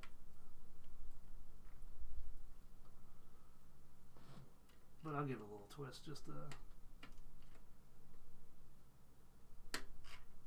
It's in there. See, that one's like fluttering around a little bit, but it's in there. It's tight. Does the mounting bracket on the block have springs on it, like a tension mount mechanism? Oh, you know what they do a little bit. Yeah, that's This why. might have a wiggle in it anyway. Yeah, so it's got a little wiggle to it. But I mean, they're tight in there, so. Alright, let's find the screws for the fans. Good evening, Crosstown. How are you? What's up, Crosstown Arcader? How you doing, man? Hey, Crosstown. Oh, crap. I forgot to use... Oh, man. Today was the last day to use my Dave & Buster's Everybody's a Winner coupons. I forgot to use my 25s for 25s. Damn it. I had like 4 more to use. They expired on the 31st of January.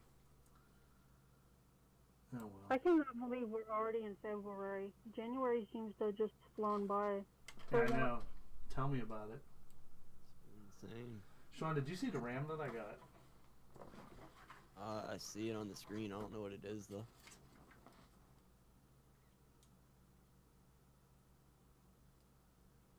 Corsair, Dominator, Platinum, RGB. Dominator Platinum, 2x16 gigs, 4 of those. Nice. Yeah, so I have 64 gigs of RAM in here. Dude, the motherboard can handle 128.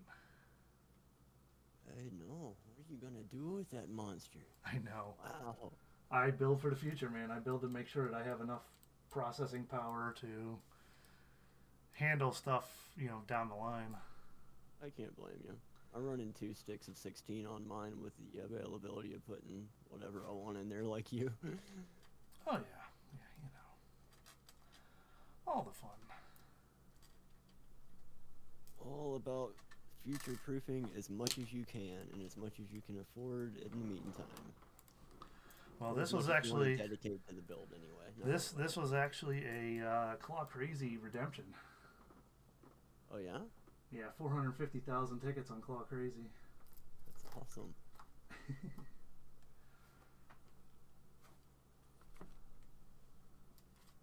All right, Homer Tino, thank you, man. Have a good night.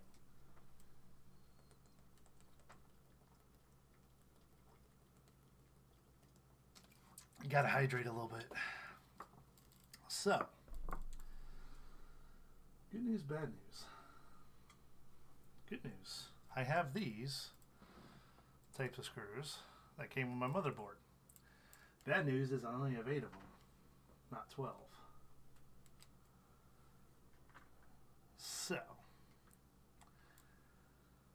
I'm thinking 2 screws on each fan, or 3 on each fan.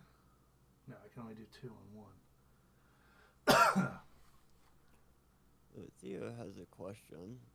He says, can a computer like this run for 10 plus years? So Theo, in theory, yes. In practicality, probably not.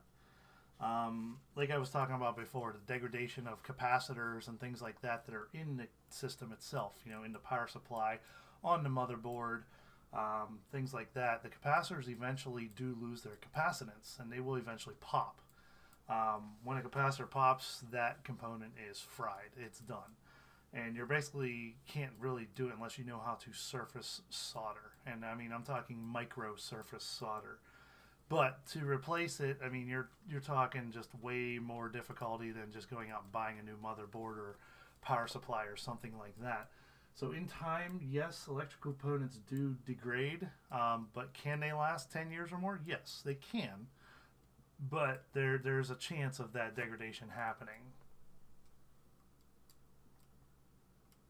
I like to treat my desktop computers kind of similarly to vehicles. Like once you get into the enthusiast level where you've got standardized parts with the ATX motherboards, and you know it's not like a proprietary Dell, HP, something like that.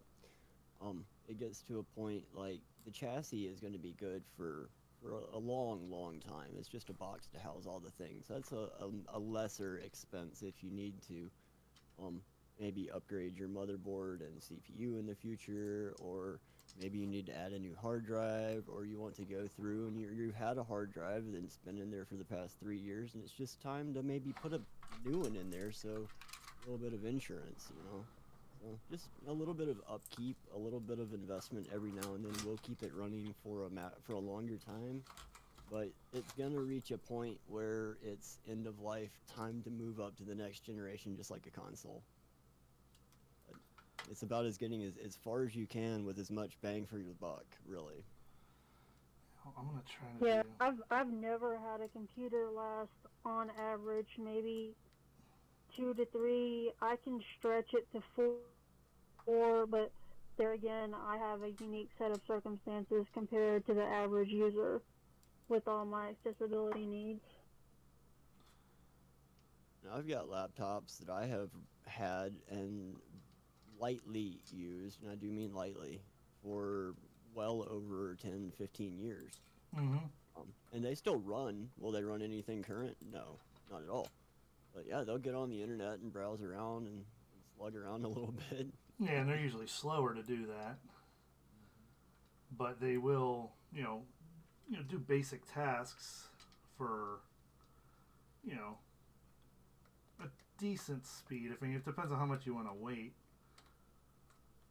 But guys, all I'm doing right now is I'm attaching the fans. I'm just doing it in my lap because it's a lot easier to line everything up right here instead of trying to do it up over and like reaching. I'm just doing it like this, and I'm putting 2 screws in right now on each fan, and I'm giving them a little snug just to make sure they're tight.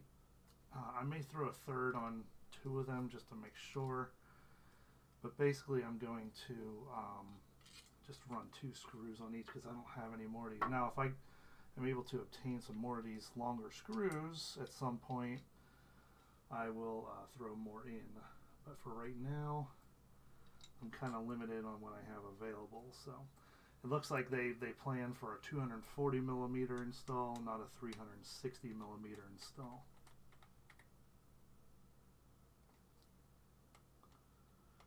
And yes, I'm one of those people, I'll put my tongue out to do stuff. I was looking at Moore's Law.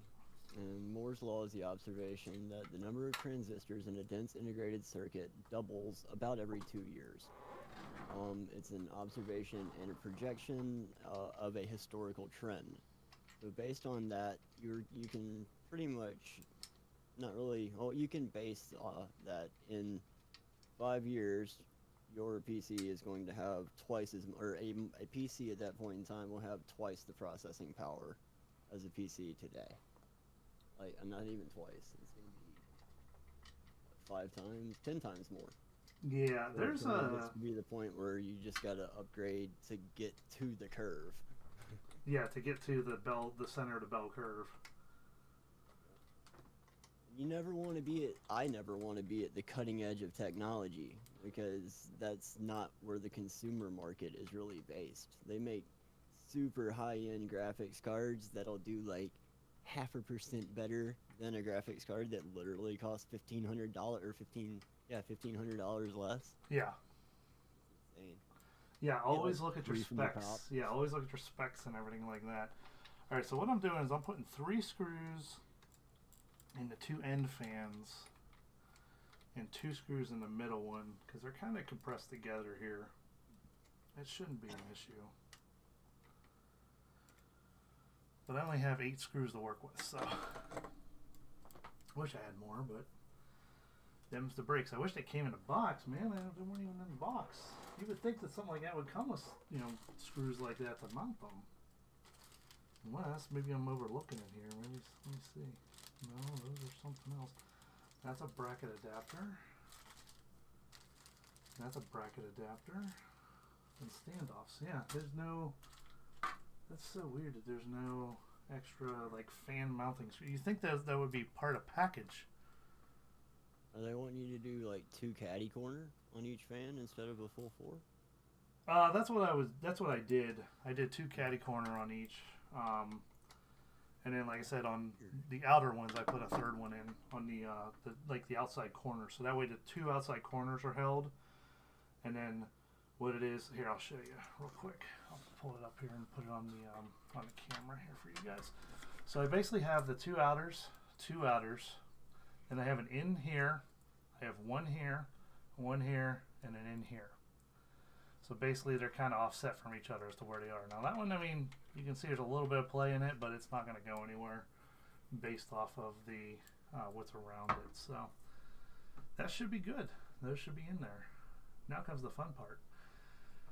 Going to connect the wires to the pump part here, because there's the connectors here for the fans. And then I got to connect the other part of the pump to the USB 2.0, which I never even knew was a thing. All right, let me get these So fans. John Falls asks, is it true when working on computers, be careful with magnetization? Magnetization only applies to like your hard drives, things like that. Everything else in your computer, magnetization will not affect unless it's powered on. Like your CPU, your DDR, your RAM, things like that. Those will be affected by magnetization, a very strong magnetization field. You know, when you're using like a magnetized screwdriver, not usually a big deal. Unless you're like rubbing it right over the CPU or something like that. A magnetized screwdriver is usually not strong enough to demagnetize or mess with a hard drive. It's usually not a strong enough magnetic field to cause an issue. But just, you know, the idea is to be careful. But if you bump against something, anything like that, you shouldn't have to worry.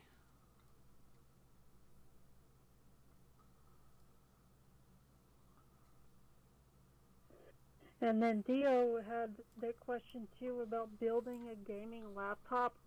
I was actually inquisitive enough to look into that several years ago, or at least try to add more specs to one that I had.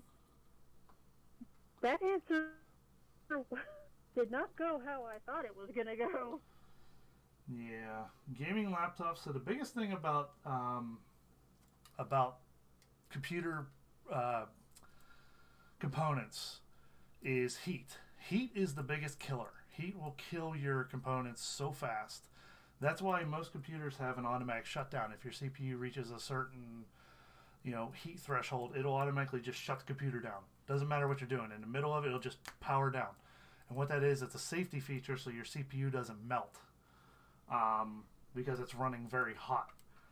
The biggest thing is to get the heat away from the components. They're generating heat by running.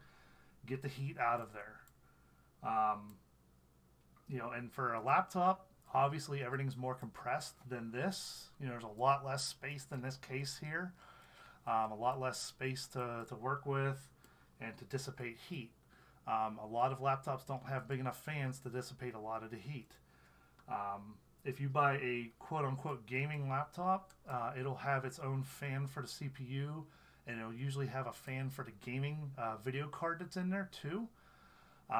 The best thing to buy for one of those is one of those laptop coolers that it sits on top of. Get one of those with some extra fans on it, draw the heat away, and it will help cool the computer and keep it running pretty decent. But laptops do get a lot hotter than desktops because everything's compressed and so far in. And people go, well, how come my phone doesn't overheat then? Because it doesn't have any fans or anything like that. Most of the things that are on here have a built-in heat sink in a way that it's built into the case of the fan. That's why sometimes your case will get a little bit warm. But most of the stuff on phones is not overpowering your processor or your RAM or anything like that. Most of your everyday usage is not enough to generate that kind of heat because you're not getting a huge draw on the components. Yes, there are some graphics intensive games, and you'll notice when you're playing those games, your phone will get warm, especially if it's plugged in too. Because that's the biggest thing too, is plug it in while you're, the way the battery works, you're putting power in while it's trying to put power out. All that flow of electricity generates a lot of heat in there. And that's why your phone will get really warm, and that's why sometimes you'll hear about phones exploding when they're just overheating like that.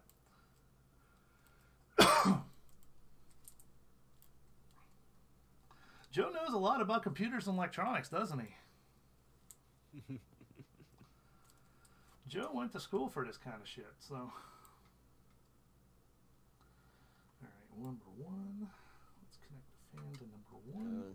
On the laptops, about all you can really feasibly upgrade on those is going to be your RAM and your hard drive, if the manufacturer has designed the chassis to let you do that. Yeah, that's one of the key features that I look for when I buy a laptop, is upgradability of those 2 specific components, because the rest of it, it's recycle at that point in time. If those go, and it's just going to cost way too much to fix it. Oh yeah. The biggest thing is your keyboard goes on laptops, and those are the hardest things to replace or fix. It's all right, JC. No worries. Welcome back. All right, so now I get to find a way to hold this up in there while putting screws on. And what I think I'm going to do is I think I'm going to lay the case down and do it that way, where I can just reach in from the side and do it from the other side. That's probably going to be my easiest way to Make do sure this. you keep that block below that thing when you're doing it all. No, that shouldn't be a worry. Even on its side?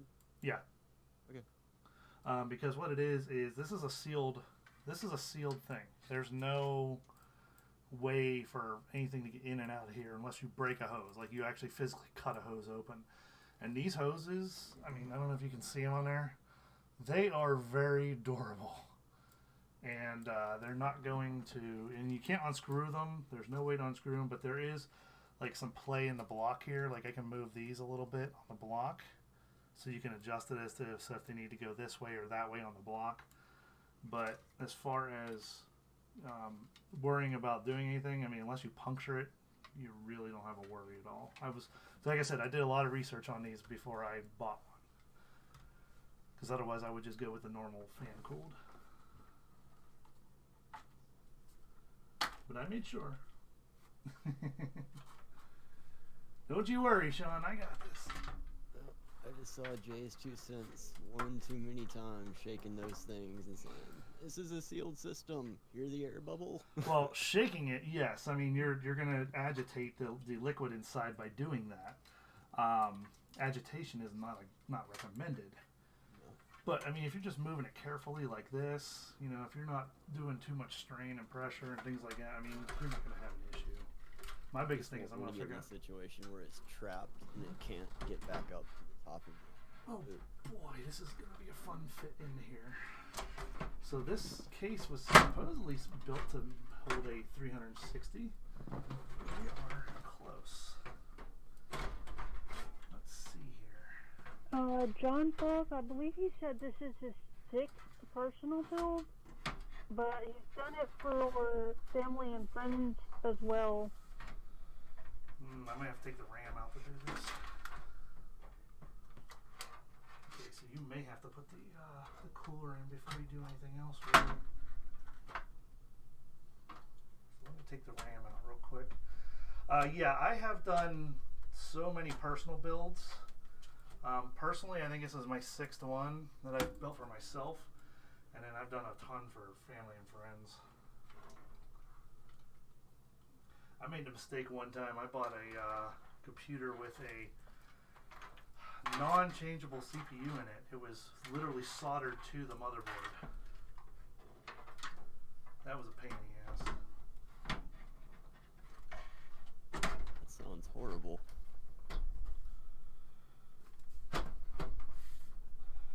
It was.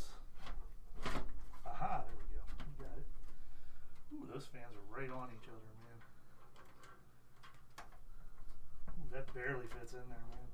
It told me it could fit with no problem. I was like, ooh, that's close. All right, let me see the holes here to mount those. Okay. Let me figure out which screw I need for those. I don't know which size screw I need for this. I should have tested it before I put it in, but that's okay. That's not long enough. Or is that not against there yet? Maybe it's not against the roof all the way. He says there's a brand of modular laptops over on, he saw on YouTube. Yeah, I saw those too. Those were pretty neat. Expensive as anything, but really cool. Look at that. That's like, It's literally so tight, it's in there by itself without me even doing anything. I don't know if that's a good or bad thing.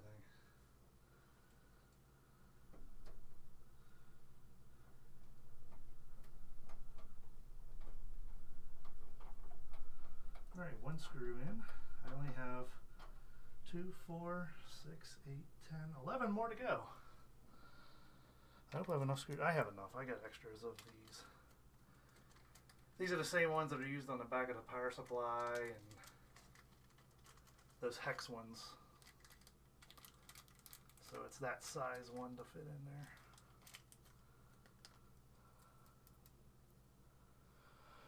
Yeah, CWA, that is correct. It is cheaper to build your own if you know what you're doing.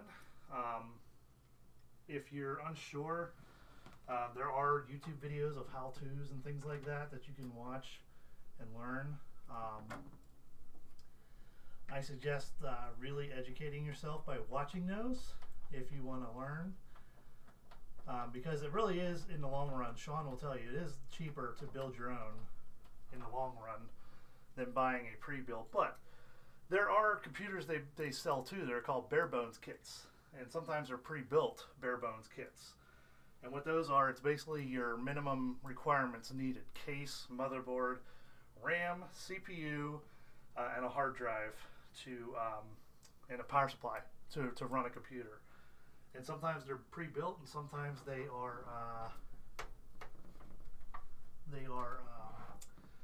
pieced out, and you just have to put them together yourself. There's quite a few companies out there that will use off-the-shelf parts and pieces and put it together for you and ship it to you for usually about $100, sometimes a little bit more. But they don't really mark them up, at least the places that I shop. Or this one place that I shop, they recently started a program, as Joe was describing, where they will just put together all the pieces in a box and ship it to you. Like everything that you need to build your PC. Mm-hmm. It's pretty neat. Yep, very true. And who said that? CWA's point, yeah. The graphics card market is insane right now, and sometimes the best way to get one of those cards is to just buy a pre-built system and rip it on out of there and put it in what you want. Or your other graphics card is pre-built, and then you got two computers. You want to hear something sad? What's up? My graphics card, the GTX 1080 Ti, I can sell it for about $300 more than I bought it for, and I bought it almost 6 years ago. Oh yeah. That's still considered to be one of the best graphics cards to date. Oh yeah, and in fact, benchmarking it against the one that Flame got, Flame got a gaming computer as well from Claw Crazy with his tickets, and he actually found one for about the same price at the time that had a better graphics card. I told him, I said, you might want to upgrade the power supply in it too, because it was like right at the max of all the specs for the power. And I said, you probably don't want to blow that out. But he found one, and I benchmarked my 1080 Ti against his RTX 3060, and my 1080 Ti beat it.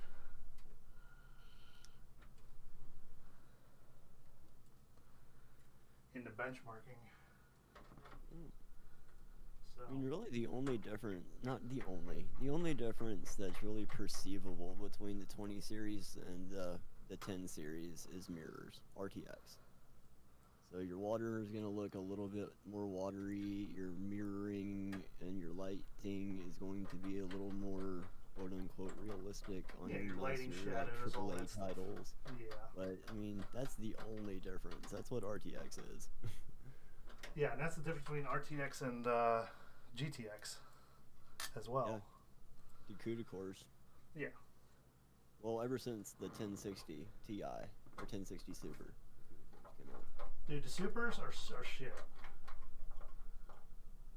The Super series are shit. Don't ever buy a Super. They're actually worse than even the base ones. So like the 1060 versus the 1060 Super, 1060 is 10,000 times better. Seriously, go benchmark it. You'll see.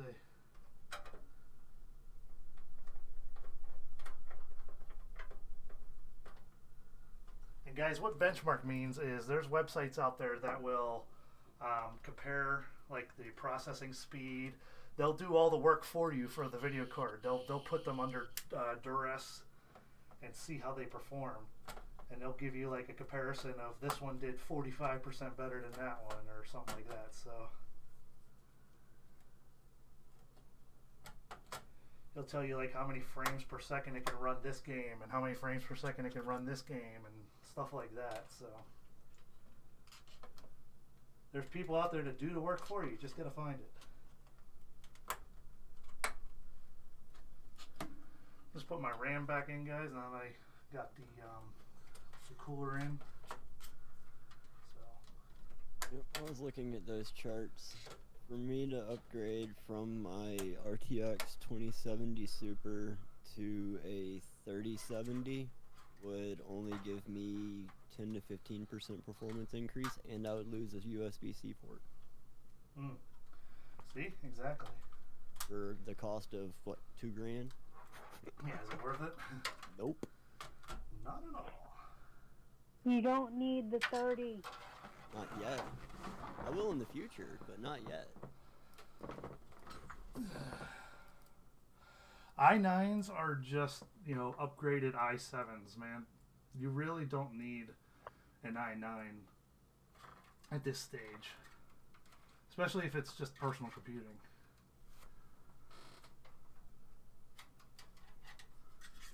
Let me figure out how to tie these off over here. I'm going to try to get these wires to make them look a little bit cleaner over here. You're probably right. I don't need a 30. I will probably need like a 4000 or a 5000 series card. The 20 series will last for a while.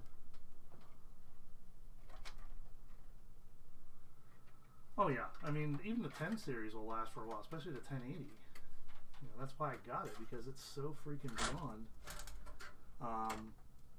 that it was just insane.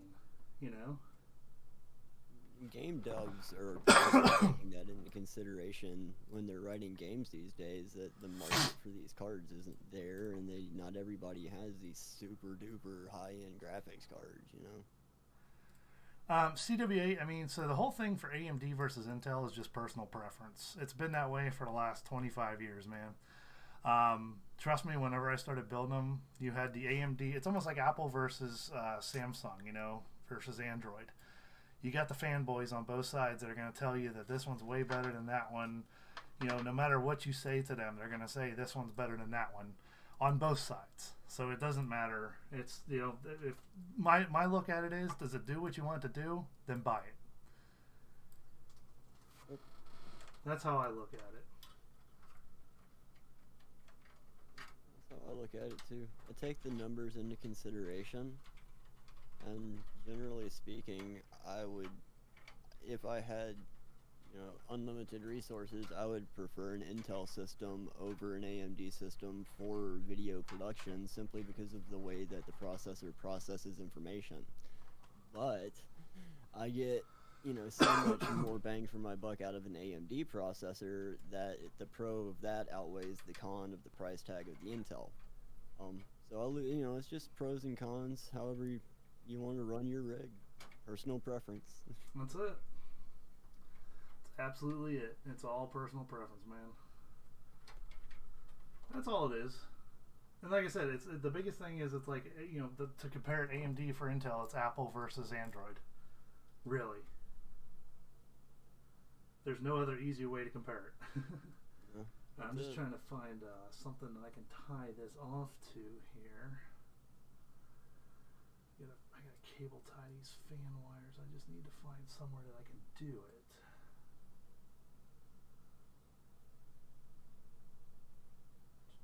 Let's see here.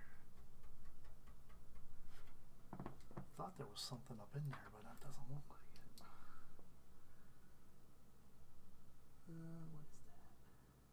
That is a good question, Theo. He's asking, you might have answered this. Are you putting Windows 10, 11, or another operating system on here? Windows 10. I have Windows 10 that I bought almost 2 years ago now. I bought it at Target for like $30. It was on sale one day. and it's just a USB stick, and I'll put that on here and run that. That's what I'm running right now on the desktop I'm streaming on is Windows 10. I upgraded to that. I also put it on my DJ laptop because that was Windows. Oh, what was that? I think it was Windows 7 that was running on there before, and it got bogged down, and I just reinstalled with 10 on it, and it actually runs so much faster now with just 10 on it. And that's a Core i5 with an NVIDIA 650 video card in it. I mean, that laptop is almost freaking 8 years old at this point.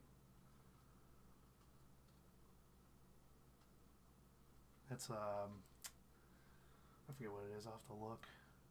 It's crazy to think Windows 10's been out for a while now. Right. CWA. Windows 11 is actually patched and ready to go. The next version's going to be out. CWA, as Maury would say, the lie detector test determined that's a lie.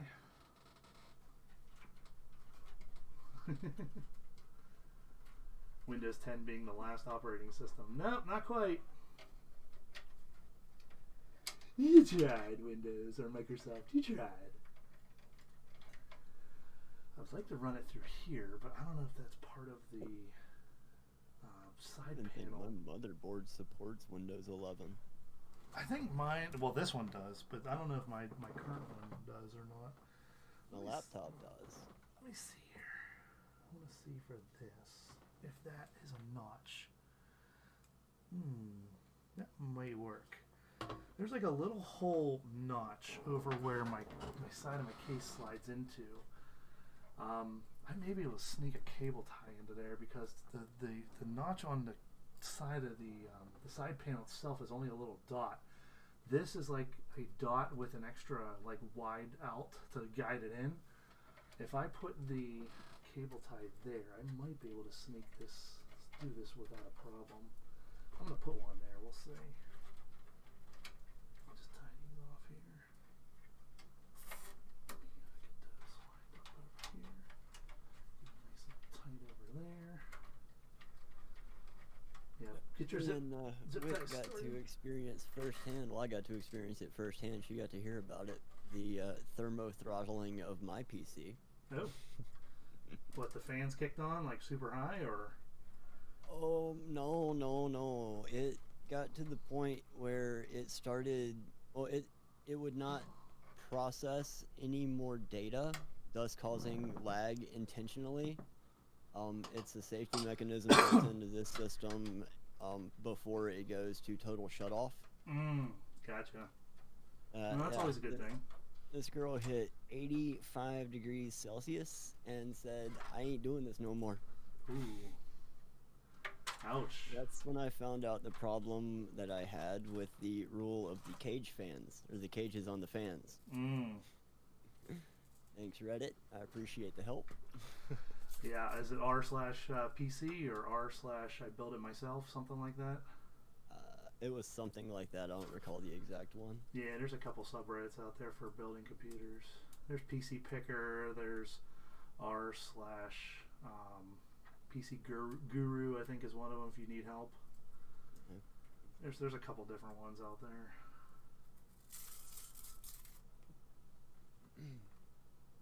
Alright, so what I'm doing right now, guys, is I'm actually going to Velcro the fan cables to the and this isn't a zip tie, this is Velcro to the pump, the hoses. The reason for that is because Velcro will just snug it, but it's not going to pull it super tight, so there's still stuff to move around, still room to move around. That's why I use Velcro versus zip ties in certain areas. And basically, that's just to clean up the area a little bit. So let me show you what I mean. So you can see the wires here come along the top of the fans. For the cooler, I brought them over here. I zip tied them to this little spot here. Then they come down with the hoses for the pump, and I just have them loose Velcroed here. You can see they're very loose, but they're just there just so they don't get caught into the fans or anything like that. They're just loose, and that's for me to just kind of get them out of the way. Makes it look a little bit cleaner that way too. But basically this is where all the connectors are for these fans. Like there's connectors to this, and then this needs to get SATA power to here. So at some point I'm going to have to run that SATA cable up here, or I might be able, I might be able to tuck that through there and grab it. Let me see what this is here. This is a fan connector. I think I have one right here. I have one up top here. I can pull this apart just a little bit further, and I can actually plug you in up here. And you'll be good there. So system fan, we're going to do that one. Or is there a CPU fan one? There's CPU fan right there. We'll do that one. Bird asks, first off, they say, wow, how much does it cost to build a good gaming computer? My immediate knee-jerk reaction, response, and answer is it depends on the graphics card. It depends on the components, too. I mean, I went with a higher-end i7. You can get away with a lot. Actually, a higher-end i5 right now could still do some pretty good gaming with it. I went with the i7 because it has more cores in it. It has 8 cores compared to the 6 of the Core i5s there. So that's just like that. Let me see here what this cable is for. All right, let me take a look here. Where is my, here it I've is. seen some really nice builds round about the 15 range and less. Many of them were AMD builds. I mean, that AMD Ryzen 5 3600, whatever chip that, or I think it's a 36. It might be the wrong number there, but it's like $160, $175 chip. That thing runs like a monster. It'll run all your AAA titles. You pair that thing with a good graphics card, you got a really, really nice gaming box. Mm-hmm. 16 gigs of RAM, I mean, nothing overkill.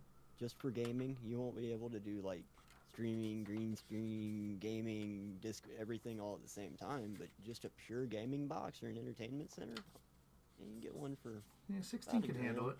Yeah. All right, there must be bags that I missed here for with the fan here, because there's. Hold on. Because this is telling me there's like, this is telling me that there's 12 of those, or 24 of the long fan screws, which I didn't see any. That there's 12 radiator screws. I didn't see any of those. There's 4 thumb screws. I don't see any of those. Washers. I don't see washers anywhere. I don't know what, I must have, let me look at the box. Either I didn't get half of them or I missed. Theo says, my laptop has AMD stuff in it. It has Ryzen 5 and Radeon Vega graphics. Do you happen to know if it has a discrete graphics card or if it's using the onboard graphics from the Ryzen 5? It would tell you if it has a video card in it. Usually they put a sticker in there along with the sticker for the CPU as advertising. It's usually near the mouse trackpad that's on your laptop. There usually be either AMD or Intel sticker. It'll tell you what size it is. Mine says i5, and then it also tell you the video card that's in it too. So if it has a second sticker, it should say NVIDIA or whatever for that. There's a sticker on the bottom of the keyboard. Hey, guess what? I found the bag of all the screws. Hey. Now I have more long screws to put in the fans on the top. And I can actually fit this in here to do this with no problem. So let's get those in. And that way they all have all 4 in there.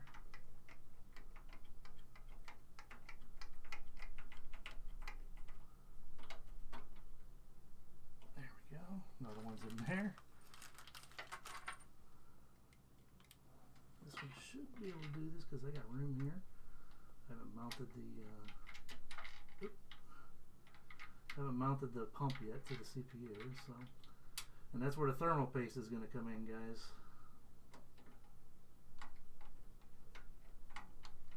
Thermal paste isn't bad if you know how to do it, and where you put it just right and it spreads. It's like a good porn, you know? Spread it good, baby. Spread it good. Do it right, it just spreads. What? Yeah, you do it just right, it spreads, you know? Spread it good. Like them girls in the adult industry say, you know? Wit just shakes her head. Or face palm. Yeah, that too. I want to play peanut butter jelly and Beat Saber. It's peanut butter jelly time. Oh yeah, guys, if you're not already, please go subscribe to Backseat Gorilla Productions as well. He does YouTube and Twitch streaming.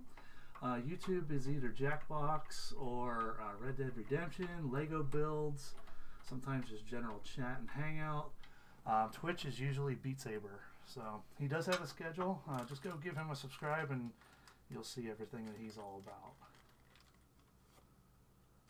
And thank you so much. Absolutely, man. We try to support each other, guys. I've been a member on his channel now for over 2 years, so I have a membership on his. It's one of the channels that I am a member of. For some reason, YouTube stopped recommending Blake to me completely. So that happened. I don't know how Blake's doing. I haven't talked to him in a while. I'll have to shoot him a message. A month or two, maybe. Okay, so the Vega Mobile sounds like a built-in, like it's almost like the Intel integrated graphics that they used to have on the CPUs. Well, some of them have it still, but that almost sounds like it's a built-in graphics on the CPU. I've got an AMD desktop I built a while back. My first streaming computer. It's got a Ryzen 3 in it, or Ryzen 5, but it's got a built-in graphics card on the processor like that. You may not Then need I put thermal paste. I think this thing has thermal for paste on streaming. it. I think this thing has thermal paste on it already, by the looks of it. See that? It looks like it's got a coat on there. Yeah, I may not even need them right now. Now, thermal paste will last you about 2 years, sometimes a little bit longer. It's suggested that you take it off and clean it every year at least. Dust out the computer. Dust is a big killer too. It clogs fans. Clogs components. It's very good to clean it off and make sure that it's not, causing issues. So. See, I don't know if that's going to be right on. Yeah. See, it's paste. Yeah. See, I touched the CPU, so it's going to touch the CPU. All right, so that's good. At least I know it's tight. And yes, use whatever euphemisms you want for that. I don't care. Let me go ahead and get a thumb screw on here. Thumb screws are nice because you can start it, get it threaded, and then tighten it down with a screwdriver on the end of it. It's got the Phillips head on the end of it. And I always do the crosses. So like I'll do this one down here next. So like I started at the top right, I'll do bottom left and get it started on there. Get it like thumb tight. Then we'll do bottom right. And then, like I said, we'll snug it up with the screwdriver when we're done. Now, we're not going to be able to power this on tonight because I won't have the video card in there. But I will show you guys, I'll film it on my phone. I'll show you guys the finished product with it running and how it looks with everything like that. So, all right, so those are thumb tight. Let me find my guide here and just make sure there's nothing else that I need to do for these except connect the SATA cable to it. So now I don't see where this says connect the. It says connect the pump to USB, but I don't see anywhere there's a USB connector on the pump. Like there's no wire.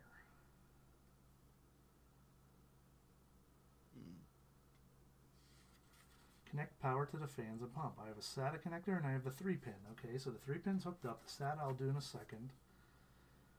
And then this says connect pump to USB. Oh, there's the USB plug right here. Okay, that's what this cable's for. Okay, I see it now. So, we got to connect this little guy. There's a little USB here. It's a micro USB.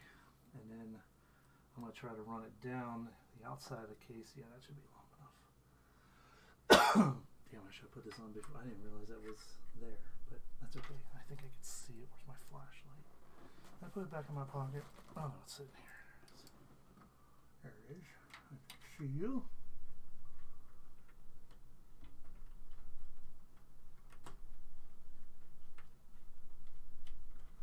Okay, so there is a USB port on the left side of this pump. That's awesome. I didn't even know that. Alright, so let me tuck this wire up through here first. And let me go ahead and pull it through. That way that is out of the way. Okay, so let me show you guys real quick here. I don't know if you can see it right here. There is a cable plugged into the side of it here. And I'm running the cable up, down the back. I'm going to bring it up through the bottom here. Give me a second here. I know you guys are blinded by the light. And then there's two USB ports right here. I'm going to connect it to one of those. Doesn't matter which one, just any one of them works. I wonder what that connection's for. Probably to help diagnose, like, if the pump is running. It probably can. There's probably software you can install, and it probably reads it to say, "Hey, the pump is running," or "Here's the speed of the pump," or something like that. Probably more than likely. Now that wire tucked nice and clean down the back here. Let me show you. And then I gotta connect the SATA to it. But this is the wires out from under there. This wire right here is the USB. It just tucks down into the corner here, down behind, comes over and up through above the power supply and to that port I showed you there. So nice, quick, and easy there. Let me find the SATA here. And I might be able to power this off the SATA for the hard drive here. Let me see. Yeah, look at that. Just turn that connector there. And boom. There we go. That's connected now. So that is from the pump, the SATA connector, to the power here. It'll give the same power to both because it doesn't draw more through the same cables. SATA is a set voltage, so nice. So that's pretty much everything as far as installed. I'm going to put this side of the case on because there's nothing else I need to do on this side. The only other thing is the video card, and then boot it up, you know. Okay, so basically this is how this is going to look, guys, on this side. That's why I wasn't really worried about the wires too much, because as you can see, you know, the black case hides everything. So that just slides into there. And then there's two thumb screws to put in. There's one up here.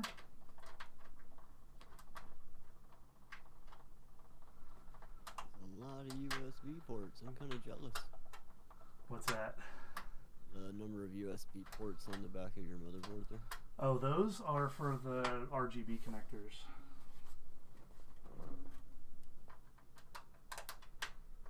Come on. It's not lining up right here. Give me a second here, guys.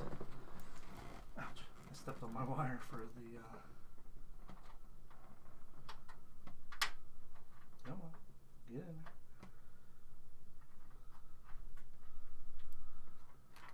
That's in. Let's get that bottom in.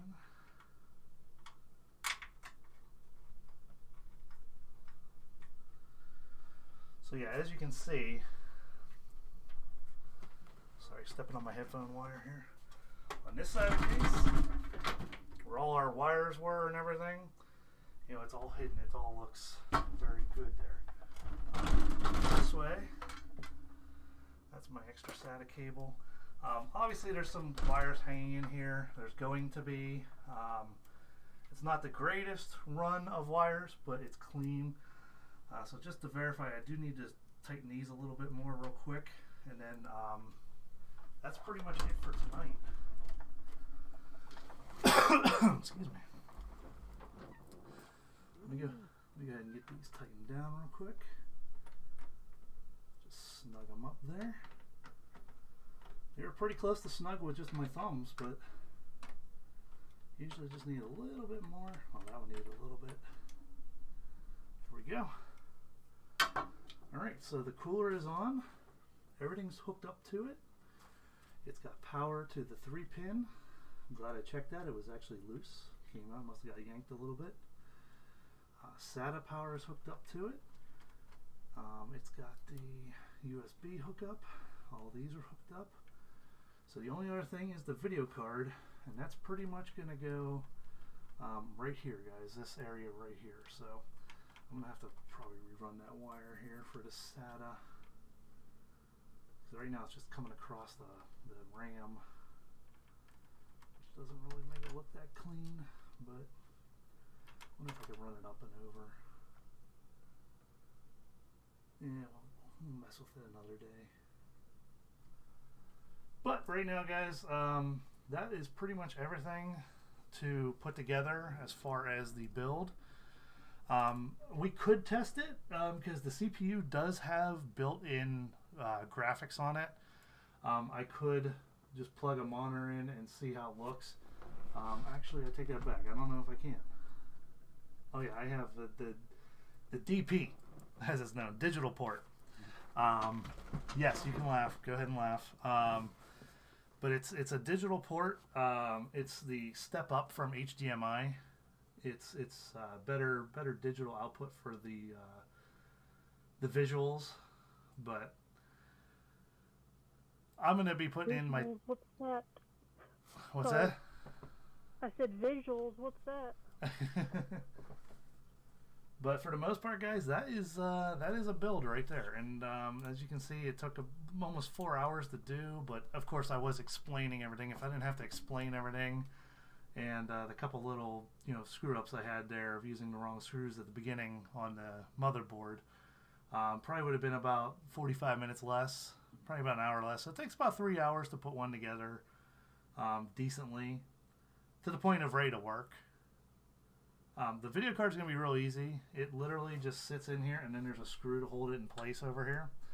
I just have to take 2 of these back panel things off real quick for the 2 ports for it. Once that's off and that's in, and then plug the VGA cables that I have sitting over here. Right now, those are just kind of chilling over here. Once these get plugged into the video card, we'll be good to go. Everything will have power, and then we'll turn it on and see what the hell happens. Might blow up, it might actually work, but chances are it should work with no problem. I follow the instructions, especially for the AIO, the radiator up here. Just need to figure out, how it works. Want to make sure I do it right, and then pop the SATA case on, and everything will be good. So, oh, New Vetting wants to know what's a little battery for. This battery right here. This is called the CMOS battery. What that is you know how your computer can retain the time and date and everything like that? Basically, that's controlled by this. This basically controls your settings for the motherboard, the BIOS, as it's known, BIOS. Some people say BIOS, BIOS. That's that thing that says press F2 or F12 or delete whenever you power up your computer and says to enter setup. That is basically getting into the software that's on the motherboard itself without a hard drive or anything like that. So what that does is that basically is your battery backup to retain all that information, your settings, your boot settings. You can set it to boot from USB, you can set it to boot from a hard drive, and then it'll remember those settings, and that's what that battery's for. That battery will almost never die. But if you find out that your computer clock keeps resetting back to a certain date and time, like midnight at whatever date, check that battery first, replace that battery, and chances are it'll fix itself.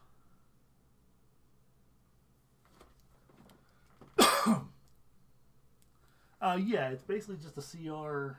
It's a CR 2032 actually.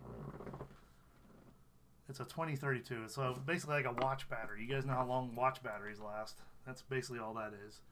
It doesn't really use much power ever. I mean, you're basically just holding a bit of information in a little bit of software there. It's really not drawing much power at all. It's actually less power than a watch to run it. I wonder how accurate you are about holding a bit of information, because that seems very plausible. This is just holding your settings for that BIOS. A pun, yeah, I know. More than a couple of bytes, you know? I know. It was a good pun, I know. A couple bits of information. More than likely. But it's really just, like I said, just a little bit of information that is kept on there. And it's such little power draw. That's all that's for, is just to keep that information on there. All right, any other questions about the computer, guys, or any of the components, wires, cables, hookups, anything like that?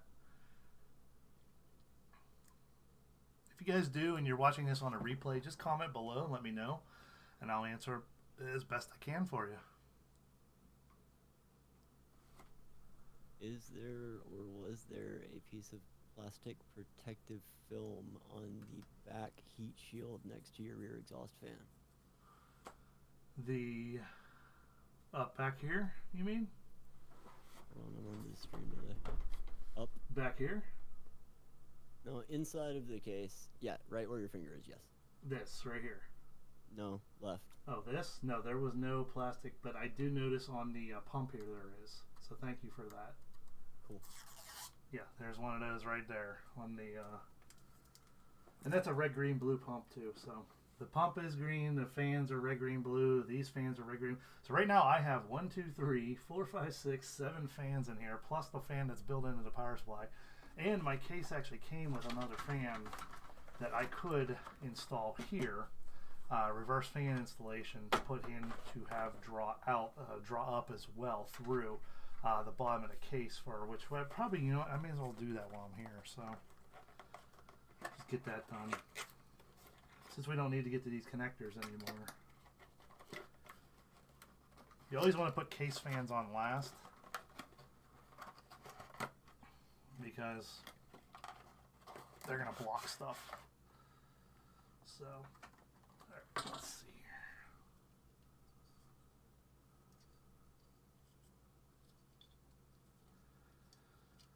here. All right, let's do this. Let me find some more of those long screws there to get those installed.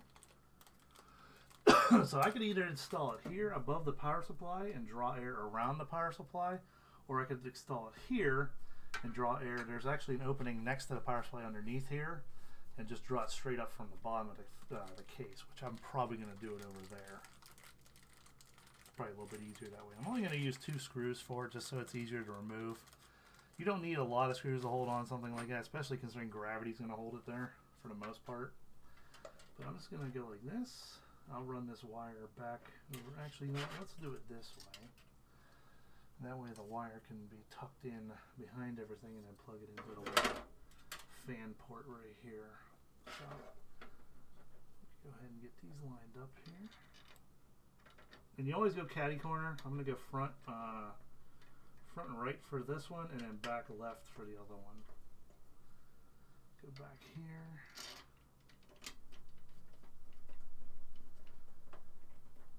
And this takes no time to do. That's why I said, oh, let's just do it now and get it done with.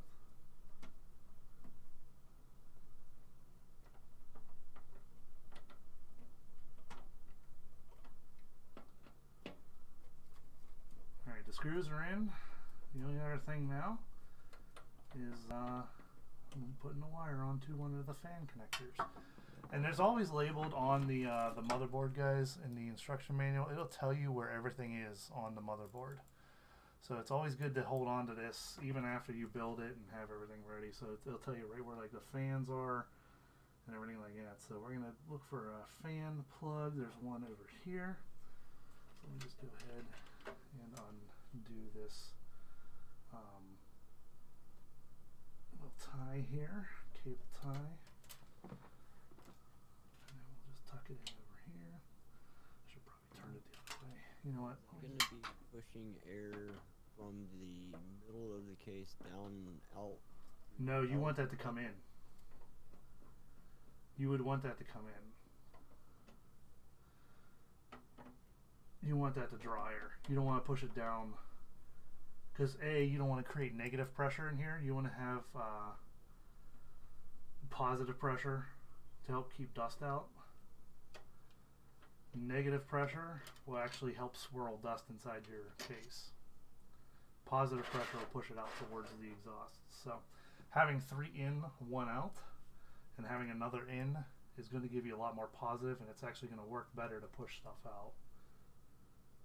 I was looking at the orientation of the fan on the bottom of the case. It appears to me as if it's pushing air down instead of pulling air up. So the intake should be the... right? Look at your rear exhaust fan, the way it's oriented. I see that. Let's see here. This looks like a reverse compared to that fan. It does. Yeah, I'm looking at this. And that's why it's called a reverse fan installation, too. I've never seen one on the bottom of the case like that. I have no idea. I've just seen it always blow straight across. So this has it with the label down. It says, we recommend the first fan position for best GPU airflow as figure. So my guess is exactly like this. Because it looks like the blades are reversed compared to this one. Because look, I'll show you here. I don't know if you can see it here. Can you see the blades on each one? I can see the difference, yeah. So, and this is where the Antec is, and the Antec is on this side of the outside of the case. It's just like the fans on my cooler. One faces one direction and one faces the other. So yeah, it's actually a reverse fan.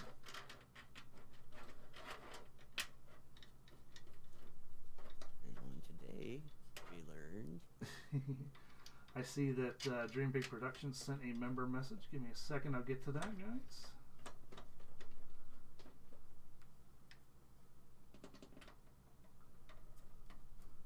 What I did is I just moved the wire. The wire was coming off over here. I just moved it over here. So that way I can just tuck it down the side there and just plug it into that fan spot that's over there. So basically we're just going to run this over here. And where's fan 1 here? Let's see. There it is. Computer cases sure have come a long way since 1998. Oh, dude. Tell me about it. Yep. So if I wanted to, I could take the back of the case off and grab this wire and redo everything, but I'm just going to tuck it down in here as best I can, down along the other power supply wires, and then I'm going to just plug it in right here, as soon as I get the orientation right for it. You got Dream Big Productions flash back fan, a member for 11 months. Yep, I was just going to get to that as soon as I was done putting in this wire. There we go. So that one's hooked up now. Dream Big Productions, thank you so much. Member for 11 months. As we finish filming episodes of Decimal Meter Game, Jelly Team has made a new high score on that game from episode 2344, 9.56. Previous record, 9.52. Man, you're crazy about that Decimal Meter game, man. I've watched some of your streams on it. I don't understand. I guess the point is the team's got to get to 0 or 1.0 as close as it can. And if they go over, it's, whatever. Alright guys, so I didn't need the thermal paste. This is good shelf life for about 6 years, so I'm going to hold on to this.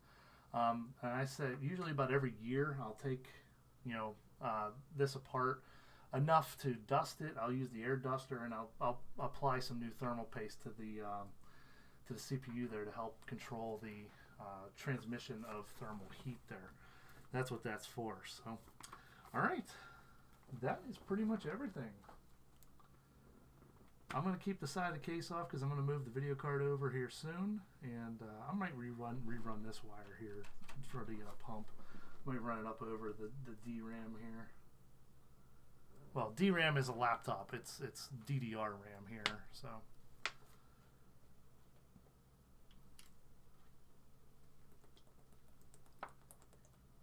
Well, thanks for explaining everything as you went along. That was honestly really helpful for me. Oh, absolutely. Yeah, if you have any other questions or anything like that, like I said, I'll try to answer them. Like I said, I'm very versed in computer building and computer parts, how things work, why they're supposed to work that way. So I will try to answer any questions you guys have.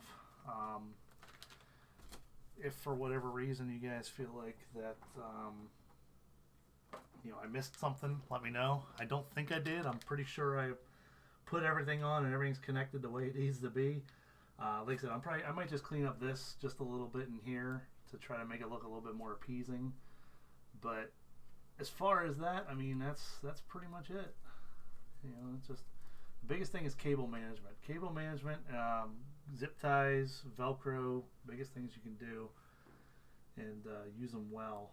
But in the case of, now that everything's on the back of the computer, behind the casing now, not like it used to be, Sean. Remember when there used to be, the slots here for CD, DVD drives, there used to be like 3 or 4, and then you would have 2 slots for hard drives, and the power supply would be up in the corner here, up here instead of down here.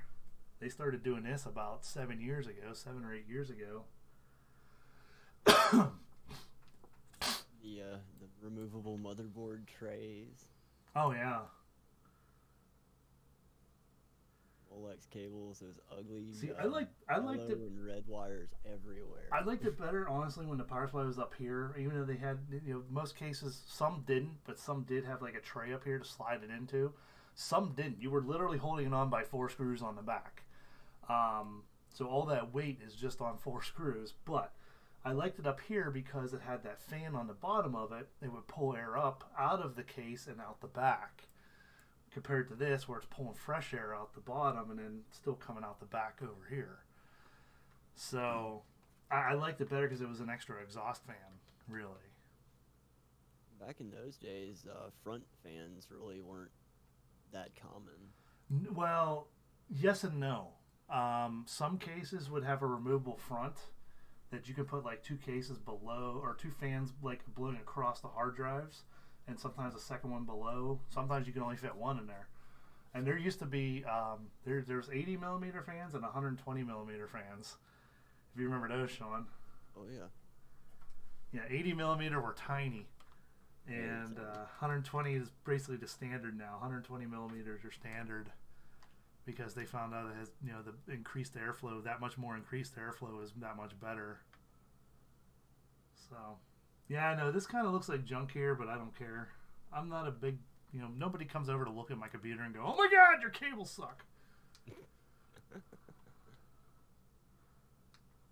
It's like that old joke of, I forget which comedian said it, but the joke of the blinds. My wife wants the blinds to go this way, but everybody from the street can look up and see in. So I put the blinds the other way. So that way people flying overhead can just look down and go, "All right, if you just look over on your right, oh my God, those people are having sex." Something like that. So basically, I don't care what it looks like. I'm more worried about like if they're touching certain components to get warm. Like the RAM could possibly get warm with the heat sinks on it. Anything that may touch the blades of fans. You obviously want to avoid that. But as long as the cables aren't touching fan blades and aren't against anything that's going to get hot, I'm not usually concerned. They can literally hang out in the middle here and I wouldn't care. Kind of like this. Not that I really have a choice with the way these hoses go, so.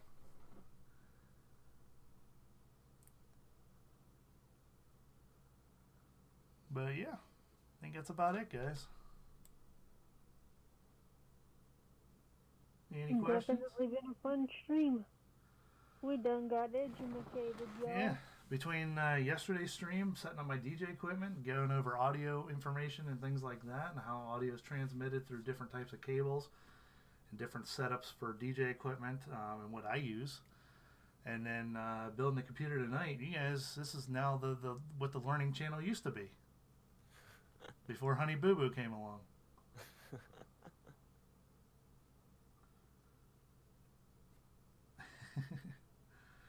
Yeah, like I said, my biggest thing is probably this cable here, that SATA cable going to the pump. I'm probably going to move it up and over and connect it, just because the video card's going to sit against it here, and it's right across the RAM too. So probably just make that look a little bit cleaner there. Other than that, I mean, looks like it's pretty much ready except for the video card, you know. Got my hard drive in there, and I'm actually going to take the hard drive out of here too. It's a 500 gigabyte hard drive. I'm going to put it in here too, and we'll get. I'll have a 1.5 terabyte total for storage. But yeah, CWA says, "Shit, I'm going to be bored if you stop streaming." Well, it is. I mean, 3 a.m. my time, man. So. What's funny too is this power supply actually has 2 switches on the back. There's the power on off, and there's also an ECO on off. I guess there's an eco mode. Kind of like my car, you know.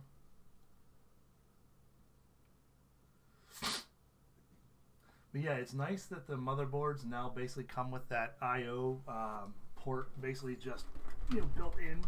Remember when you used to have to put the plate on there, Sean? Oh man, those things are like razors. Oh yeah, and it was so hard to like keep it steady while putting a motherboard in and making sure it was straight, and it never would snap in right.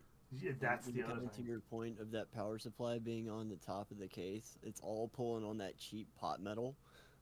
Yep. What's nice is, so I have USB 2.0s. I have 4 of them up here. I have antennas for, I can hook the antenna up for the Wi-Fi that's built into the motherboard. I got the digital port for video if I wanted to just use the CPU video. I have USB 3.2, 2 of those here. I have a USB 3.2 here. I have a USB 3.2 Type C, which is nice because now I can actually use my, that came with my iPhone 13 Pro Max, guys. The lightning cable that comes with that now is no longer USB-A. It is USB-C to lightning.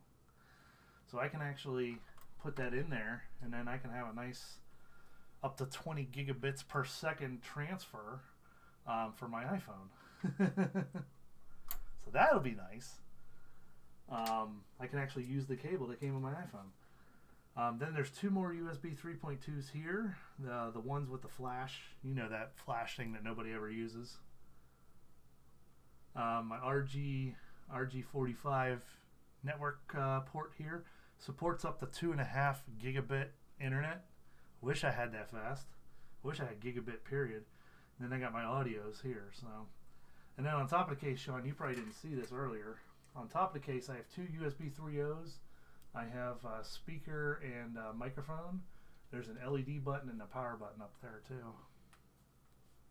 Nice. So yeah, I got Any a couple. Type C on the front panel? No, there's no front panel. There's no. What were your other USB? They're 3.0. Okay. Up top. Yeah, they're on top of the case. Yeah, there's the front. There's no ports on the front. So it's basically just for display at this point. Everything's just for display. So yeah, let's hope the liquid cool goes well. Hopefully everything goes well with that. CWA, I think I have a little bit on steak. I mean, we could do that, but I don't think Sean Witt want to watch that. I'm down for whatever. I don't care. It's your stream, man. It's my stream. Well, we could. So there you go, guys. That is the workshop. And the... Yeah, I was being funny a little bit. Why not, right? Have some fun with it. One of these days I will have one of those. A workshop? Yep. Well, gotta have the fun. All right, so let me take this camera down now.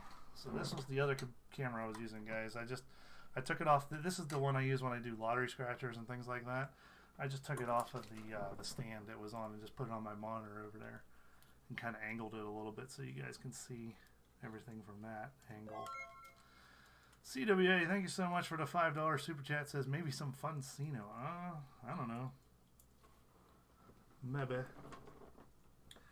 Yeah, but fun Cino's fake money, man. Nobody wants to play with fake money. It's always good to wash your hands too after you're touching all the computer parts. I should probably go do that before I start biting my nails.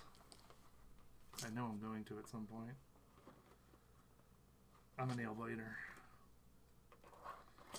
But yeah, I got this little case, guys, literally at a mom and pop computer store by me 20 years ago. And like I said, it was like a $10 case. Best thing I ever bought. It's got a little pair of pliers. It's got the small Phillips and small flathead, and then the larger Phillips and flathead. It's got a nut driver. It's got these grabbers. It's got that little grabber I was showing you, tweezers. It's got double star-headed screw, and then it's got a screwdriver, and then it's got extra screws. So, like, when I was saying those hex screws, this is what I'm talking about. This is like a pillbox almost. I can't even get it open now. Oh, it's been so long since it's been opened. Yeah, when I say hex screw, Sean knows what I'm talking about, but this is what it looks like.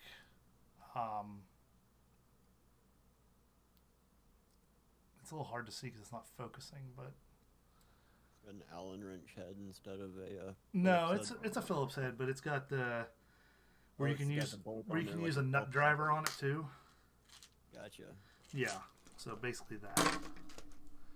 Yeah, and this little case was literally, $10, and it says Computer Geeks in green. I don't even think that website's around anymore. ComputerGeeks.com. I found that my little screwdriver, like you have with the or you can take out the tip and make it flat-headed and Phillips. If I take that out entirely, my screwdriver fits those little hex screws perfectly. Really? Yep. Yeah, I used to have a what the hell was the I forget what the size was called. 420, I think. It's 410 or 420 is the size of the nut driver. It's a pretty standard size. That fits those pretty well. It's like 4-inch by 20 threads or something like that is the screw. That's why it's called 420. Yeah, Not any other reason. Popular with cameras.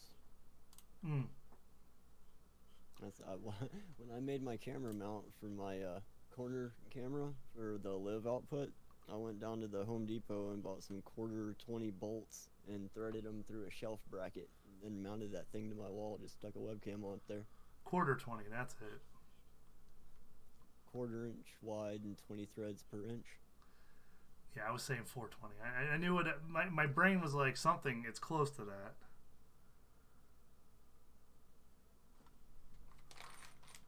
There's different standards for microphone threads. Oh yeah, tell me about it. So yeah, guys, any of the little screws that are left over or anything like that, I will save. I will put, like I said, everything in that motherboard box, all the instruction manuals, any extra cables, screws, everything like that. It all goes into that motherboard box, and then I know exactly where it is. I know exactly what I have for hardware. Then I don't have to look it up and go, oh man, what did I put in there again? I know exactly what it is because the manual will tell me. And back whenever we used to have CDs for drivers and everything, that all went in there too. Now everything's just online. They expect you to be online in 10 seconds,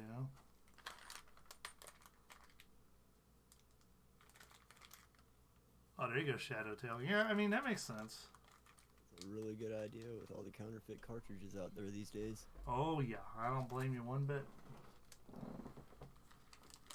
Checking 3 screws versus 2 screws. What I'll do, all the hardware, put it in one bag.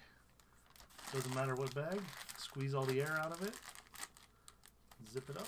And then throw that into the motherboard. And then I have all these extra screws now, too. I have extra cable ties. I have power cables. Like all those power cables that came with the power supply. Those will go in there, too. I'll keep everything. Never know when you're going to need it. But like boxes, I'll get rid of boxes. You know, like this was the fan box. That'll go.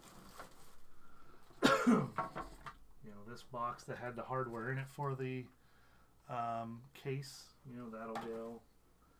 Like anything else, even if it applies to my computer or not. Like I have the AMD bag here for the pump. You know, the AIO. I don't need it, but somebody I know might say, "Hey, do you have any extra for this?" You know, and I'm like, "Hey, yeah, I do, sitting around right here." You know, because you never know when your buddies might need it too. I can't tell you how many times I've had to go and grab a SATA cable or, you know, SATA PSU cables, those are the cable, big something ones. like that. Those are the big ones to hang on to for sure. Especially considering I have old SATA cables. I have SATA 1 and 2 cables, man. I've got a piece of equipment that it's USB. Well, it plugs into the USB. On the other end, it's got SATA and IDE, so you can plug any hard drive into it, and then plug it into a computer and use it to diagnose or whatever. A hard drive outside of the computer is really cool. I think that thing's probably 20 years old. Right here, new vending. Got it right here.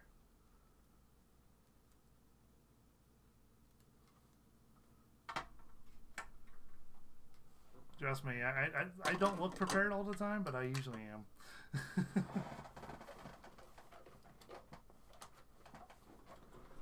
Remember the jumper pins on the back of hard drives? Oh, this to slave and master them. Yep. Oh, those are the best. And you know?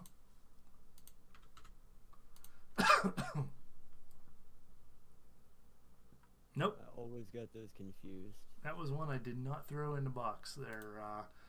Oh, at first, when I was working with, I guess that was IDE, right? Yeah, that was IDE. Yeah, when I was first doing that, I was, you know, this is my trial and error. I had two masters together on the one IDE cable, and my computer's like, can't find hard drive. And I'm like, what do you mean? They're both plugged in. And I started looking, I'm like, what the hell's going on? And I have two masters. I need a master and a slave. Back then, it was almost unheard of to have two hard drives unless you were doing something major. Most times for my friends, when their hard drives would crash, pull their information off of it, back it up, and then basically wipe it, reinstall Windows, and then put the information back onto it. Dream Big Productions, thank you so much for the $5.99 super chat. Says decimal meter team score needs to be nearest to actual goal without going over. If on the nose, score doubles. Over the goal earns absolutely nothing. Shadowtail SSD is far superior. Plus, the prices on it have come way down now.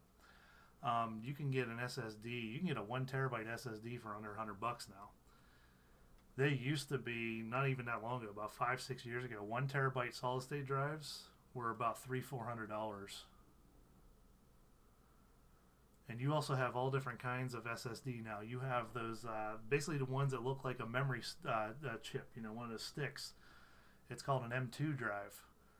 And it usually plugs into your PCIe 1X port. Most computers only have one port now on them, but some have more than one for that. You know, it just depends on the motherboard you go with. I mean, if you're looking for expansion, look for one that has more ports, you know, something you can put more onto. The benefit with those is you don't need to run SATA cables. You don't need power or data. Everything runs through that PCI port. You get power and your data through it. The downside is that it's very vulnerable there. If you're working on a computer and you bump it, you might snap it. At least that's how I feel.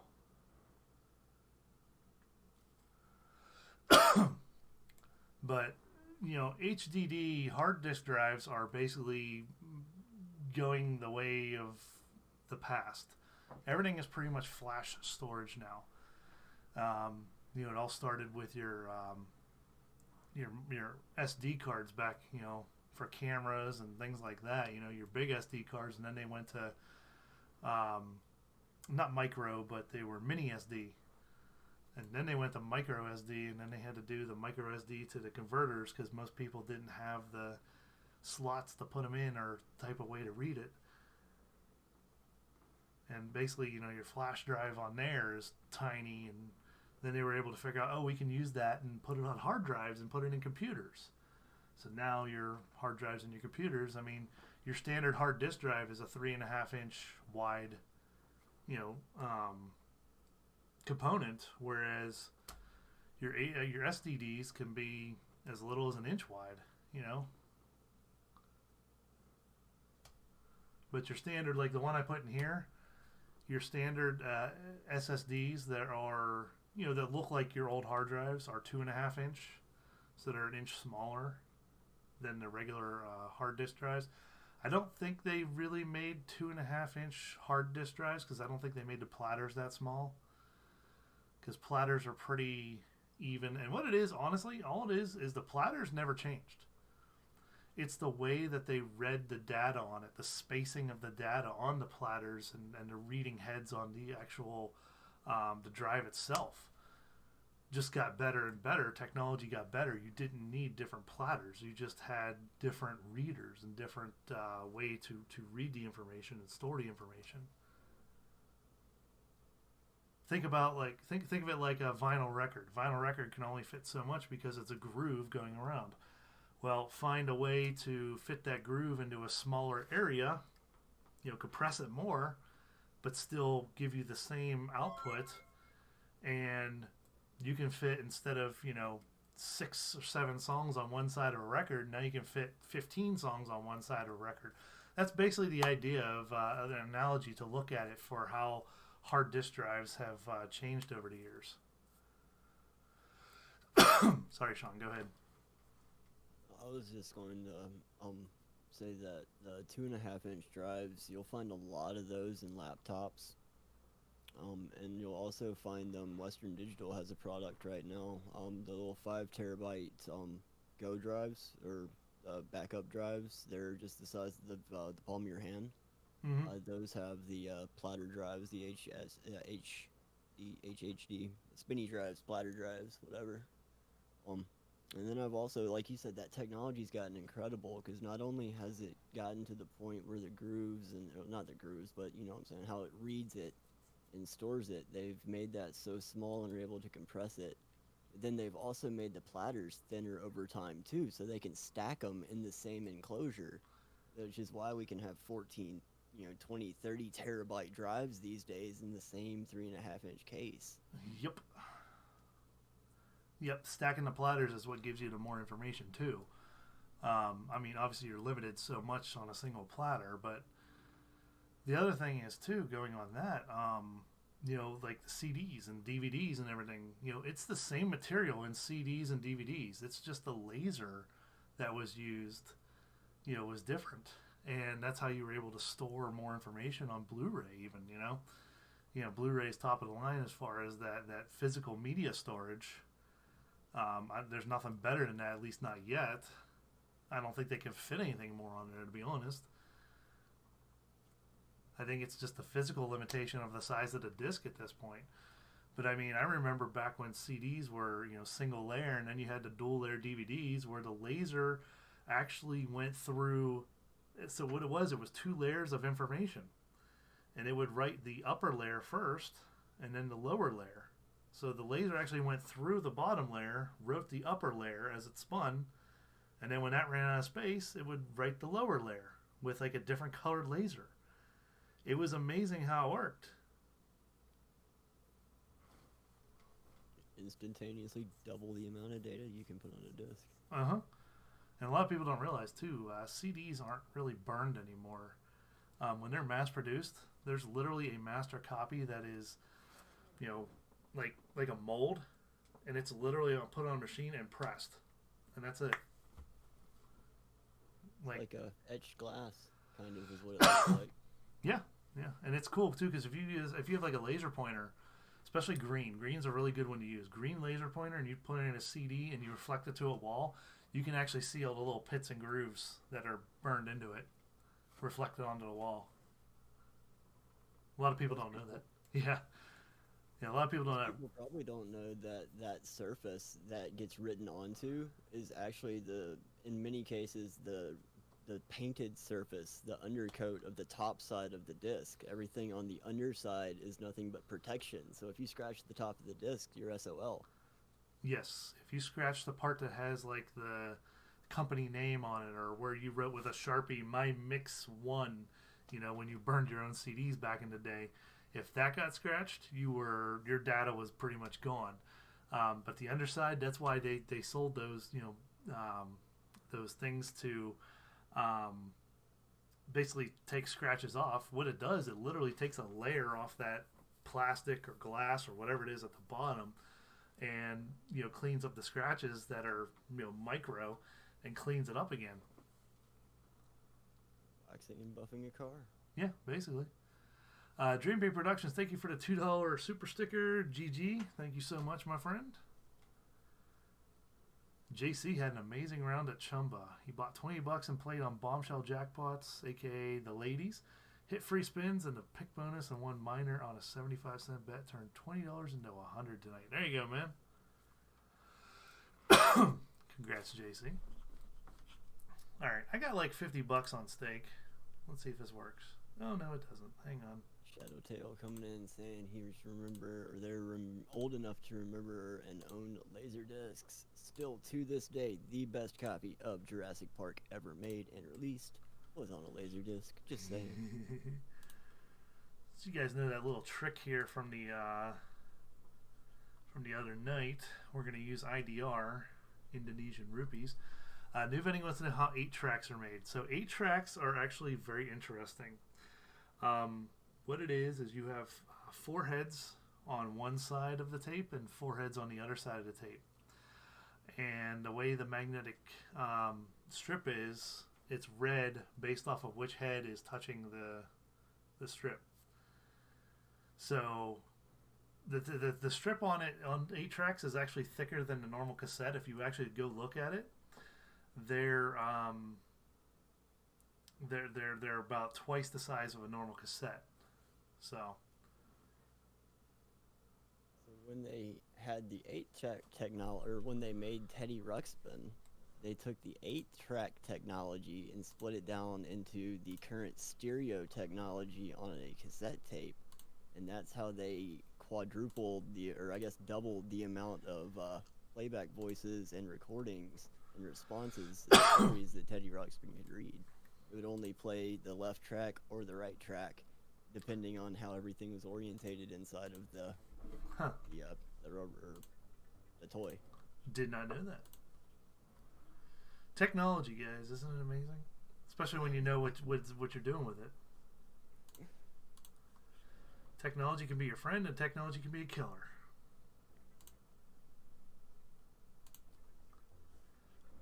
All right, so $50 is 715,000 Indonesian rupees. And we're going to do 1,500 Indonesian rupee bet, which is 10 cents. We're going to do some Starlight Princess and see if we can hit a bonus here. We need 4 of those scatters, guys, to hit a bonus.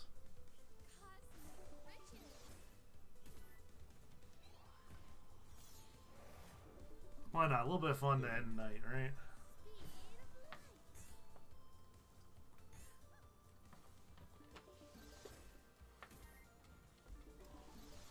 Come on, multi. No.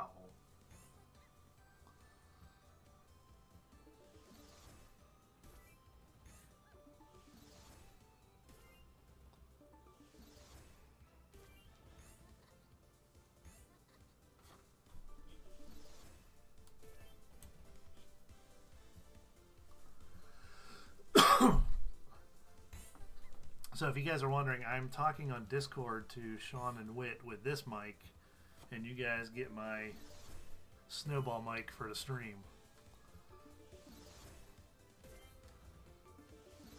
So new vending, there really isn't. I mean, it all depends on your personal preference, what you want in a case. You know, what you're looking for in a case. I bought this one because it came with pre-installed fans, and it basically had 5 fans with it. You know, the 3 in, well, 4 in, if you will, from the bottom, and the 1 out. But with those ones on top on the cooler too, that's going to help pull some of the air out as well. That's the way I shop for cases too. I think, well, how many fans am I going to need? How many fans does the case come with? But I'm kind of vain in that regard too, because I just want my case to look pretty, but it also needs to function in the manner that it needs to function, and that's always going to take top priority. Exactly. There's really good cases out there for like $70 that'll get you everything you need, and there's cases out there for 10 that'll do the same thing. There's also cases for $350 that won't give you anything other than pretty lights. Exactly. It's all based off manufacturer. You know, are you paying for a name? Like, this is an Antec. Yeah, I mean, Antec, I've never had an Antec before. I think I've had, I forget the names of the case. I think I've had off-brand cases all before. But I went for the fans, you know, the fans. And I wanted the red, green, blue because I like colored LEDs on my fans. You'll usually reach a point in the market where there's a distinct break, where the quality becomes a lot better. I found like the NZXT H510s, those are great cases, just a baseline standard that everybody seems to go off of and copy these days. You know, anything that has a name that you can recognize, like Antec, Corsair, NZXT, Master Cooler, whatever it is. Acer. Any of those are fine.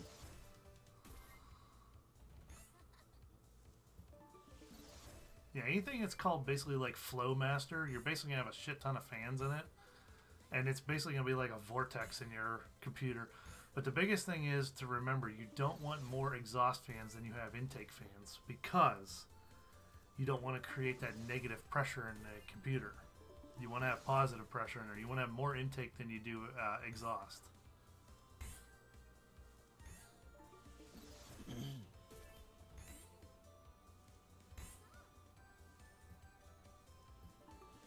I was looking at my PC the other day, and I determined that I basically have a Corsair PC. If I look at who owns, or who the parent company is of all these little subsidiaries that make the individual components, like the cooler and the RAM and the case. Hey, and, we got a bonus. It's all made by Corsair at the end of the day. We got a bonus. Yay, bonus time. Woo! Alright guys, so how does bonus work? So anytime we hit a multiplier, when it hits on a win, that multiplier then carries on to the next spins and adds up. So let's see. Let's get some multiplier wins and multipliers early. Let's get wins and multipliers. There we go. Ooh, we're starting with a 10x already. On the first spin. Alright, so now we need to win.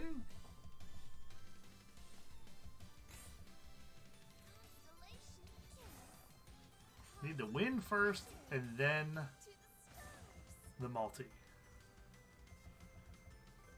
Now we need a multi. There we go. Alright, so now it's a 13x because we had a 3x there, so.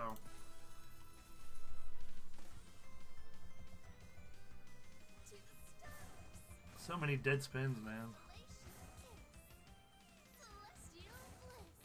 Oh. Oh. Almost top symbol. Alright, that was a horrible bonus.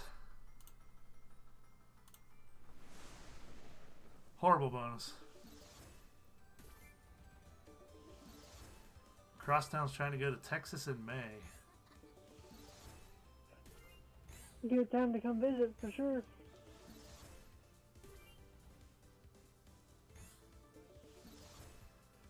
Well, he was here last year. He came to Pittsburgh last year, met me and Mewtwo.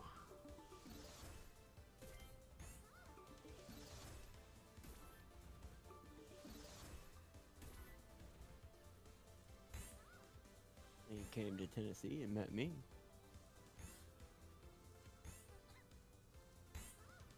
CWA, if you were to buy it at this bet level, it would be 120,000. Oh, come on, drop one more. Oh, didn't want to bring it in. So we lost what? 35,000 RP?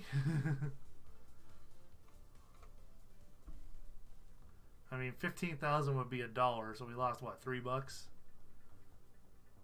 a little over $2.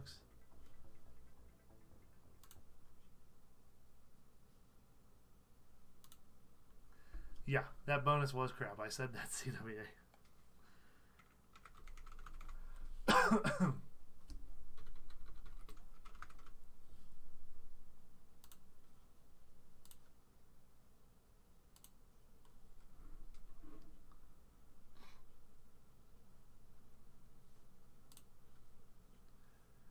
JC wants to know what part of Texas that Crosstown's planning to go visit.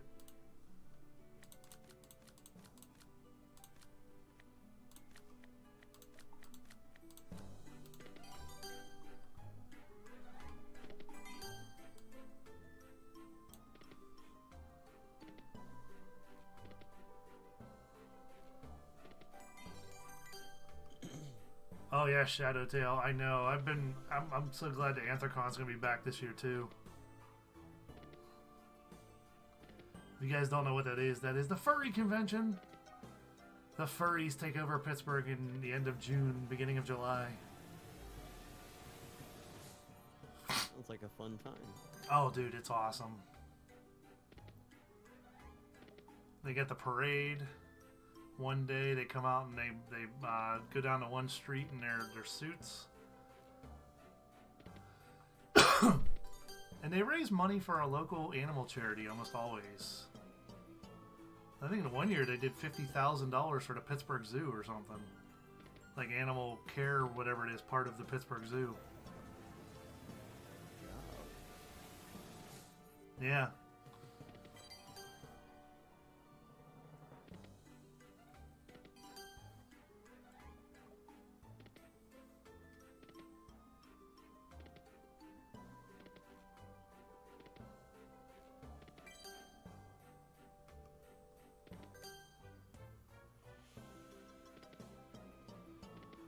Well, JC, maybe you and Crosstown will have to message each other and maybe you can meet up.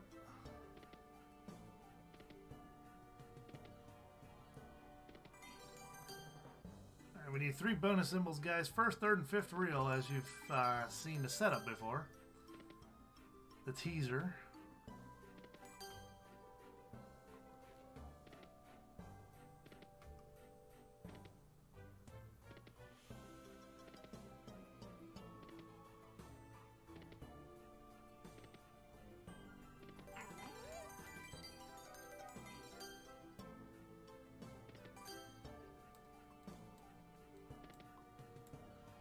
No, JC, he used to. He lives just north of Texas now, in Oklahoma. But he's right on, like, the state border.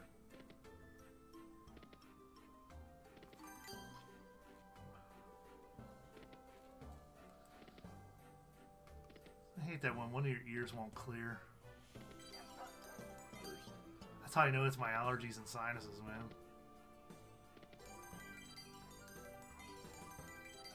That's what that coughing's from. It's post-nasal drip from all that. Come on, bonus. Get it. Damn it.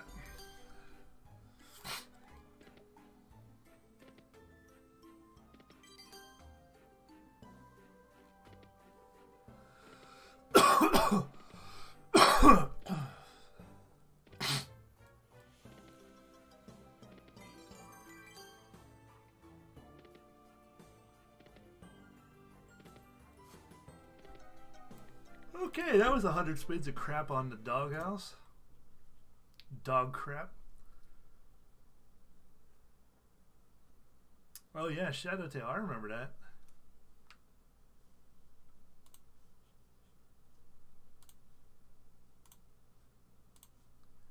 Yeah, guys, they raised enough money for Fernando's Pizzeria to stay open until they found a new owner.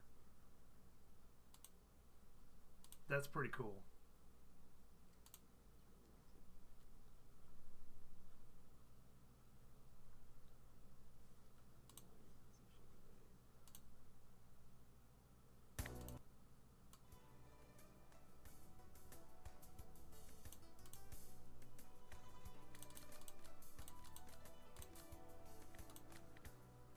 1,000 RP is like 7 cents a bet.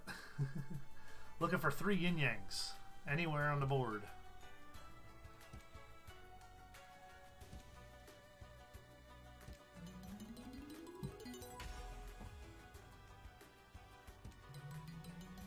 And if you get a lion, sometimes it'll give you a multiplier.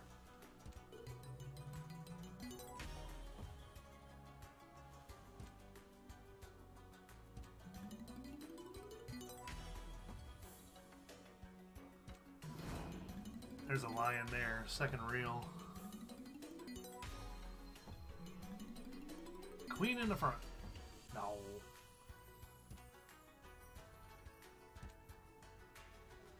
JC, it is not.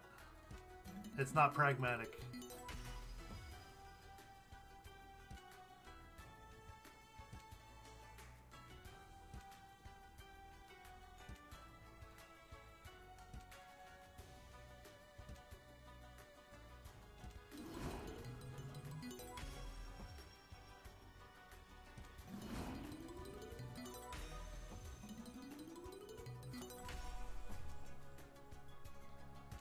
Yeah, so we're supposed to have a nice winter storm here coming Thursday into Friday. Freezing rain. That's the fun shit. You don't keep that up there. They're talking about that hitting here too, Wednesday night going into Thursday. And here. I mean, it could be worse. Could be Boston and getting 2 feet of snow.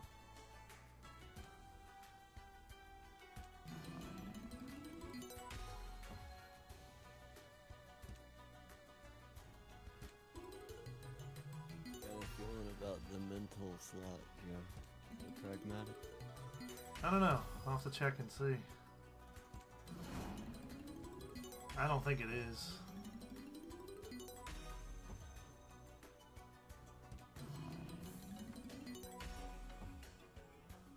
Oh, I love snow, Shadowtail.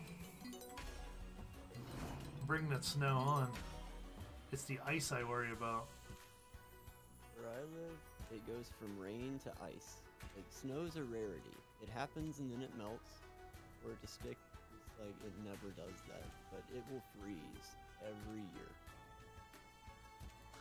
Well, crosstown, so we'll see, man. Hopefully it's not that bad, but I mean, it is Michigan, man.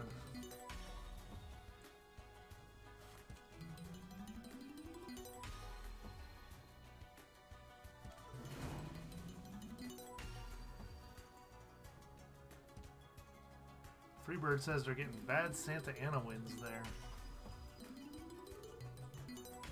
Pardon my ignorance, but I'm not sure exactly what that means as far as weather-wise for California.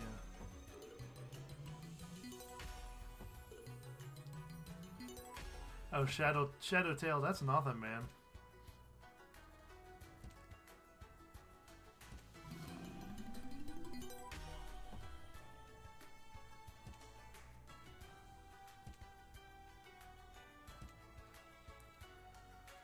Shadowtail, it's been negative 23 C here.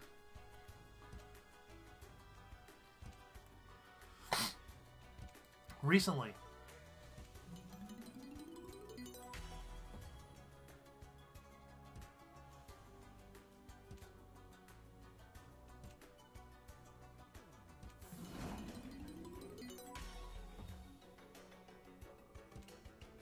Oh.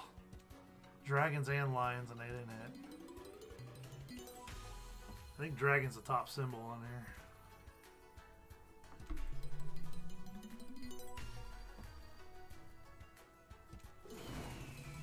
Oh, there we go. Nice little hit.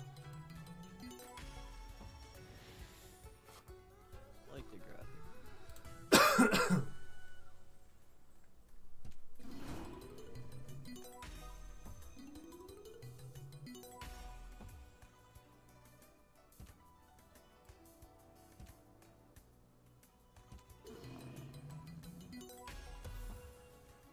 I think CWA forgets that he's banned from calling games on here.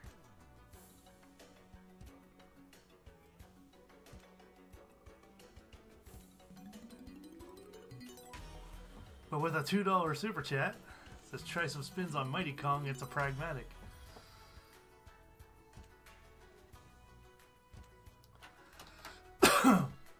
Oh no, you were banned until further notice.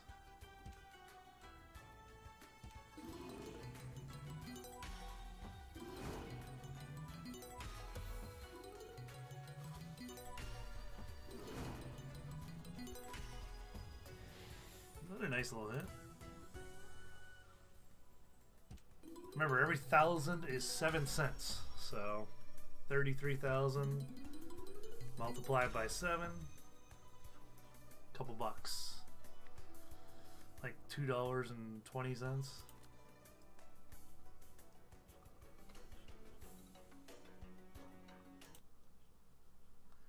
CLX PCs? I've not heard of them. I don't know what a CLX is.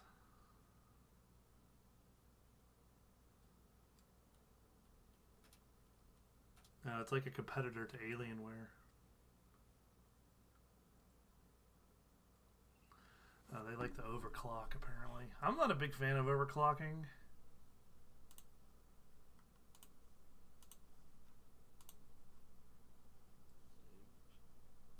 Freebird says, in a nutshell, it's basically what is causing us to have our pretty bad droughts. Oh, okay. Ooh, Yum Yum Powerways. That sounds fun.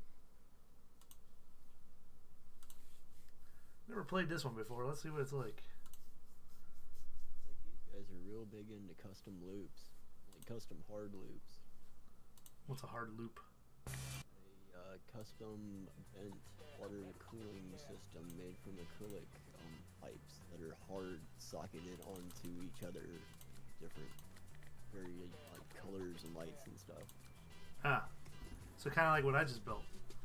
Exactly what you just built, but without flexible tubing. Ah. You can run it however you want to and also use it as an illuminating source. Aesthetic thing. Alright, I don't know what I'm looking at here, but I'm playing it for fun. I'm guessing it's one of those ones you need like so many of a kind.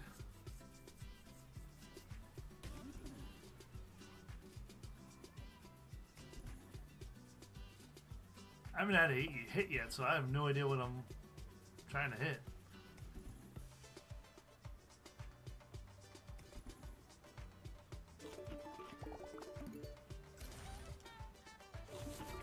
Oh, there's wilds.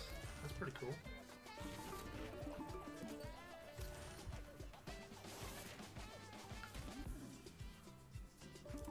Is there lines? I'm just trying to understand it here. It says Powerways. I don't know what the hell Powerways is. Is that like Megaways?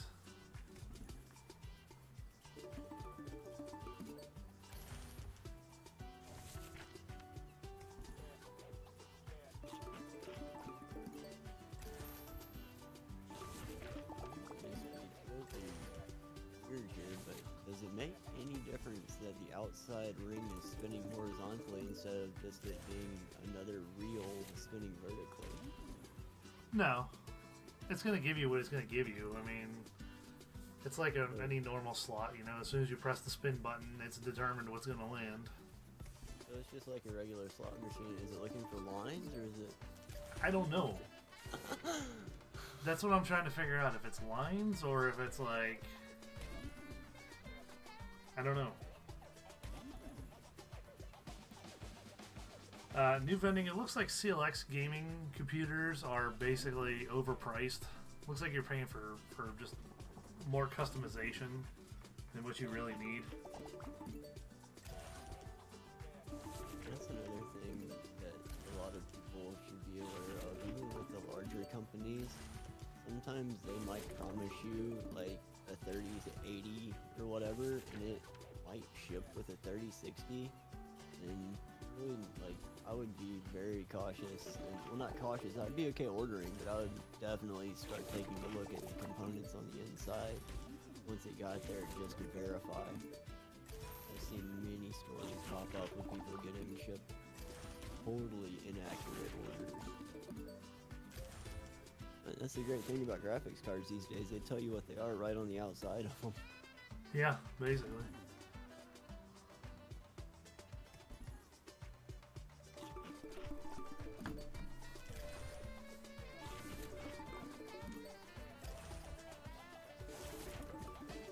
Oh yeah, I forgot Shadow Tale's over in the UK there, or at least Europe, and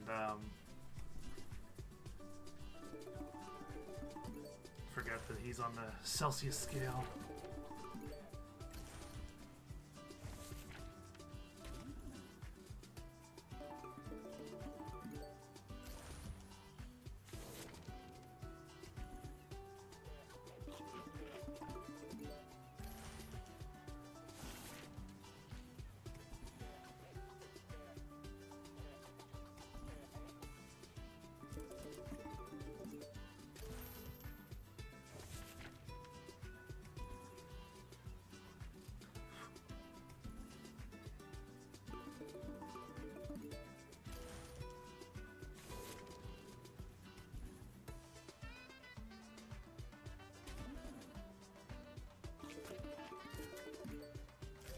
You see, I don't know where the lines are, because sometimes it hits the outsides and sometimes it doesn't.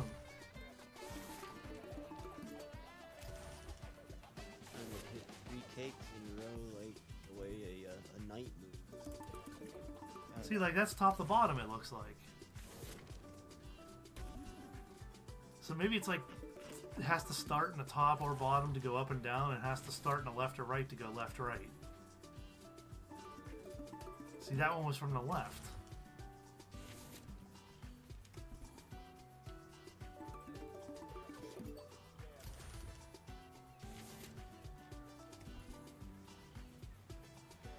So I think the top and the bottom do not affect the left and right, same as the left and right don't affect the top and bottom, or whatever.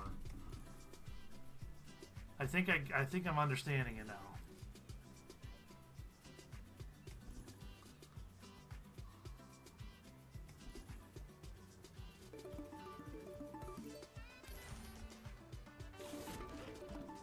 Freebird, I haven't watched it yet, but I heard it's not that great.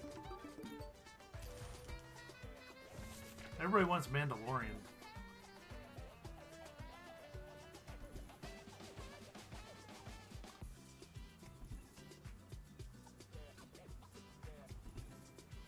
I still have not watched any of that stuff.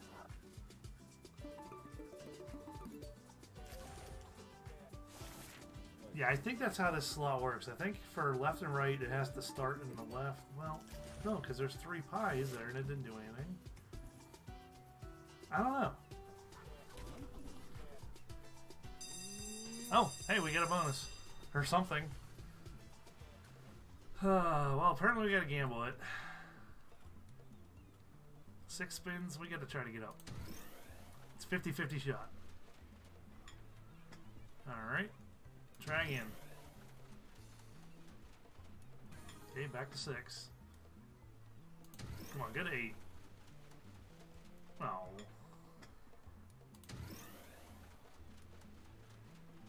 No. Yeah, 6 free spins is not enough.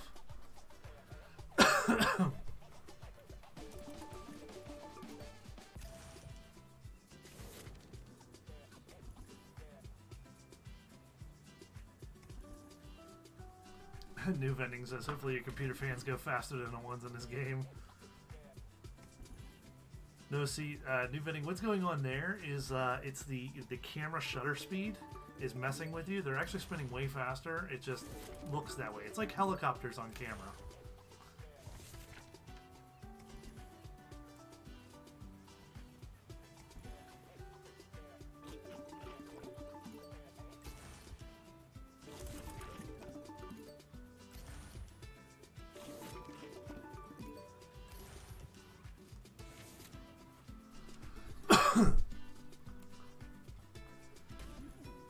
Going to watch the Kenobi 6-chapter special on Disney Plus? Probably not. I'm not into all the different side stories on Star Wars. Like, I never got into like any of those.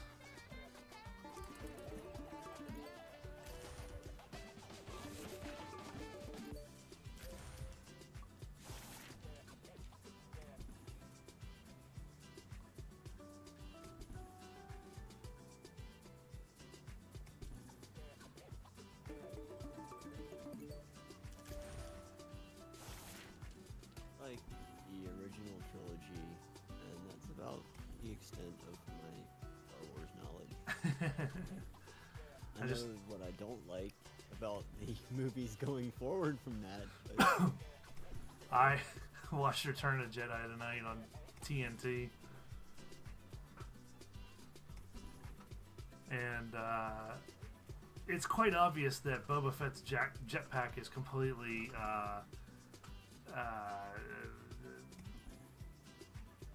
what's the word I used? I can't remember.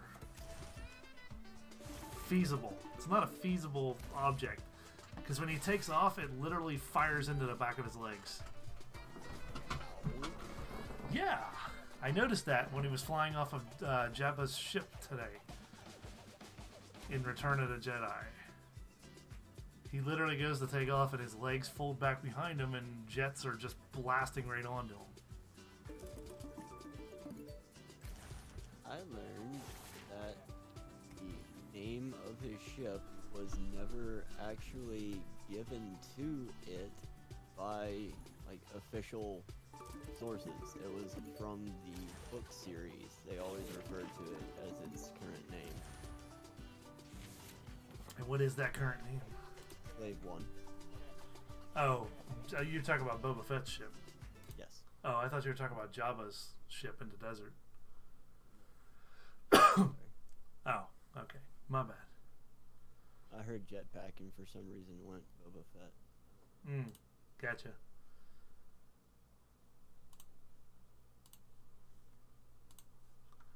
Well, I guess there's a reason why that slot's down the bottom here.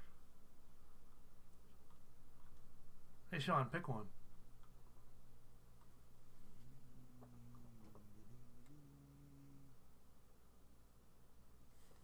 And have we seen any golden asses? Not lately. I think we need to. One or two. Dos. Sean wants to see some golden asses, guys.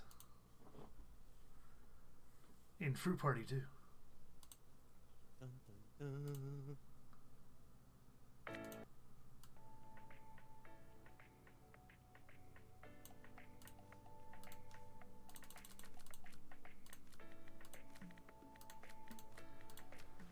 Let's see if we see any golden asses. Let's go. Apple.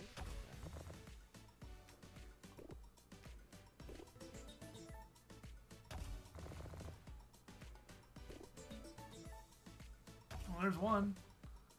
But we need three on the board, and I'm blocking a spot here. I just noticed I'm blocking the bottom corner here. Get your face out of the way. I am the fourth golden ass.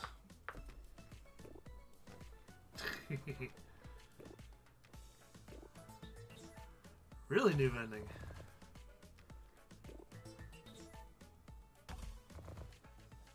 Resting.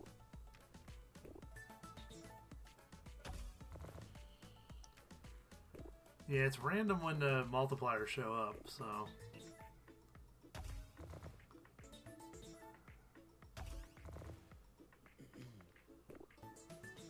Well, I was gonna say Buffalo. I'm starting to regret my decision now.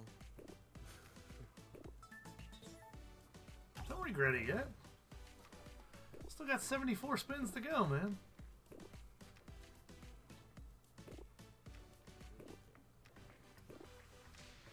CWA says you can just buy some golden ass for 20,000.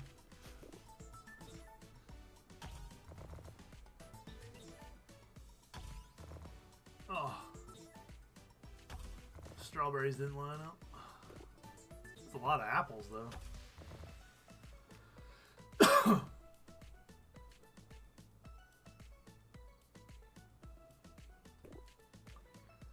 Oh yeah, Pragmatic's still having that issue where sometimes it'll say an error has occurred when you do auto spins.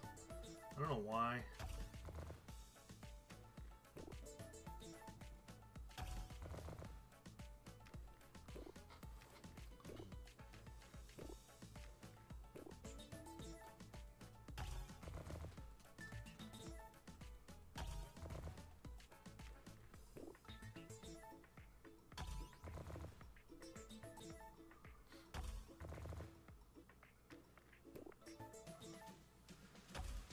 All right, Freebird, have a good night, man. Thanks for hanging out with us. Night, Freebird. Night, Freebird. It's cool to have some guests on for once. Thank you for inviting me on. It was a fun night. Yeah, like I said, I thought it'd be fun to showcase the computer build, and I was gonna do it tomorrow night, but I was like, hell with it. I'm not gonna drive Uber tonight. I'll just do it tonight and explain it to you guys. And like I said, people can watch a replay and maybe learn some stuff.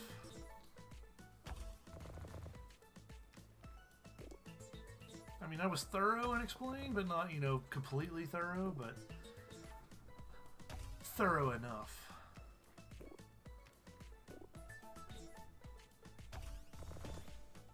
Same as when I was doing my DJ equipment. I was thorough, but not like, you know, super thorough.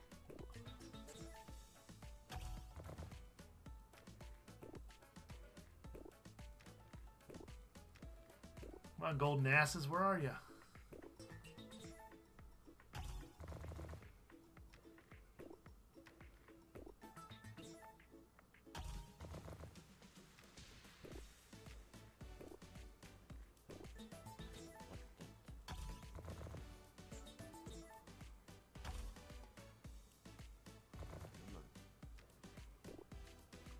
Alright, new vending. Thanks for hanging out, man. Glad you were able to learn something. Hey, we got a bonus. Yo. Hey. Alright. Now the multipliers can get crazy, but we need it to hit.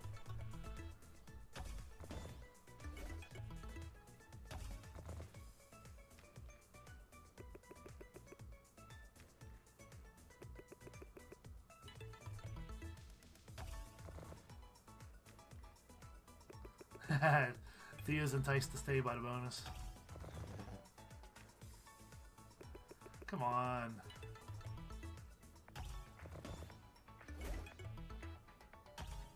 I mean, we take a Come on. trigger. Come on. Keep going, multiplier. No. No. Ugh.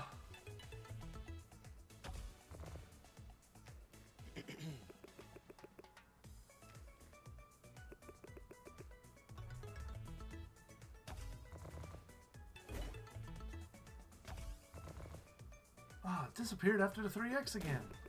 Come in.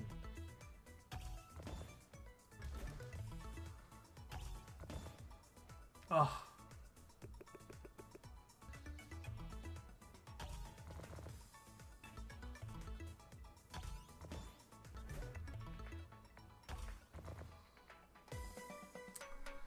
Wasn't that great of a bonus.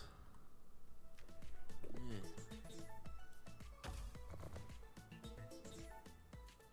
How much was it for the spin?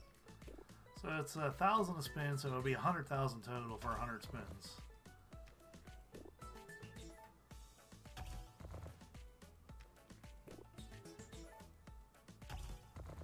Yeah, they were good hits, CWA, but just the multis didn't line up or disappeared after 3x.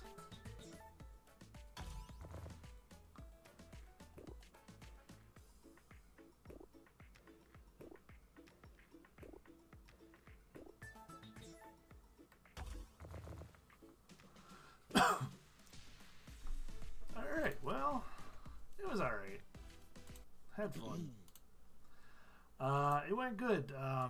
Shadowtail. They had fun, and they're probably gonna bring me back next year when they do the second annual fundraiser.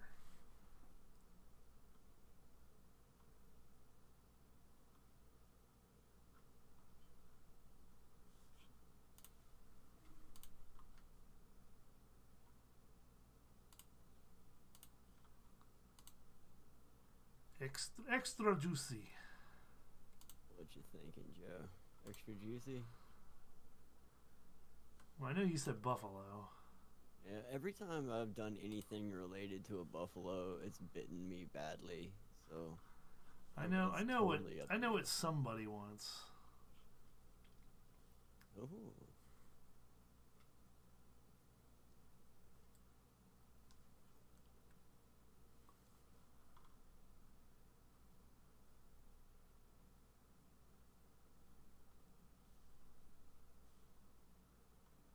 something looked like zombies down there, below Emerald, below the Crown, below Wild Walker. What is that? Like a Walking Dead clone? Oh, so it's like I know it's zombie related. We'll do that one after his. I was just curious. We'll do that one after his. See what he put in the chat? Let's see. Goodness. 25 spins, no hit, and ban. Request.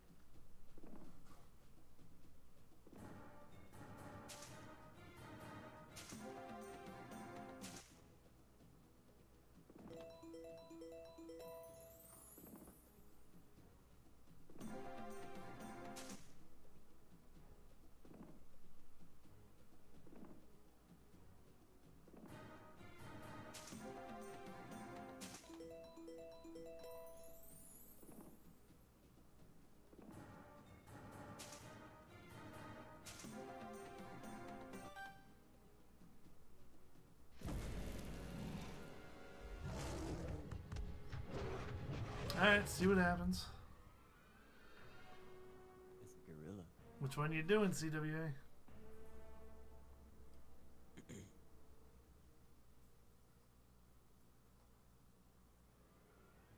I know which one I would pick. Ah, no, this is you, man. It's all you.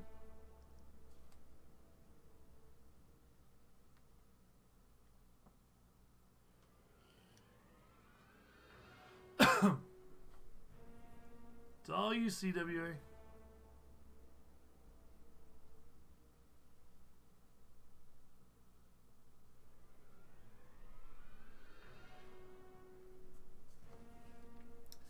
That's the one I was going to pick. Yep. That's the one I would. 13-3X. Yep.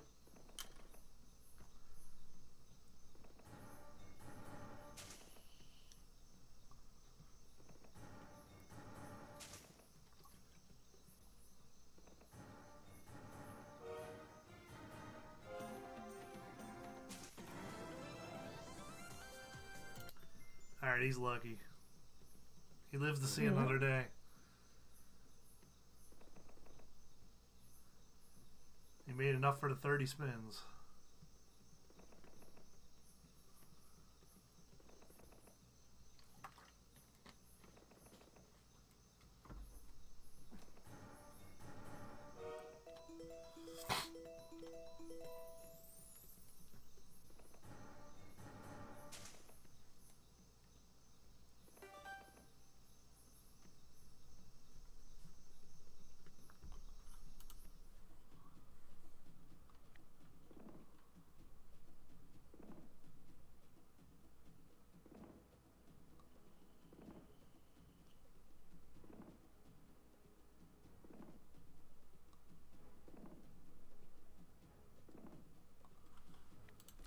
Alright, so, I mean, I can see where it has potential.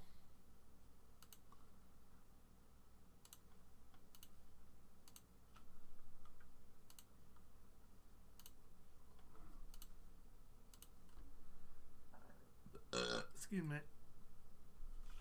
Or as Sean would say, mic check 1, 2.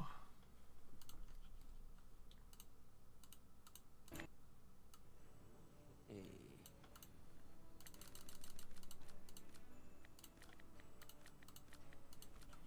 It's like fun.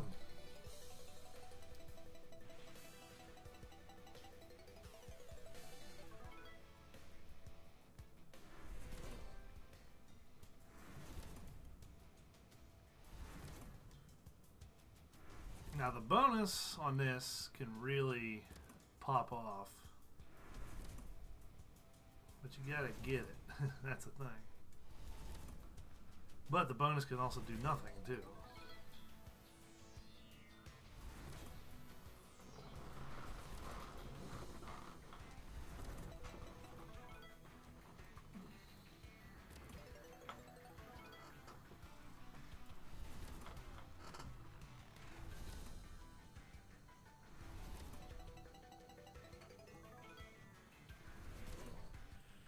So yeah, there's always a wild reel. Always.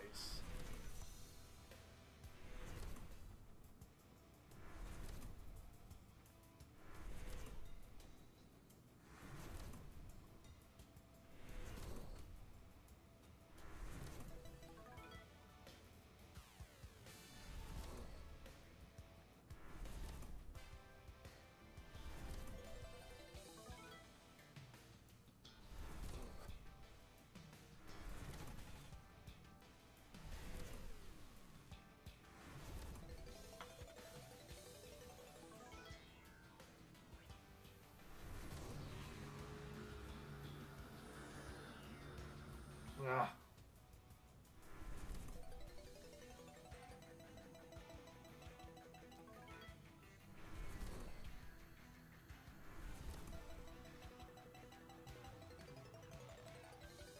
It's got good music. I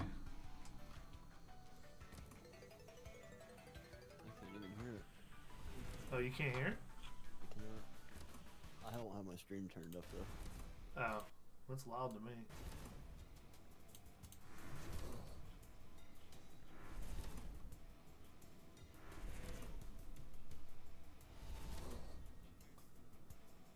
It's like a Linkin Park style rock. Unless I'm missing something, I don't think it's going out to the stream, man. Should be. There, now it is. Now it is.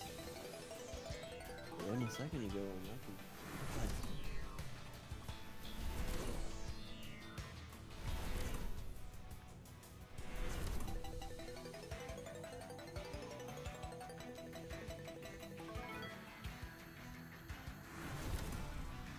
This one's not doing too bad. It's getting good hits.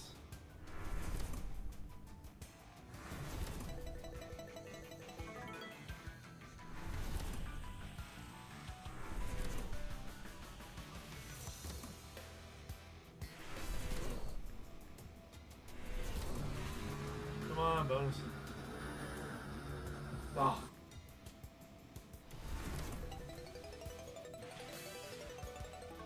And the winter storm watch has just been issued. Yay! Come on, bonus. 2 chances.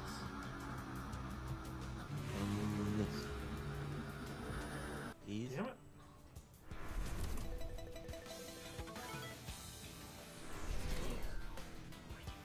How long is the warning for, Whit? Through Thursday evening. Lovely.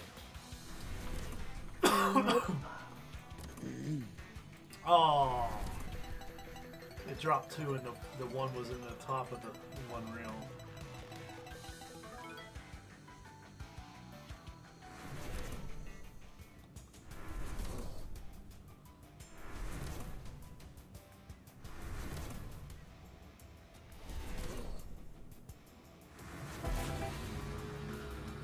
Bring it in. Damn it.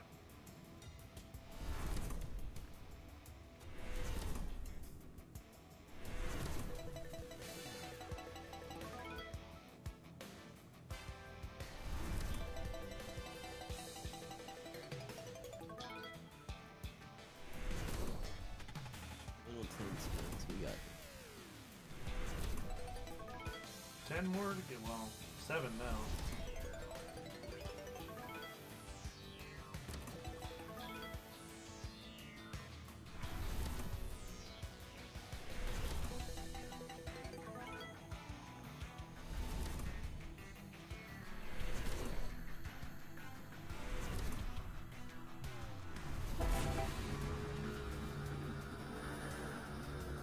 Oh. I'm gonna throw 50 turbos at it. I want to hit the bonus. I want to see what happens.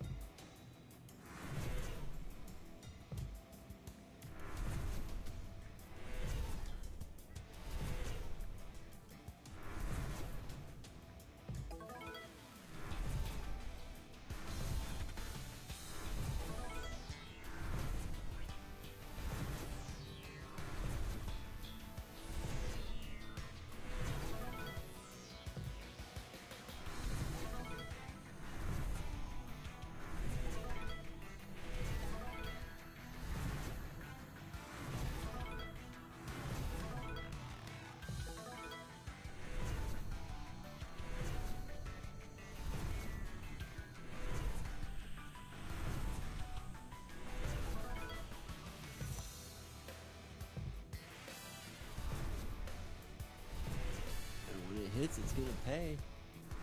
Alright.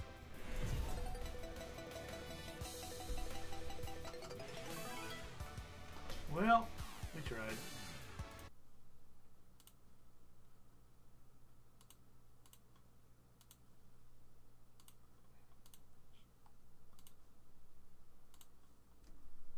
Let's get juicy.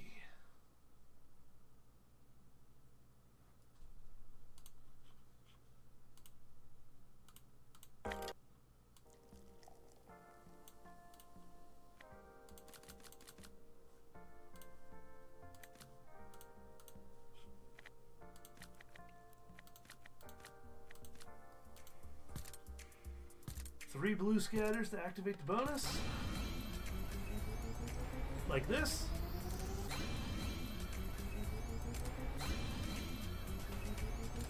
Oh.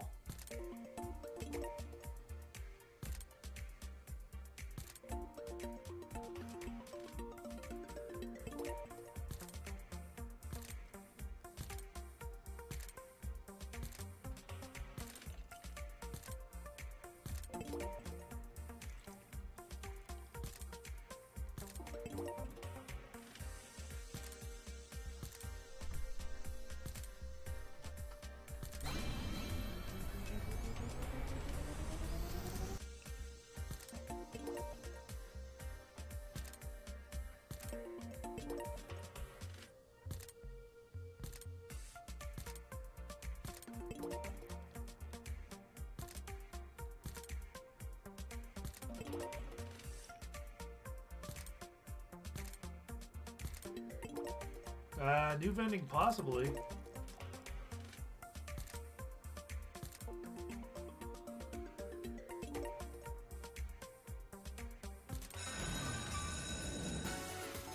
A little bit of a hit. Not bad.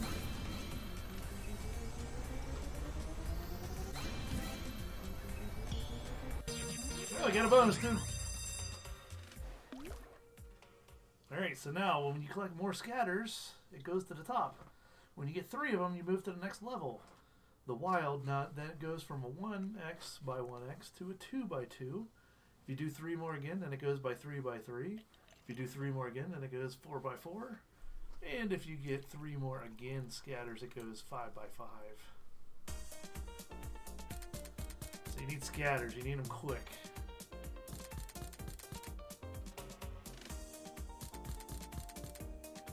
This is not how you do it.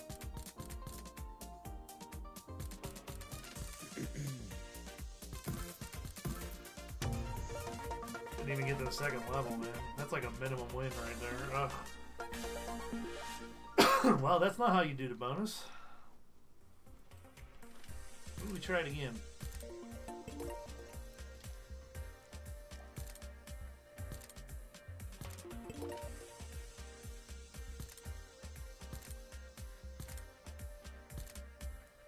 Correct new vending. Basically, you just get like fans and stuff that have red, green, blue LEDs on them, and it can do different colors.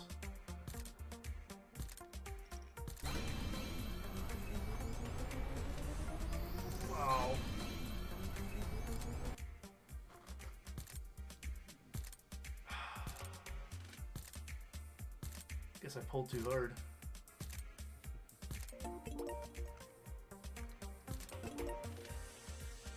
Look, I have a halo around my head.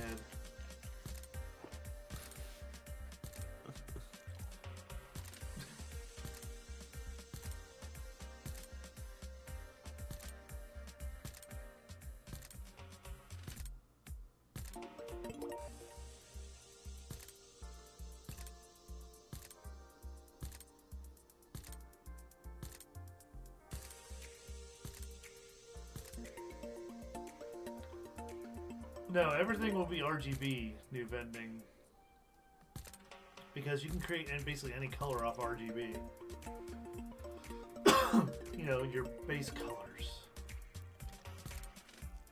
And you also have to consider, if you go the RGB route, your motherboard is either going to have RGB controller built into it or not. And your case is going to have a built-in RGB controller or not. And if none of these things have an RGB controller and you add it in yourself, then you're going to have to buy an RGB controller and put it in there. Correct. I personally don't really have a preference either way for the RGB. Many of my components have RGB simply because the price point for the performance was right. So it was just, the RGB was... it was already included. I didn't seek out the RGB and would have preferred to have non-RGB, honestly, but you know, it is what it is. What's up, Ty? It went good so far. The only thing we need to put in there is the video card and then put the operating system on it and it'll be good. The video card's going to come out of the computer I'm streaming on now, so that's why it's not in there yet.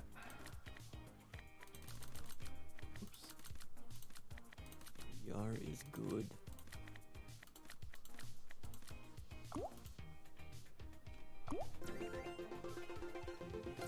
Bigger Bass Bonanza. I'll have to have Wit pick up game next.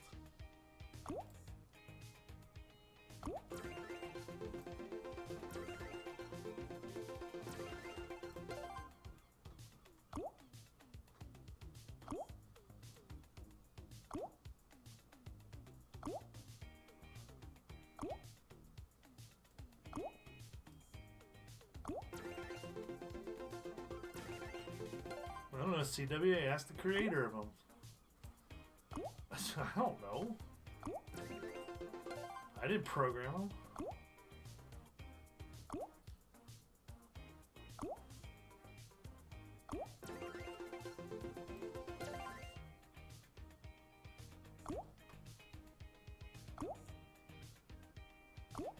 Sometimes new vending there are, sometimes there aren't. It depends if you get a motherboard that has a controller built into it.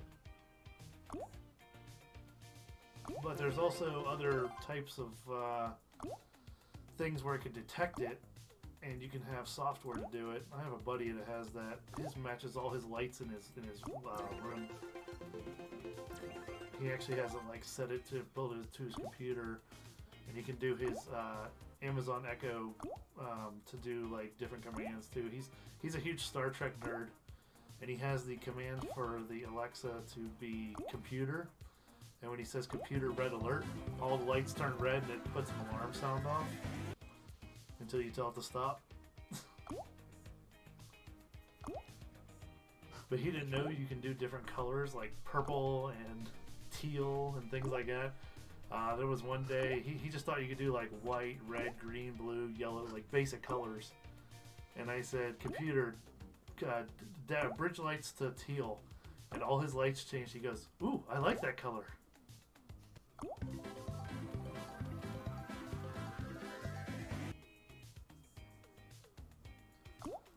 So now he uses that one a lot. I've been playing around with the idea of syncing my Philips Hue lights to the same color as the output of my monitor and then playing Beat Saber, so it would illuminate me in the lights of the game. That would be cool. New vending, you can, but again, you would need that controller for it with everything. It would have to have the detection for the music too. My PC, my motherboard supports and controls the RGB via software, but it supports the RGB for the RAM.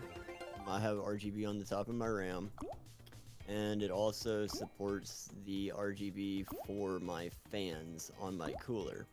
But I have a separate RGB controller that controls my front case fans, and then there's another one that I use to program the RGB on my video card. So I've got lots of different hardwares and softwares that come together and somehow make it work, and even still it doesn't work correctly 100% of the time. Yeah, he has a thing where his keyboard, his mouse, he has like a keyboard pad, like this giant cloth pad that has RGB on it.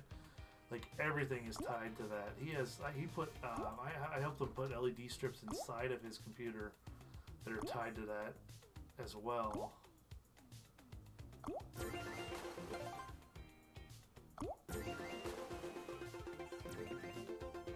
But I mean, it's a lot of work and a lot of, software. It's got to be recognized. The biggest thing is the connection on your motherboard to have it recognized, and then having the software. And like Sean said, sometimes the software just doesn't work too.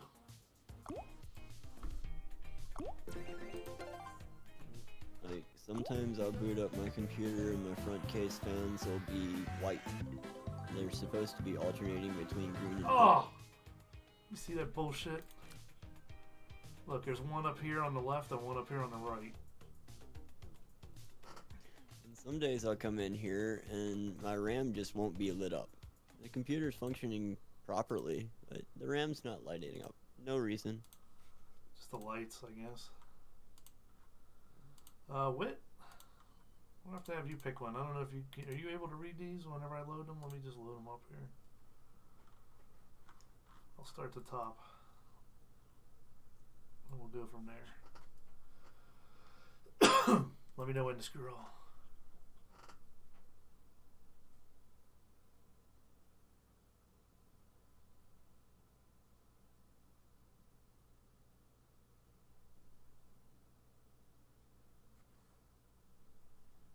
Still there, Wit?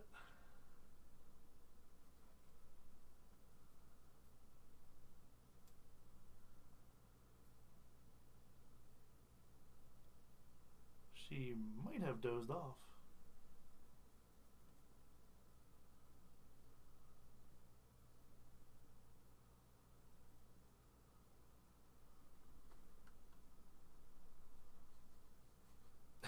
Alright, new vending. Hey Theo, take it easy, bro.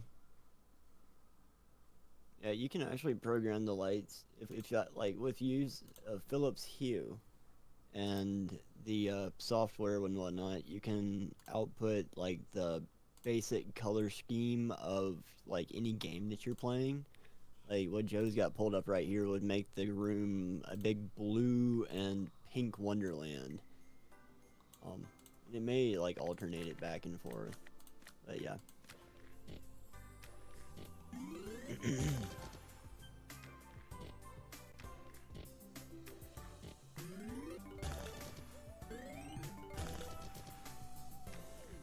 I think Wit may have entered Dreamland.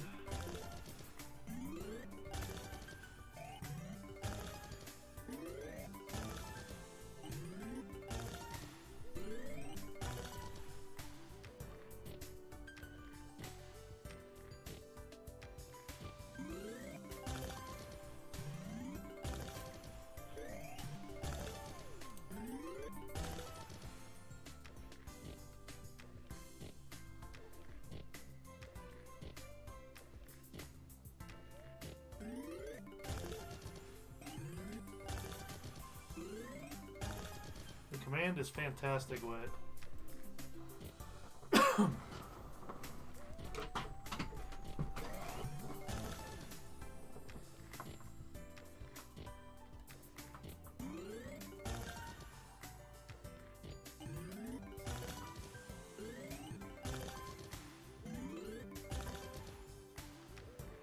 I don't know if the points are working again. I messed with them a few times, got them working again, and then they stopped again. And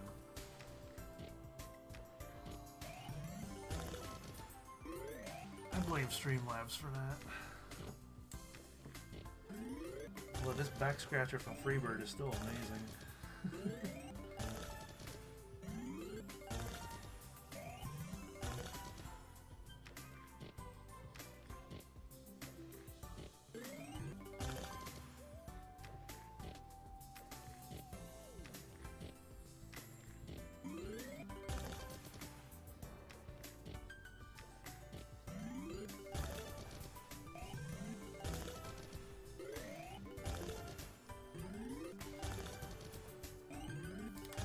Two more. Drop them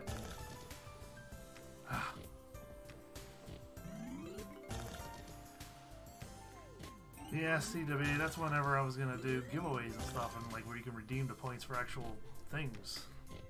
You know, like Carson does. Hydrate, slot call out, and all kinds of stuff like that. But the points haven't worked for a couple months. I don't know why. They've been acting weird. And I'll reset them and they'll work. Like I'll turn CloudBot off and on and it'll work, and then it stops working again on the next stream.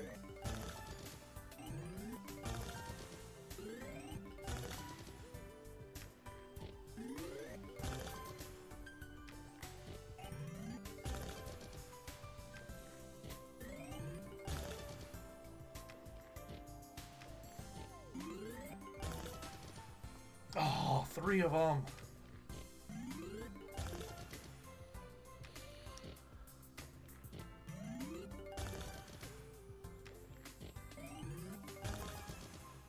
Oh, just teasing.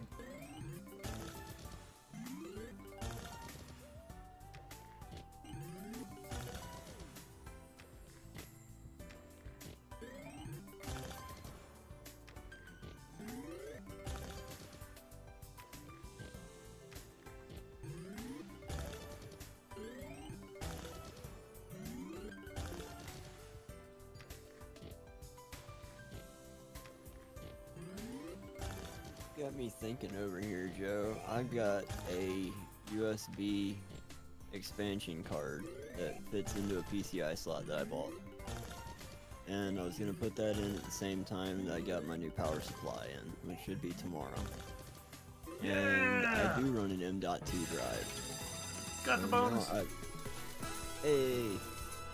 So you don't know if you're going to have a PCIe 1 slot available. Correct. Uh-oh. My motherboard has 2 PCI slots. I just need to figure out which ones are taken up by the M2 drive. If I remember correctly, I think you can still run it on a 16 or a 4, because it'll back it down to the 1X. I need the speed though, that's the issue. I know, and M2s can run at the 4X, I think, so if you have a 4X slot, I mean, if it's available. I've got 2 M2 slots. Oh, there you go. I think one of them takes up, or one of them is used as SATA, and the other one is used as PCI lane. I just don't know. I've got, I think, 4 lanes of PCI. I'll have to look at the manual. Yeah, take a gander.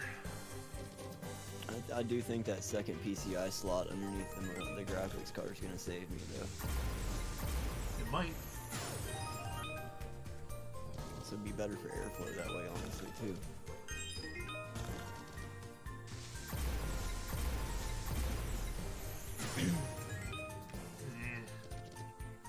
Oh, I need a bomb. Big bomb. Oh.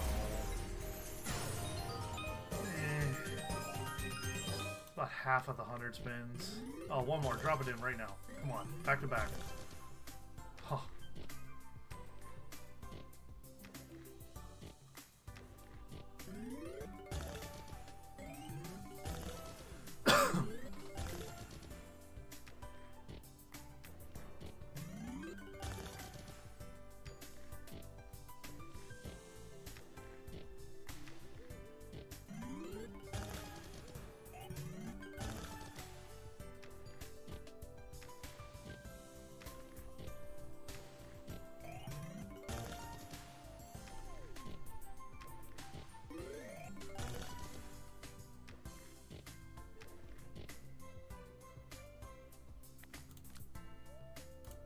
120,000 RP buy. Let's go.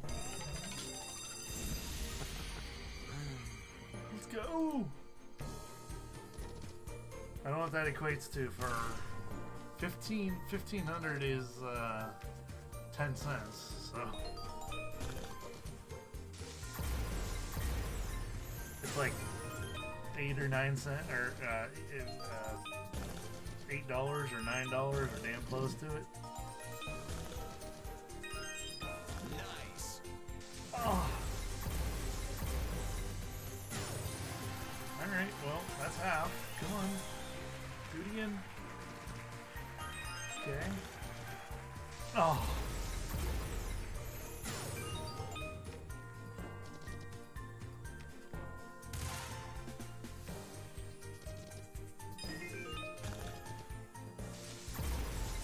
Yeah, good one on the last one here. Or a retrigger. Or nothing.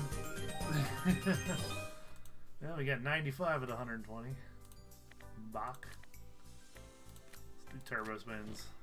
It keeps doing 3. Let's see if we can make it drop 4.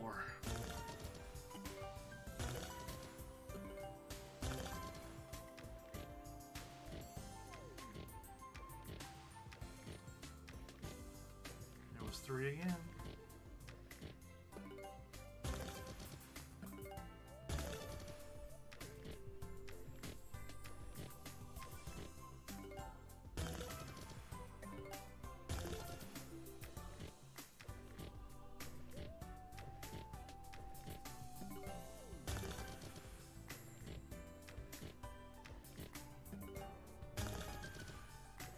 Again.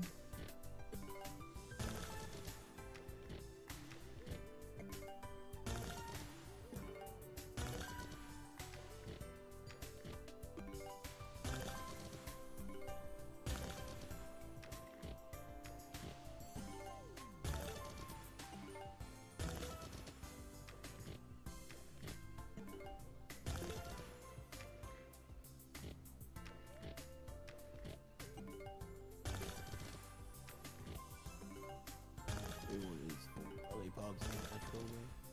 Huh? All we want is 4 lollipops the natural way. Yeah. We don't need any grapes, bananas, watermelons, a lollipop. Yeah, we don't want the healthy stuff.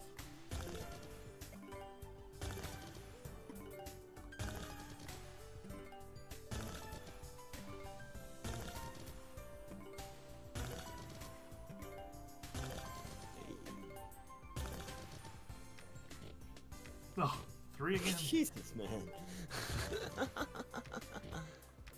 Followed by a 3. Yep.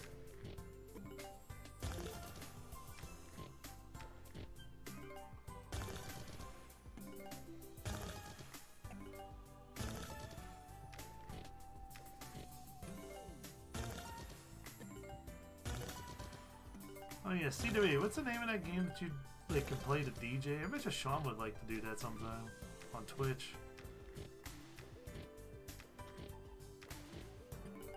Sounds interesting.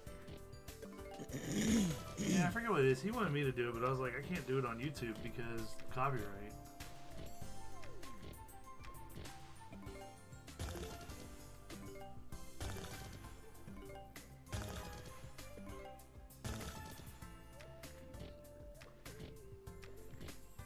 I don't know, whatever that DJ game is. Fuser? Okay. User mix the hits. Oh, hey, there's Wit. Creators of rock. What? You fall asleep on us.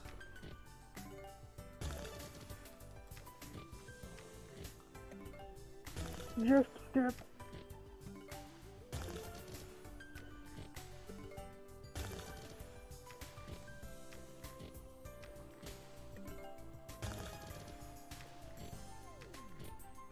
We were thinking Wit went to Snoozy Land.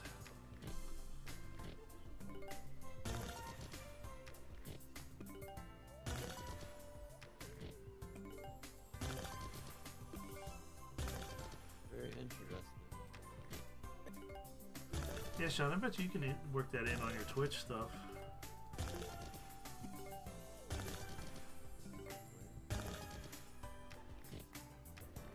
Work what in? I'm confused.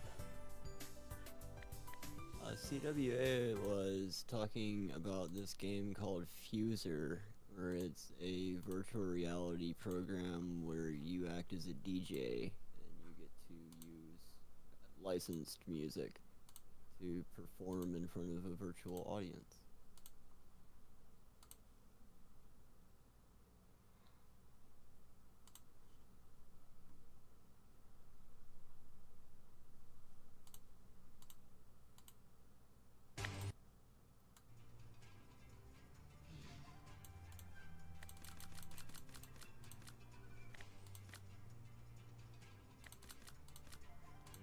Like you can like play gigs, you get in-game currency.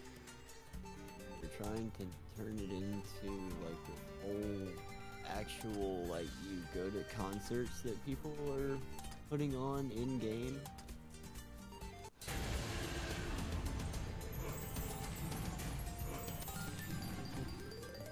I might look into it after. Seems oddly familiar. I've seen it before, but it's never been to this degree. Like, it went from beta to full blown real quick, if it's the same thing I remember.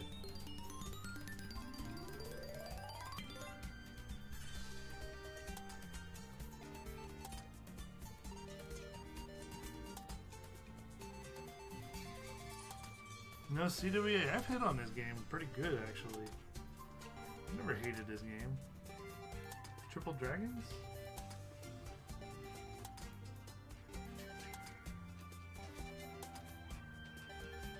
It's just hard to hit, that's all. I mean, it's volatile.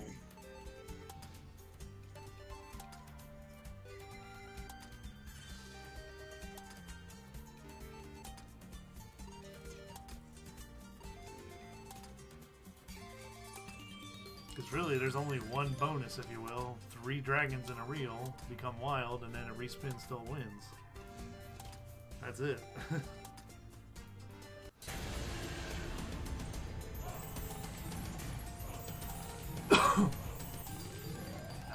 See, and then you just get one line like that.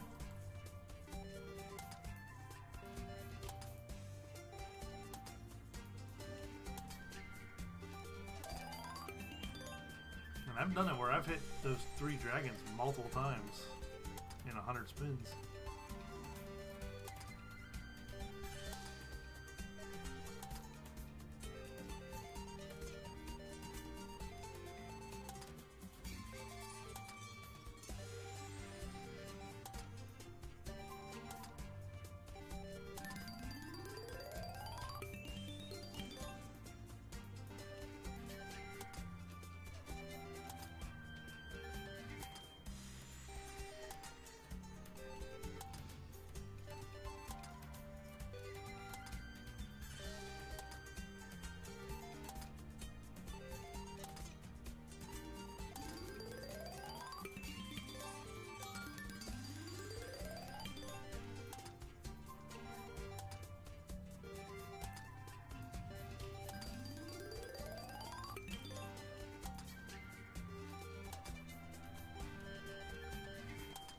Yeah, we gotta get some top symbol hits. Come on, well, that's not bad.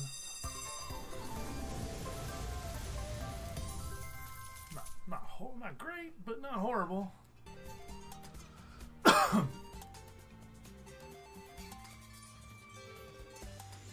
Need some 9 of a kind on that left side over there. The drums, the bag, the peaches. Alright, come on. Come on, good 9 of a kind, come on.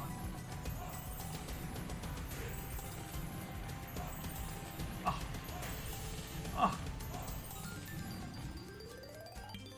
That sucked.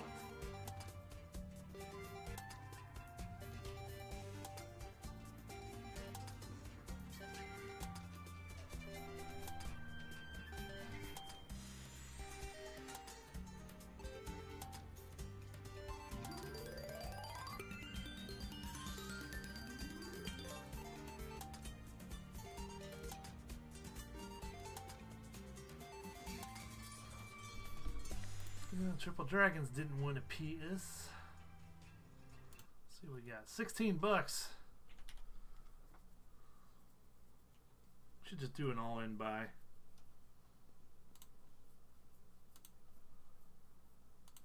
Why not?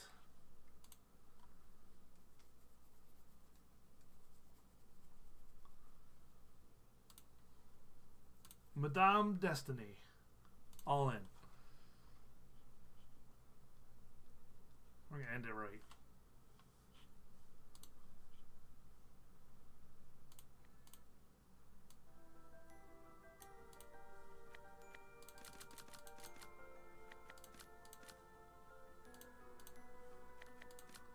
Oh.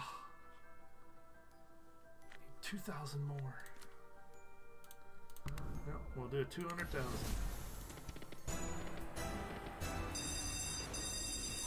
See what happens with Madame.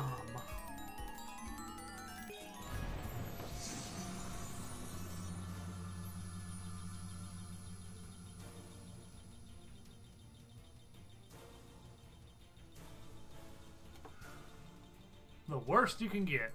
2x with 5 spins. Yeah! Wow. Let's go! The max prize now. Let's go. Dead spin, even better. Another dead spin.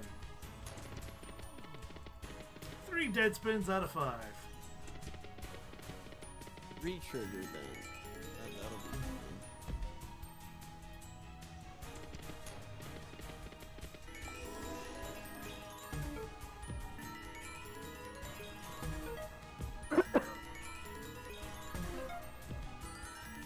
Last spin's gonna do it all, watch.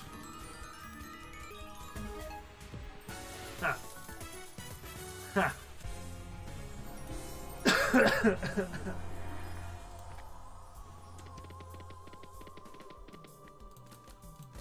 $140. Do it again. Can't be worse again, right?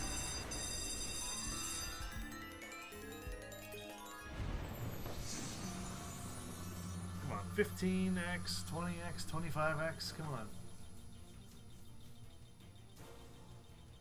3x. And 8 spins. We upgraded each one by 1.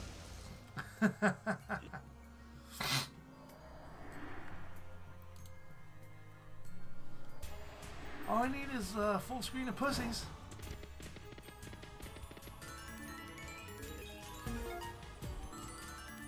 $10 in the front. Nope.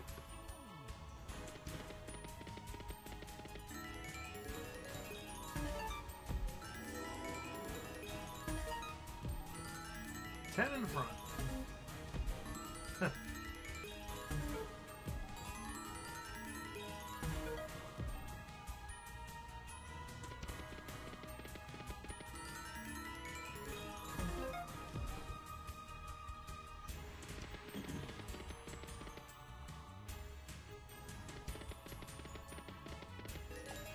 Oh, needed one more heart container there.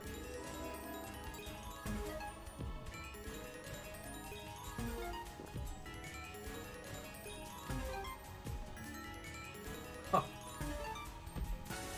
Wow.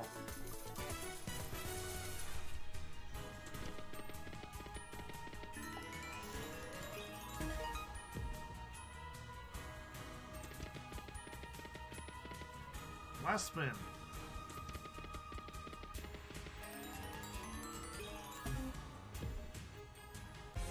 Got 83 back out of 140.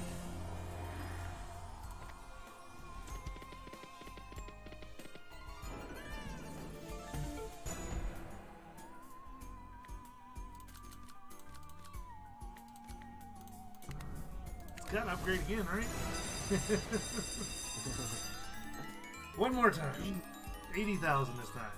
That's our all in.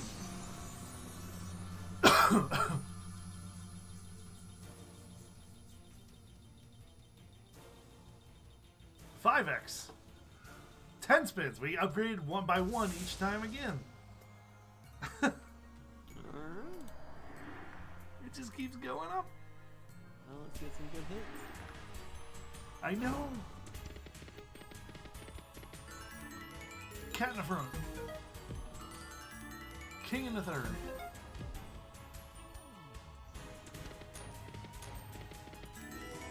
Well, there it is. Money back. 80,000 back.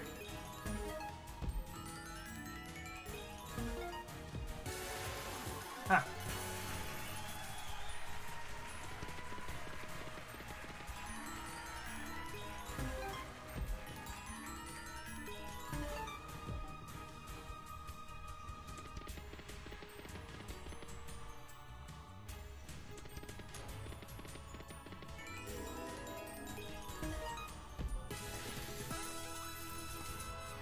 It's hitting now. Oh, look at that. Oh.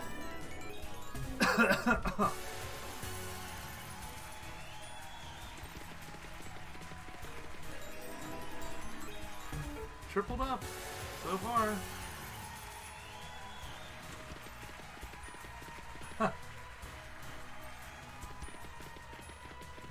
I love the audience cheering. Wow.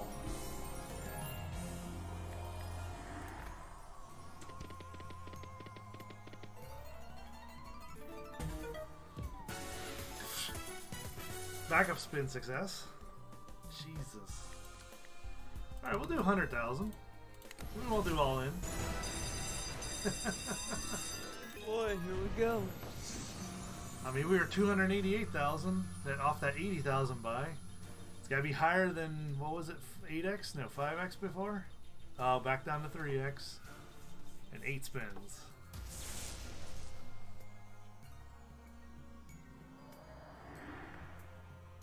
I'm glad I didn't go all in on this one.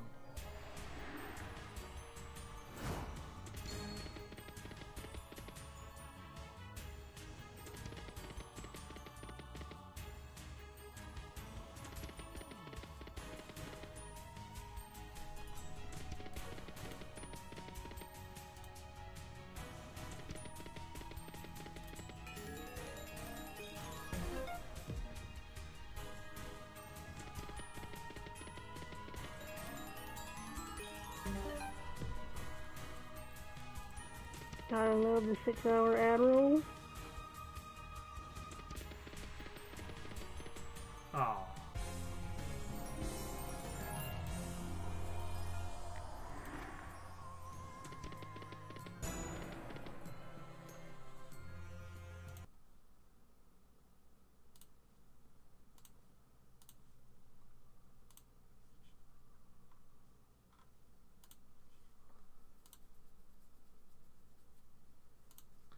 Sean said Buffalo earlier. Buffalo! Not quite. Not like the casino. I take no responsibility for the slot machine. Yeah, you do. Until it wins. 100,000 bonus buy. Until it wins. And I take all of it. Alright, we need multipliers. Buffalo, lots of wins and multipliers.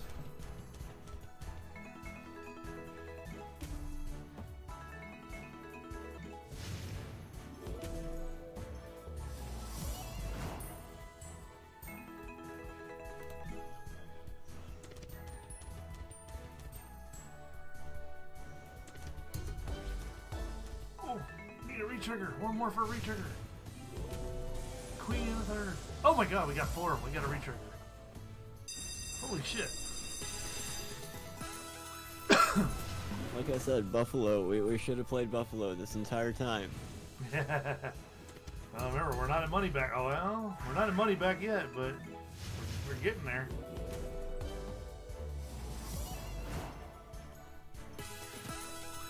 We're halfway. We have 12 spins left. It's those multipliers, man. Gotta hit those multipliers. Oh, 2 bonuses. Need 3 for a retrigger. Jack in the front. Nope, another moose or whatever.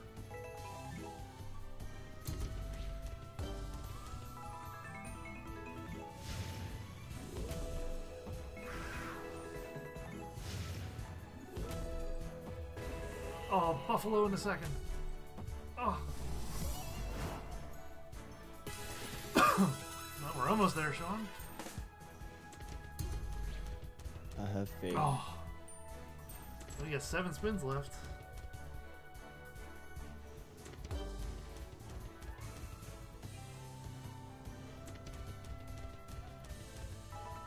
Oh, need those multipliers.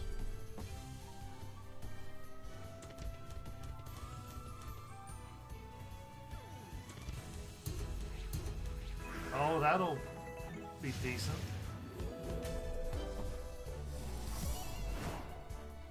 No, I think get money back. 2 spins left. Let's go. Jack in a second. No.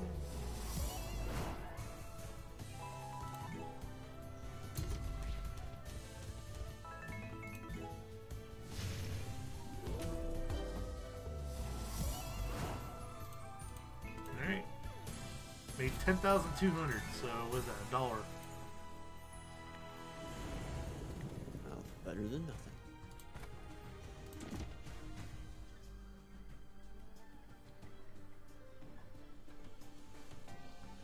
$200,000 is $14.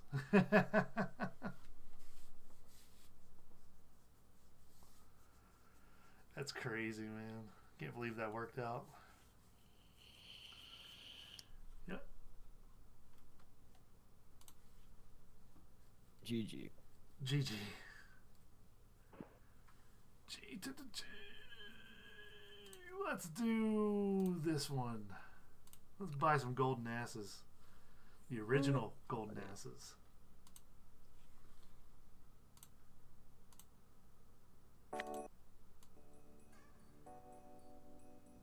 For 200,000.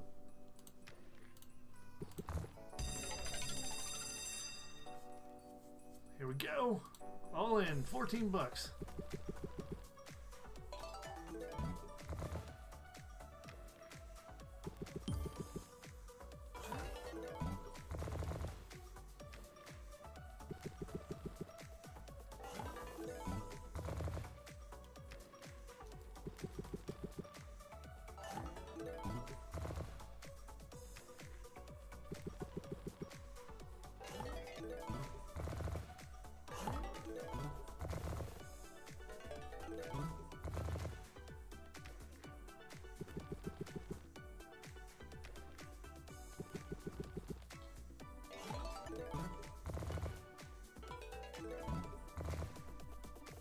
I need that 256x multiplier.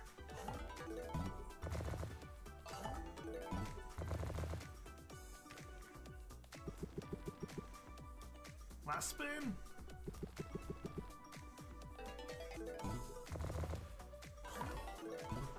Oh, 64,000 on that hit. Well, we have 124. We got just over half back.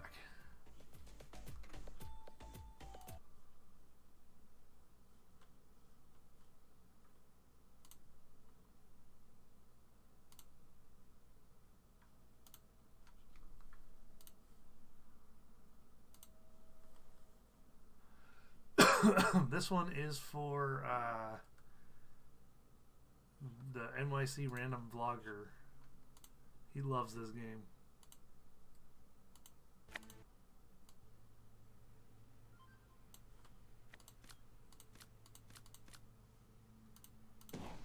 All in, let's go.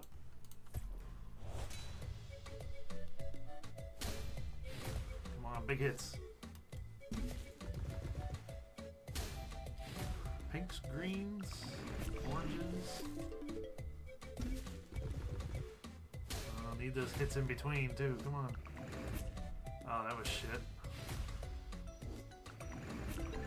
I need a lot of wilds. I don't think it's enough. Oh, oh, it's so close. Oh, level 2. Oh my god, we made level 2. At half our money back so far. Come on, big hits. Purples would be good right now. Oh, the red one. The one red one turned to a wild. Ugh.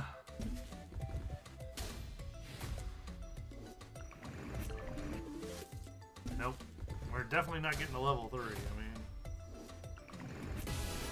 Well, the wilds did nothing in the second level there.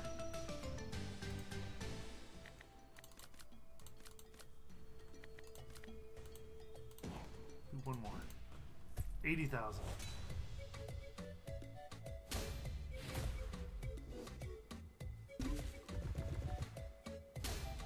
Triangles, blues, more of the pinks.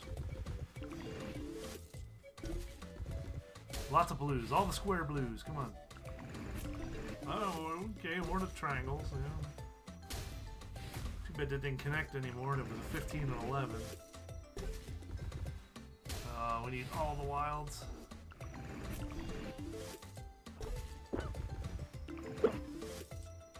Oh my god, level 2 somehow. We're half our money again.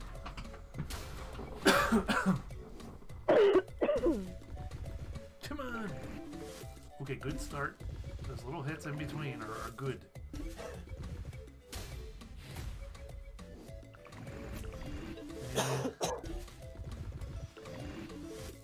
And little hits in between is what we need. Oranges. A lot of orange, a lot of pink. Okay. Well, we're profit. And we're probably going to make level 3 here. Let's see. Need some wilds. That's going to be enough. Level 3. Here we go. Very nice. Blues, greens, Lord of Pinks. When I say that, that's the one I want to transform into the wilds. Oh, that was a bad squares. Alright, it's gonna die here.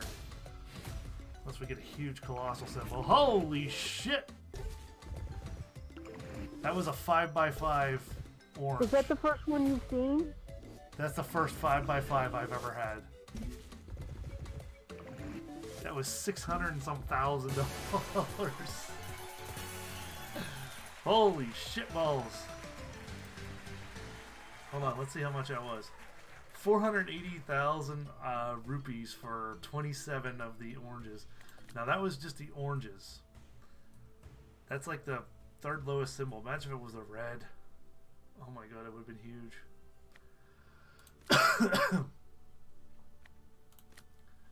So 480,000 would be that. Oh my god.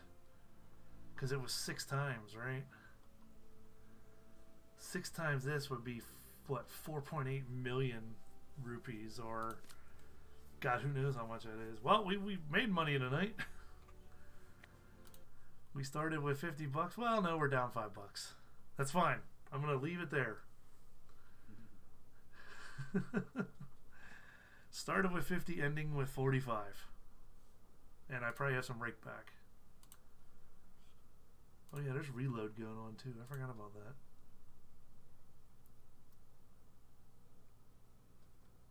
See how much reload it is. 9 cents. Oh boy. I got 4 bucks in rake pack. Look at that. There it is. We're back up to 50. You know what? We're gonna leave it at that, guys. There you go. All the fun on and a computer build.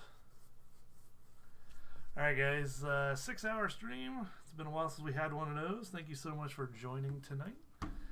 Yeah, we had a little fun, you know, continued to stream a little bit beyond the computer build there. So thank you guys for hanging out with us. Those of you that were here, thank you to all the super chatters tonight. You guys are freaking amazing. Didn't have the board here because I had everything with the computer, so sorry, didn't have it out, didn't have it available. But oh look, act now, a Intel Core i7 11700K processor for $339. Let's see how much my case was. It KF processor was. Or is.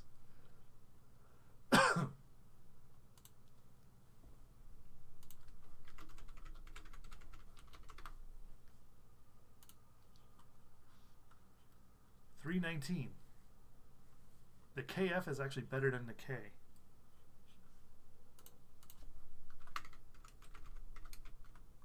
Is that KF unlocked? Is that the difference? Yeah. Gotcha. Although I don't know what unlocked means, I'll be honest. You can overclock it. Ah. Yeah, it's 11th gen. Where's it at here? 6, 7, 8, 9, 10, 11. There it is. Yeah, so the K, I mean, they're pretty much the same. The K and the KF. They're both 3.6 gigahertz. Both have 8 cores. They got 8 by 512 kilobit for the L2 cache, 16 megabyte L3 cache. The KF does not have a GPU model listed though. So that makes me think it doesn't have the built-in graphics. That's interesting.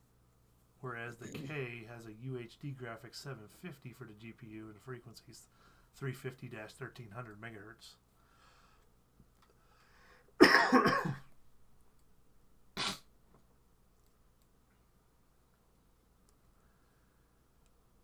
But hey, you know. Yeah, so this processor came out, the one I'm putting this new computer came out in March of 2021, so just under a year ago. And actually the new 12th gens were just released in January. And it's easy to know which generation you have because the first two numbers on it are, or in case of the single digit ones, the first single digit. But the 11 is the 11th gen, and then 700 is the model number. So yeah, nice and easy way to remember that.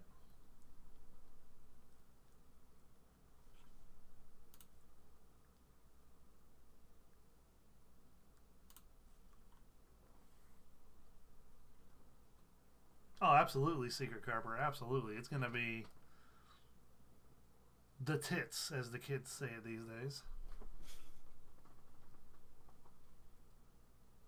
Alright, well, thank you guys so much for watching tonight.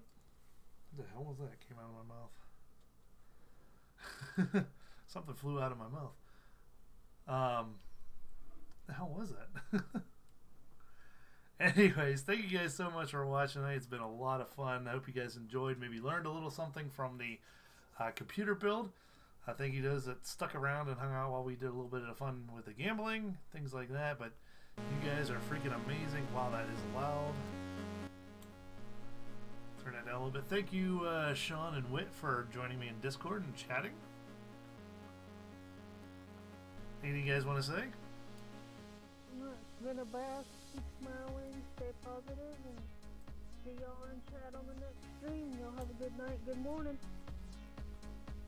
Thanks for having me up here. I look forward to seeing your computer work.